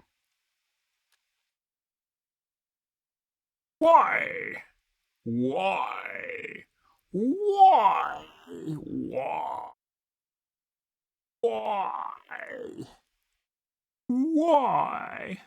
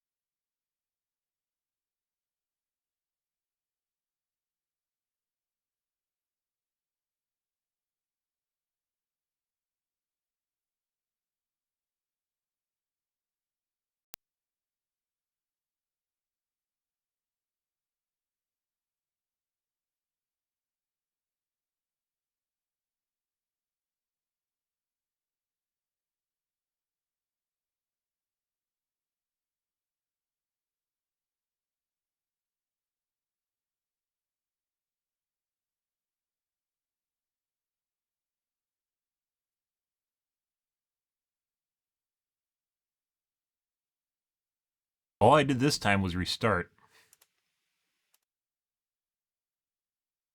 But sometimes Windows is changing stuff in the background, it doesn't tell you, and you don't know. So when you restart, you basically have the new settings. That's why I made sure I restarted before changing something.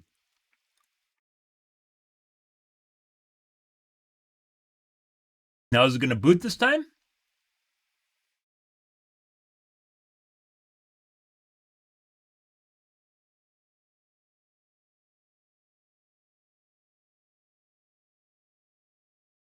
What the fuck is going on here?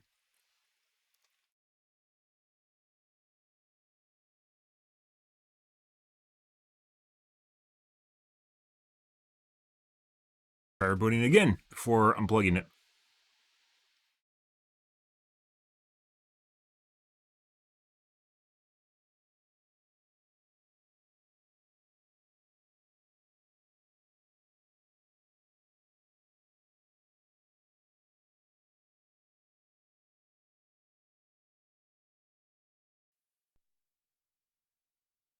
Now it works. Makes me wonder if this is the overclock and not the monitor setting. Let me check for a WIA error. That would do it too.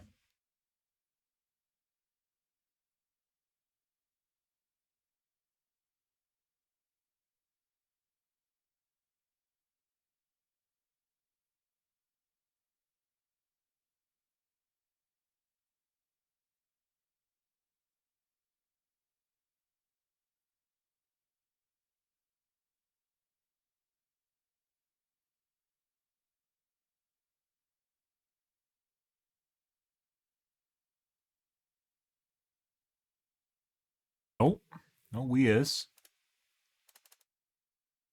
We try rebooting again and see if it works, guys? Let's do it. Are we going to reboot and it's going to work twice in a row, or is it going to lock up again?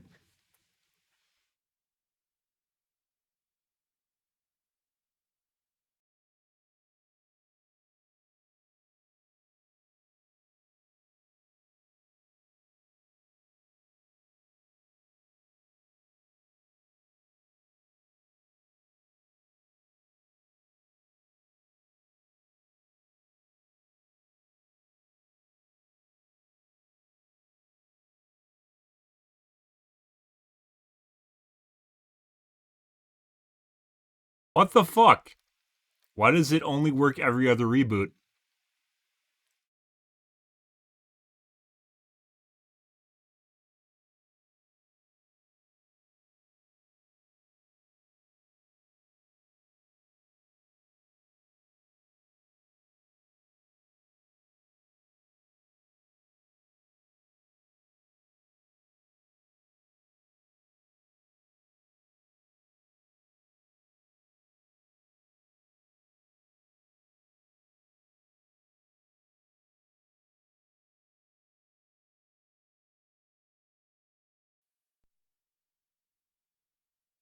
How it works.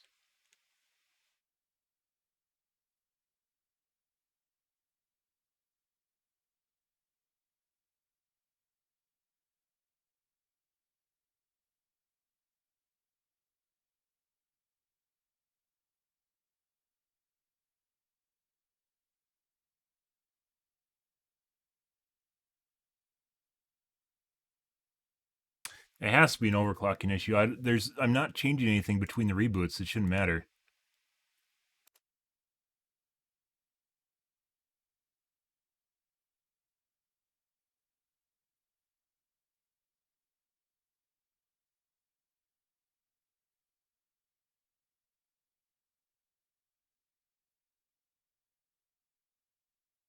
And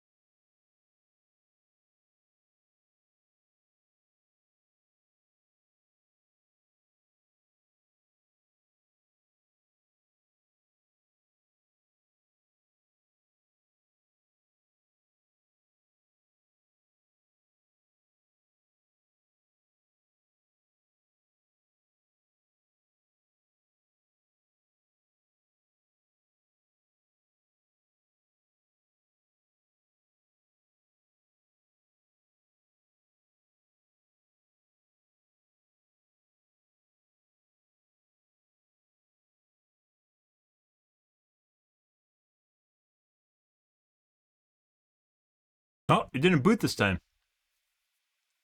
This has to be overclocking.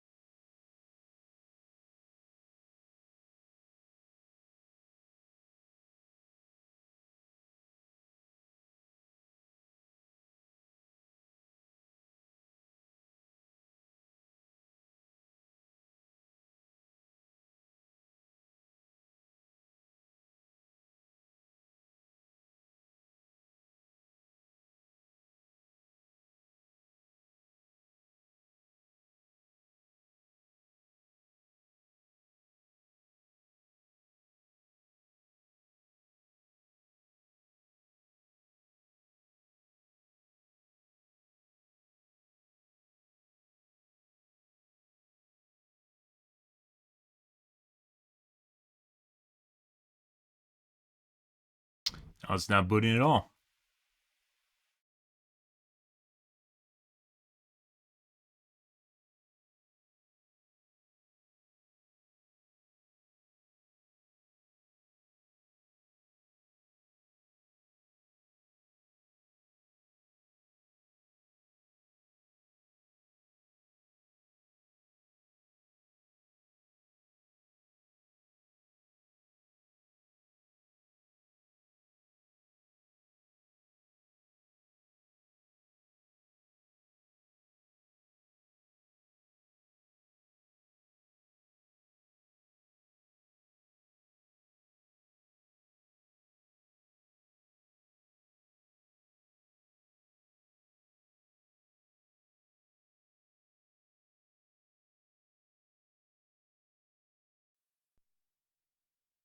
Now it boots.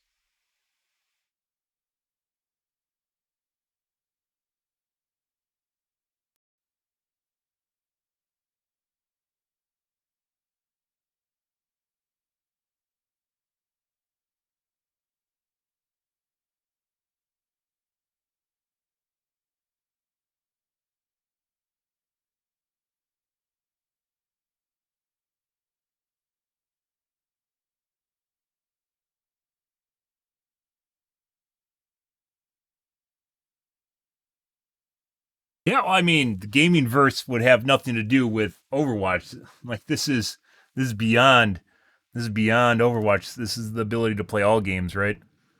Let's see. I'm gonna try disabling the other display and then see if I can just boot multiple times. That.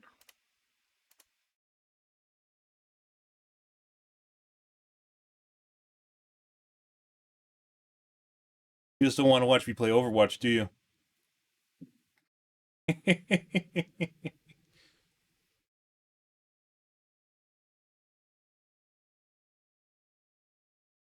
But it's just gonna boot fine now, isn't it? Just over and over and over again. Just keep booting.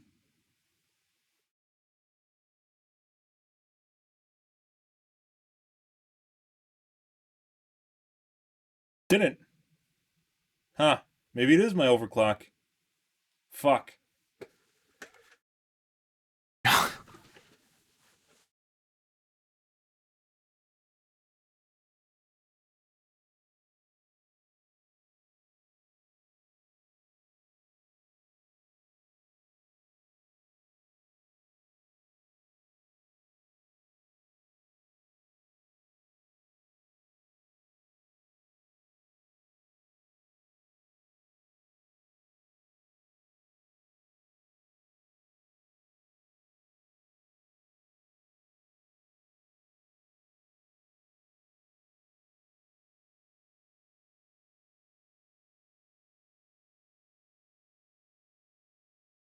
Maybe not.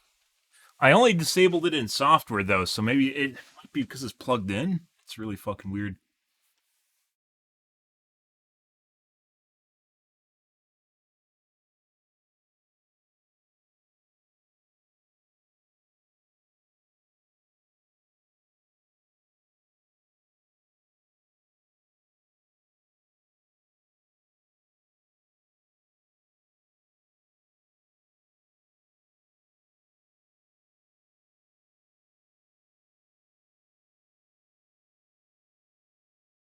Oh, it's completely unplugged now.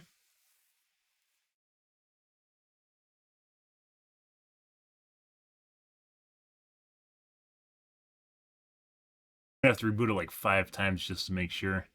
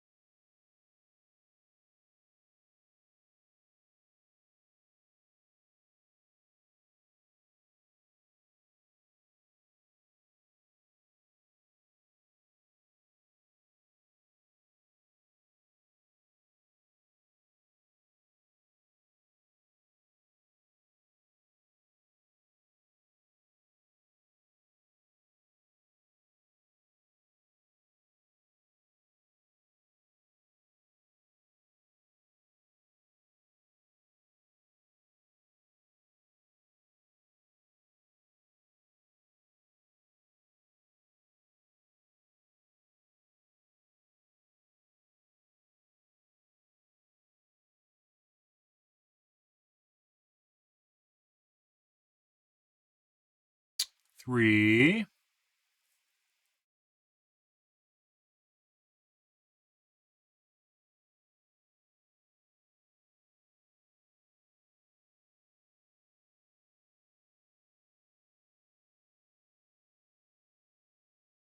Weird, because it was actually like I disabled it in Windows, but that's not the same thing as unplugging it, obviously.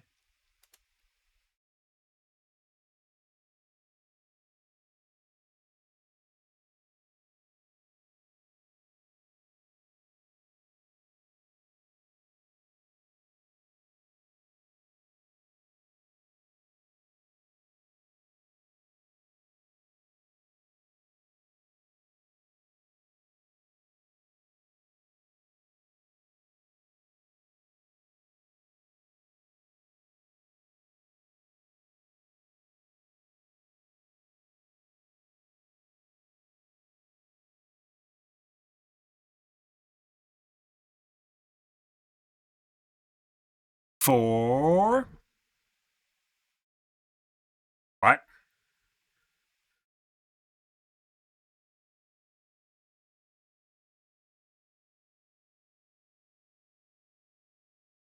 I have to take a piss too.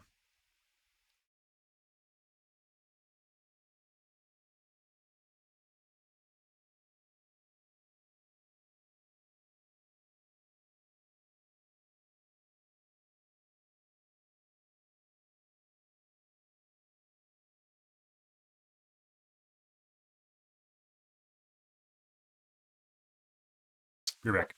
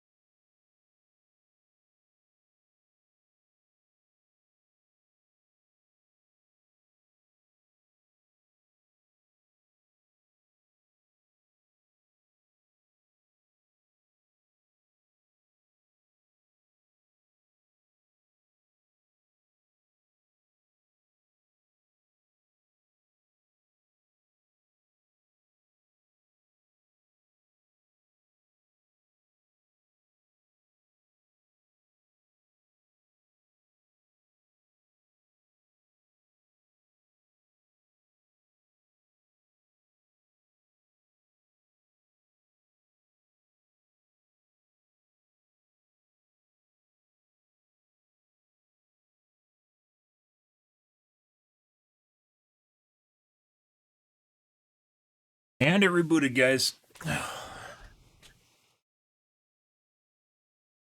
It's modder.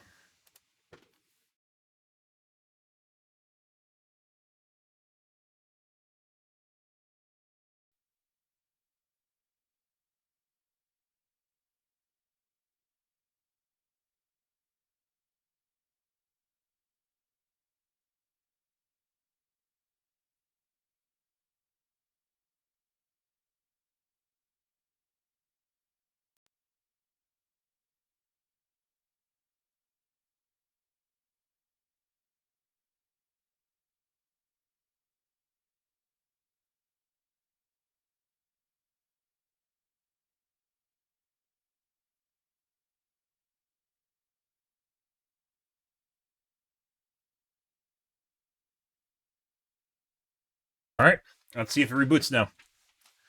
This is I think GPU scaling is what's doing it instead of display scaling.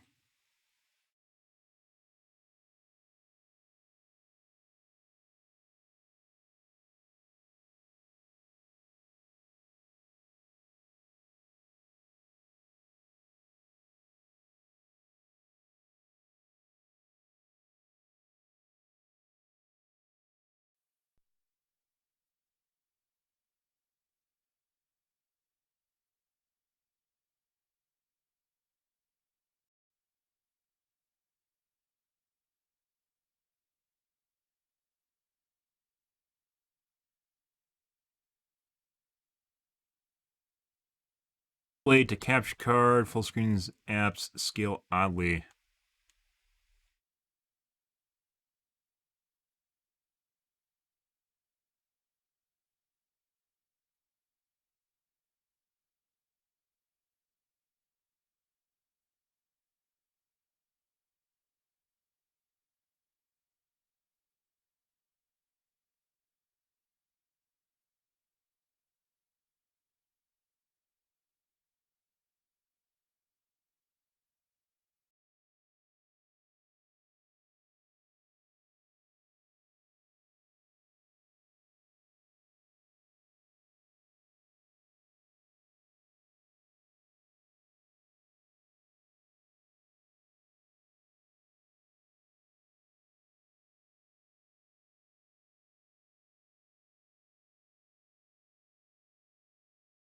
Not booting.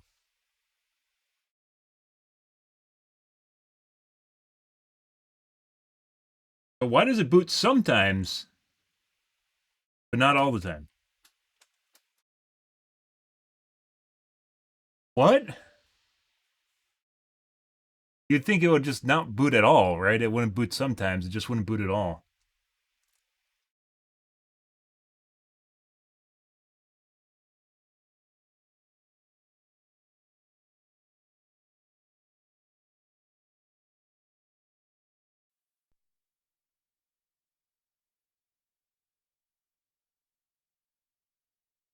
Not booted.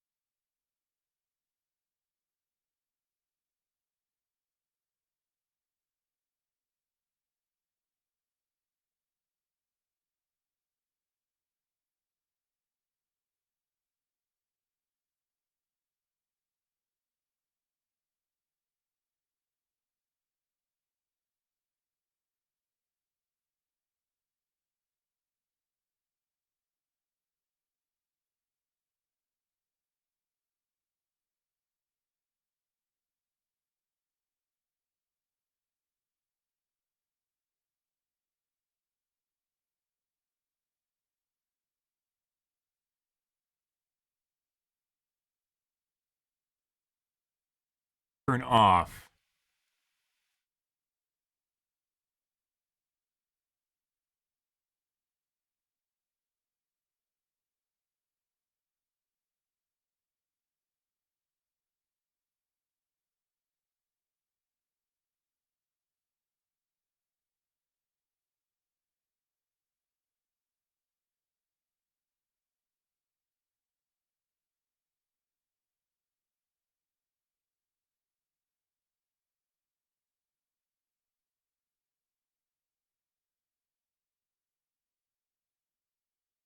Troubleshooting with Ben Sam. One moment, please.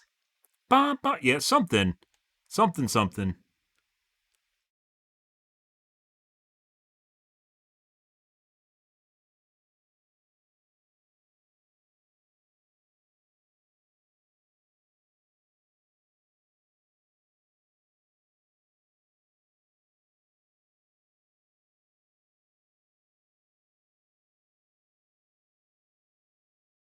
Didn't boot again. The fuck is this shit? Why would it boot every other time? Why? What? Why would it boot every other time and just not boot at all or boot every time? Like that has to be like some sort of like stability thing, right? So you'd assume it'd be a stability problem, which is why I thought it was my processor. But then I unhooked the monitor and it boots fine.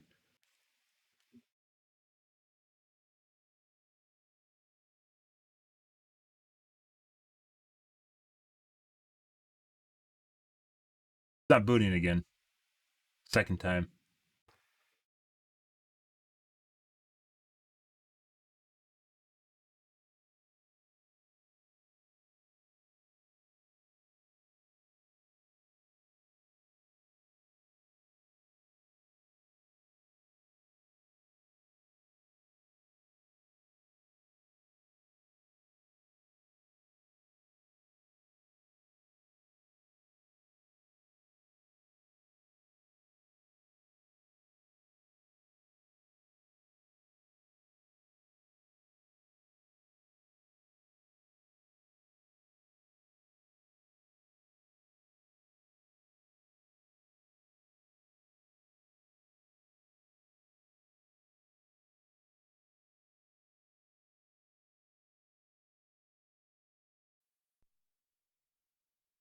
Now it booted.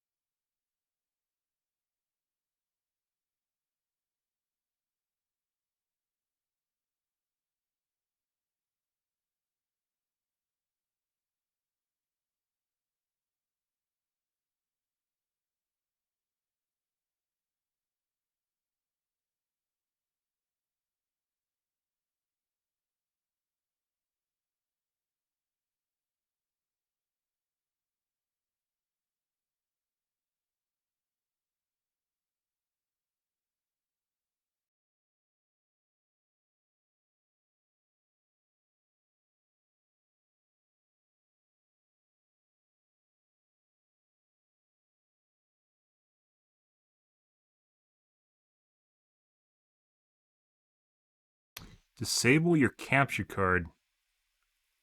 I can't imagine that actually fixing anything. When troubleshooting is more entertaining than watching me play games. Do it this time.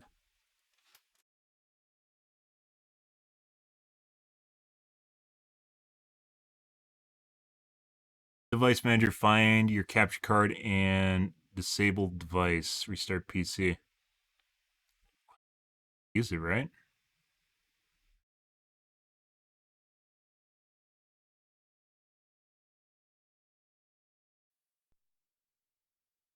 Now I booted.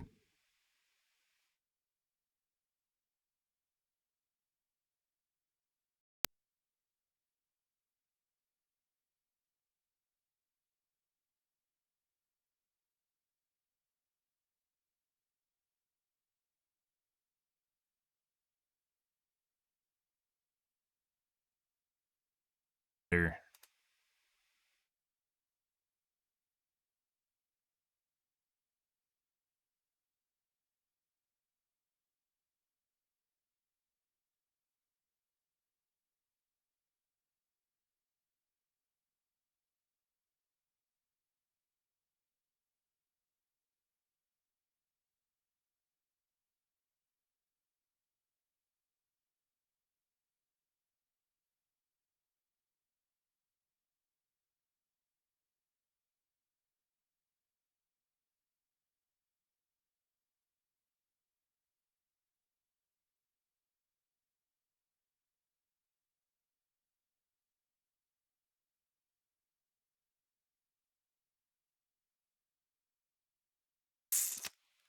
How would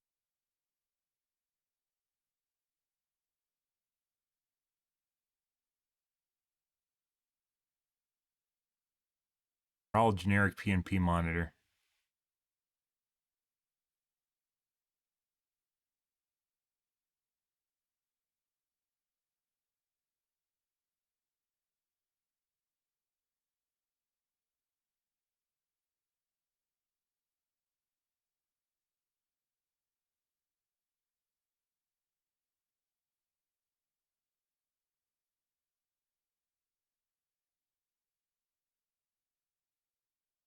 I unplug it, it disappears, but you have no idea which it is in the list, right?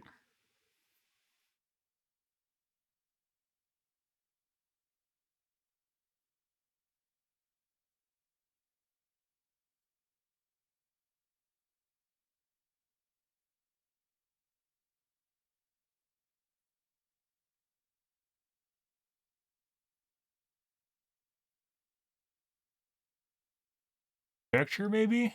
Standard monitor types.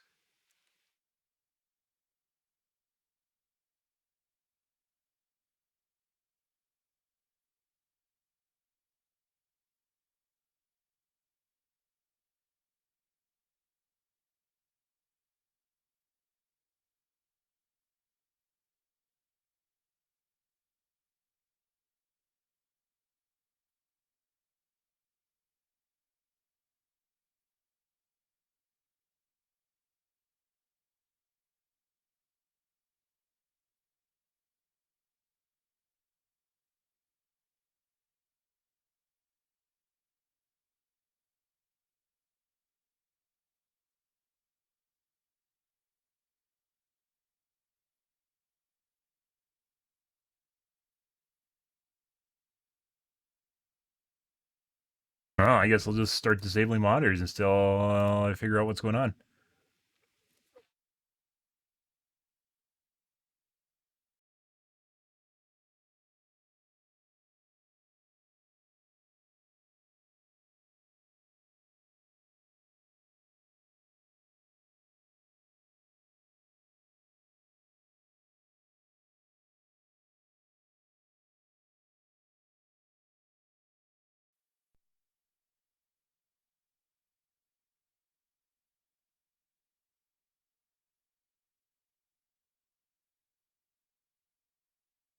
So all there, I don't know which is which.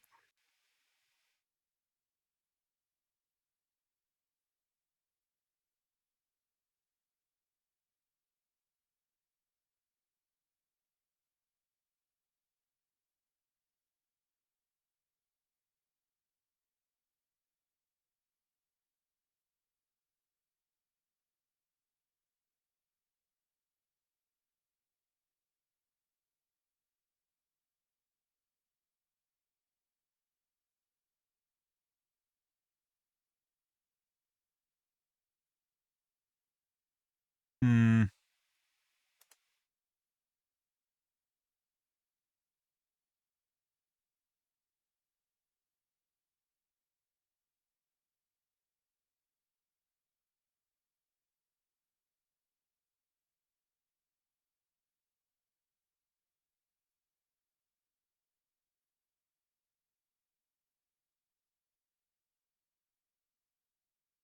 ID, maybe?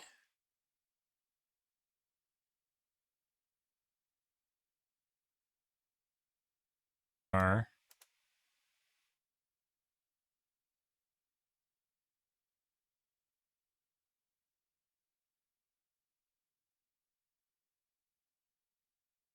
Yeah, I did. Okay. ACR.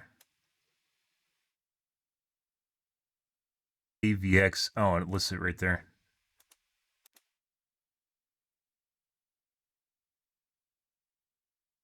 I.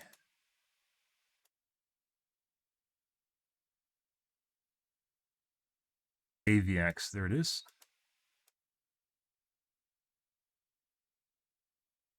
Yeah.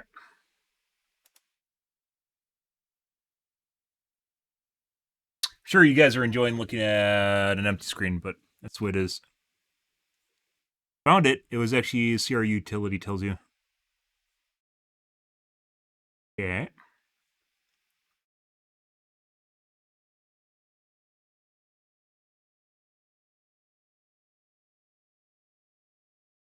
Work now?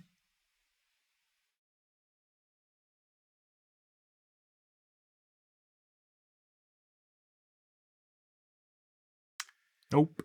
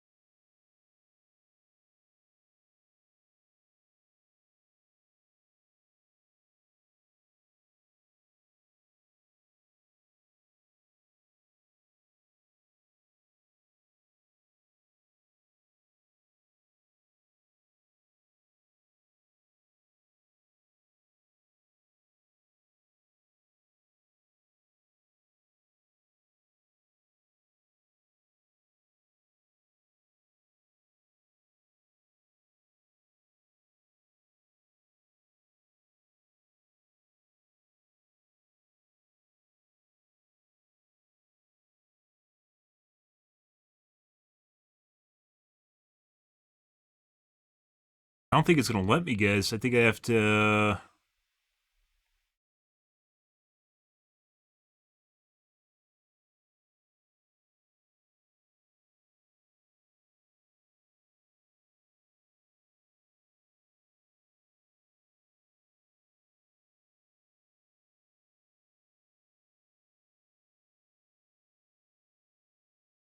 Like, it turns off my keyboard, too. It's like it's about to go into Windows, and then it just stops.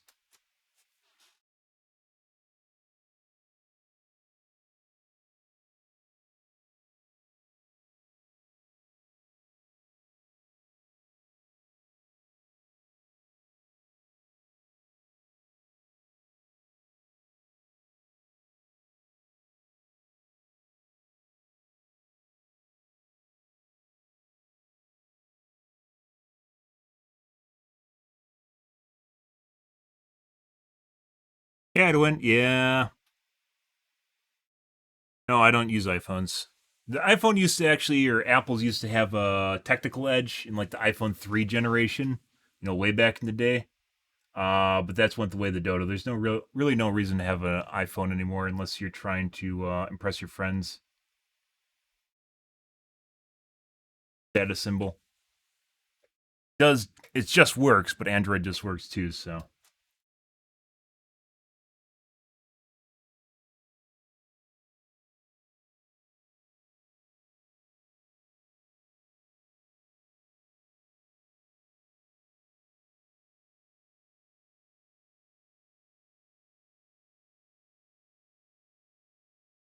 cool. Sounds accurate. Yeah, I don't think I have any reason to switch to an iPhone anymore. So I don't.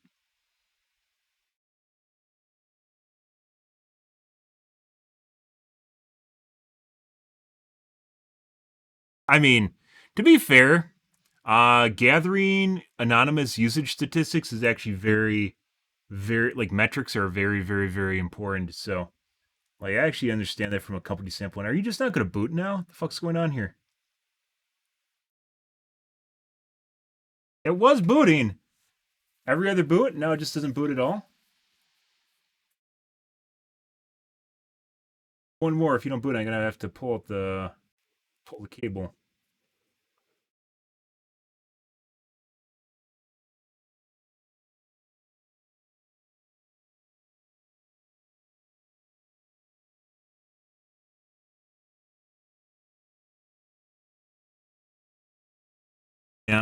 Androids are just a lot cheaper too, and they keep trying to get. It's like an upgrade cycle too. Like you get on that shit, and like they want you to have the new model every year, right? In order to impress your friends with the status symbol, you have to have a new model each year. The further you fall behind, the more pedestrian you are, and that's just fucking stupid. Like my phone's like what's 5 years old at this point. I have a Motorola Z Force 2. Great. So the only thing bad about it is the battery's going, as with every phone. Pull the cable.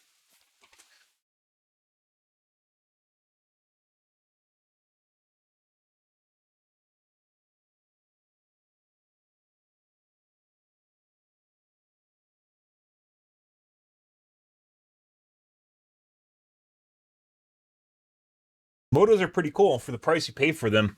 Z Force 2 is well ahead of its price curve of where it should have been. Does it boot into the BIOS? Yeah, that's not the problem. It's something to do with my monitor.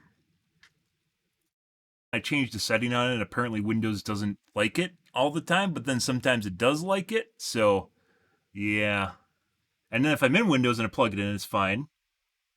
And then if I reboot, sometimes it's fine and sometimes it's not fine. It seems an awful lot like this is a stability problem, but then I had it unplugged and I booted fine into Windows like 5 times in a row, so pretty sure it is the monitor.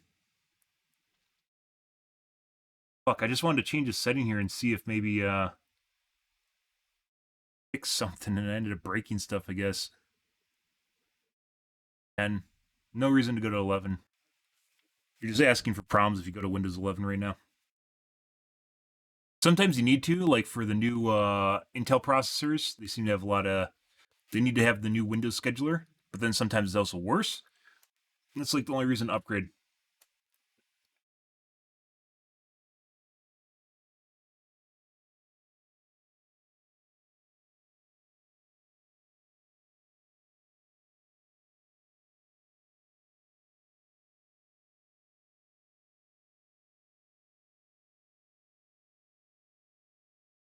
Change the size of text and apps and other items 175%, but they aren't set to 175%, and I have it set up, turned it off.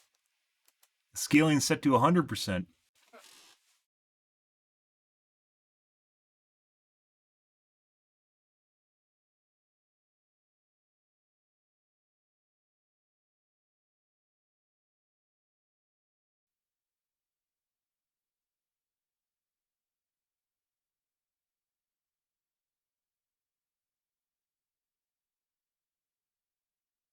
Okay. Let's do this.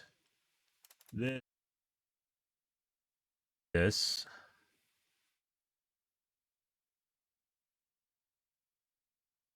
Probably just gonna start fine all the time. Yeah, Windows 11 has a lot of bugs. There's no real feature upgrades for it. The UE isn't really better at all. It's like Windows 7 all over again. Only Windows 8 wasn't bad when you put on a custom UE on it, which was horrible otherwise. The start menu. Windows 11 or Windows 10 was pretty good out of the box, but it just got better with time. And if you go back to Windows 7, you miss a lot of features from Windows 10. So.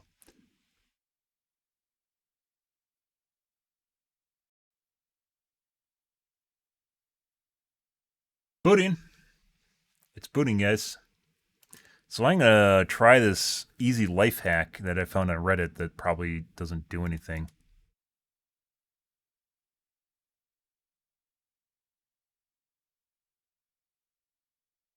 Eh? 5 easy life hacks that will improve your longevity. It'll make you last 10 times longer in bed. I see. Again, we'll do this a couple times just to make sure I can get into Windows. I think I got it. It really is just like you have to set it up so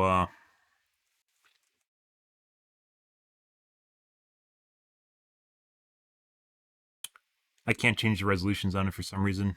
Or sometimes it boots and then sometimes it doesn't boot. That's the weird thing about it, is it doesn't stop it from booting all the time and it doesn't boot all the time. Why is it only sometimes? It's not even every other boot. It only sometimes completely boots. But then other times it won't boot at all. It just stops, like right as it's about to go into Windows, it just stops and freezes. Guess maybe you'll let me look at an event viewer here. Usually just gives you a generic error, which is why I haven't been looking at event viewer.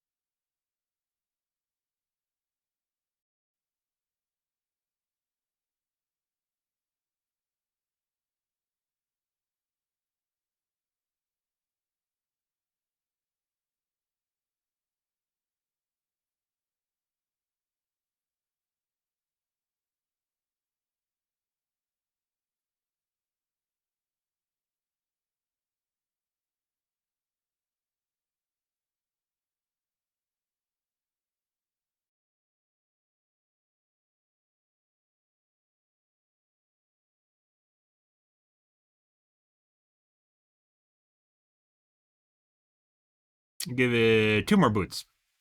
See if it's fixed.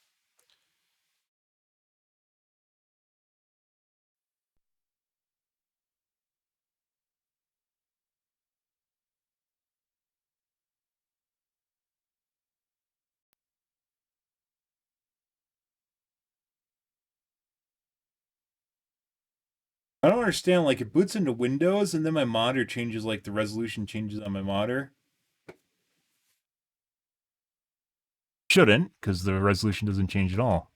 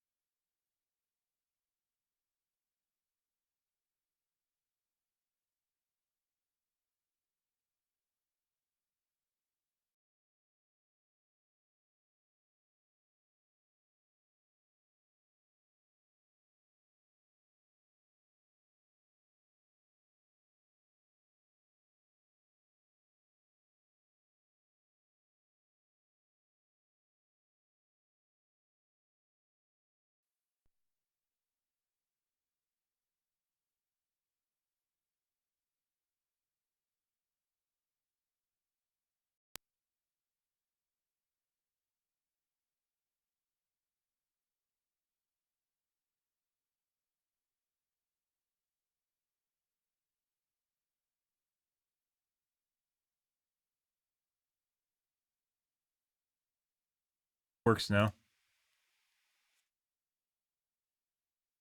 But I removed one of the resolutions and it did not like that.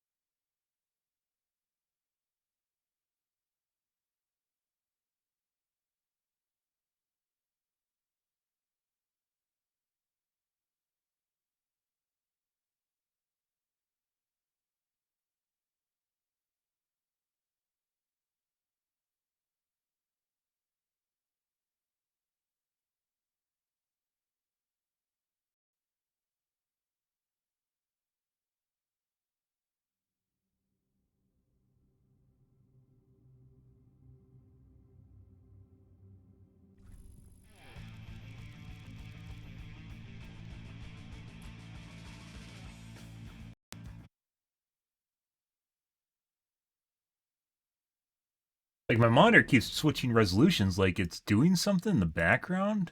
My stream PC doesn't do that. Like, it's turning,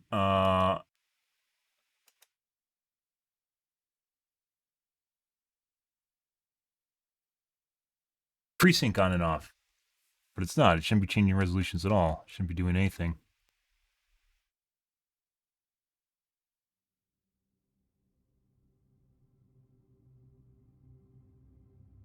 That's what it's trying to change. And then if I tab out, does it do it again?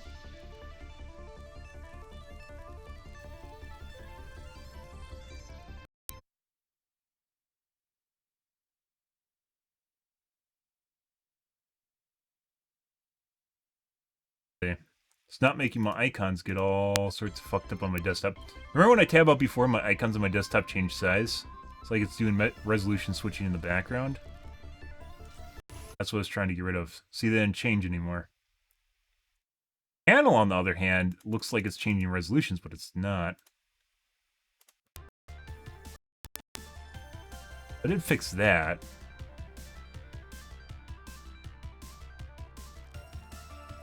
Okay. This is gonna have to wait till tomorrow, guys, to see how much I fucked this up.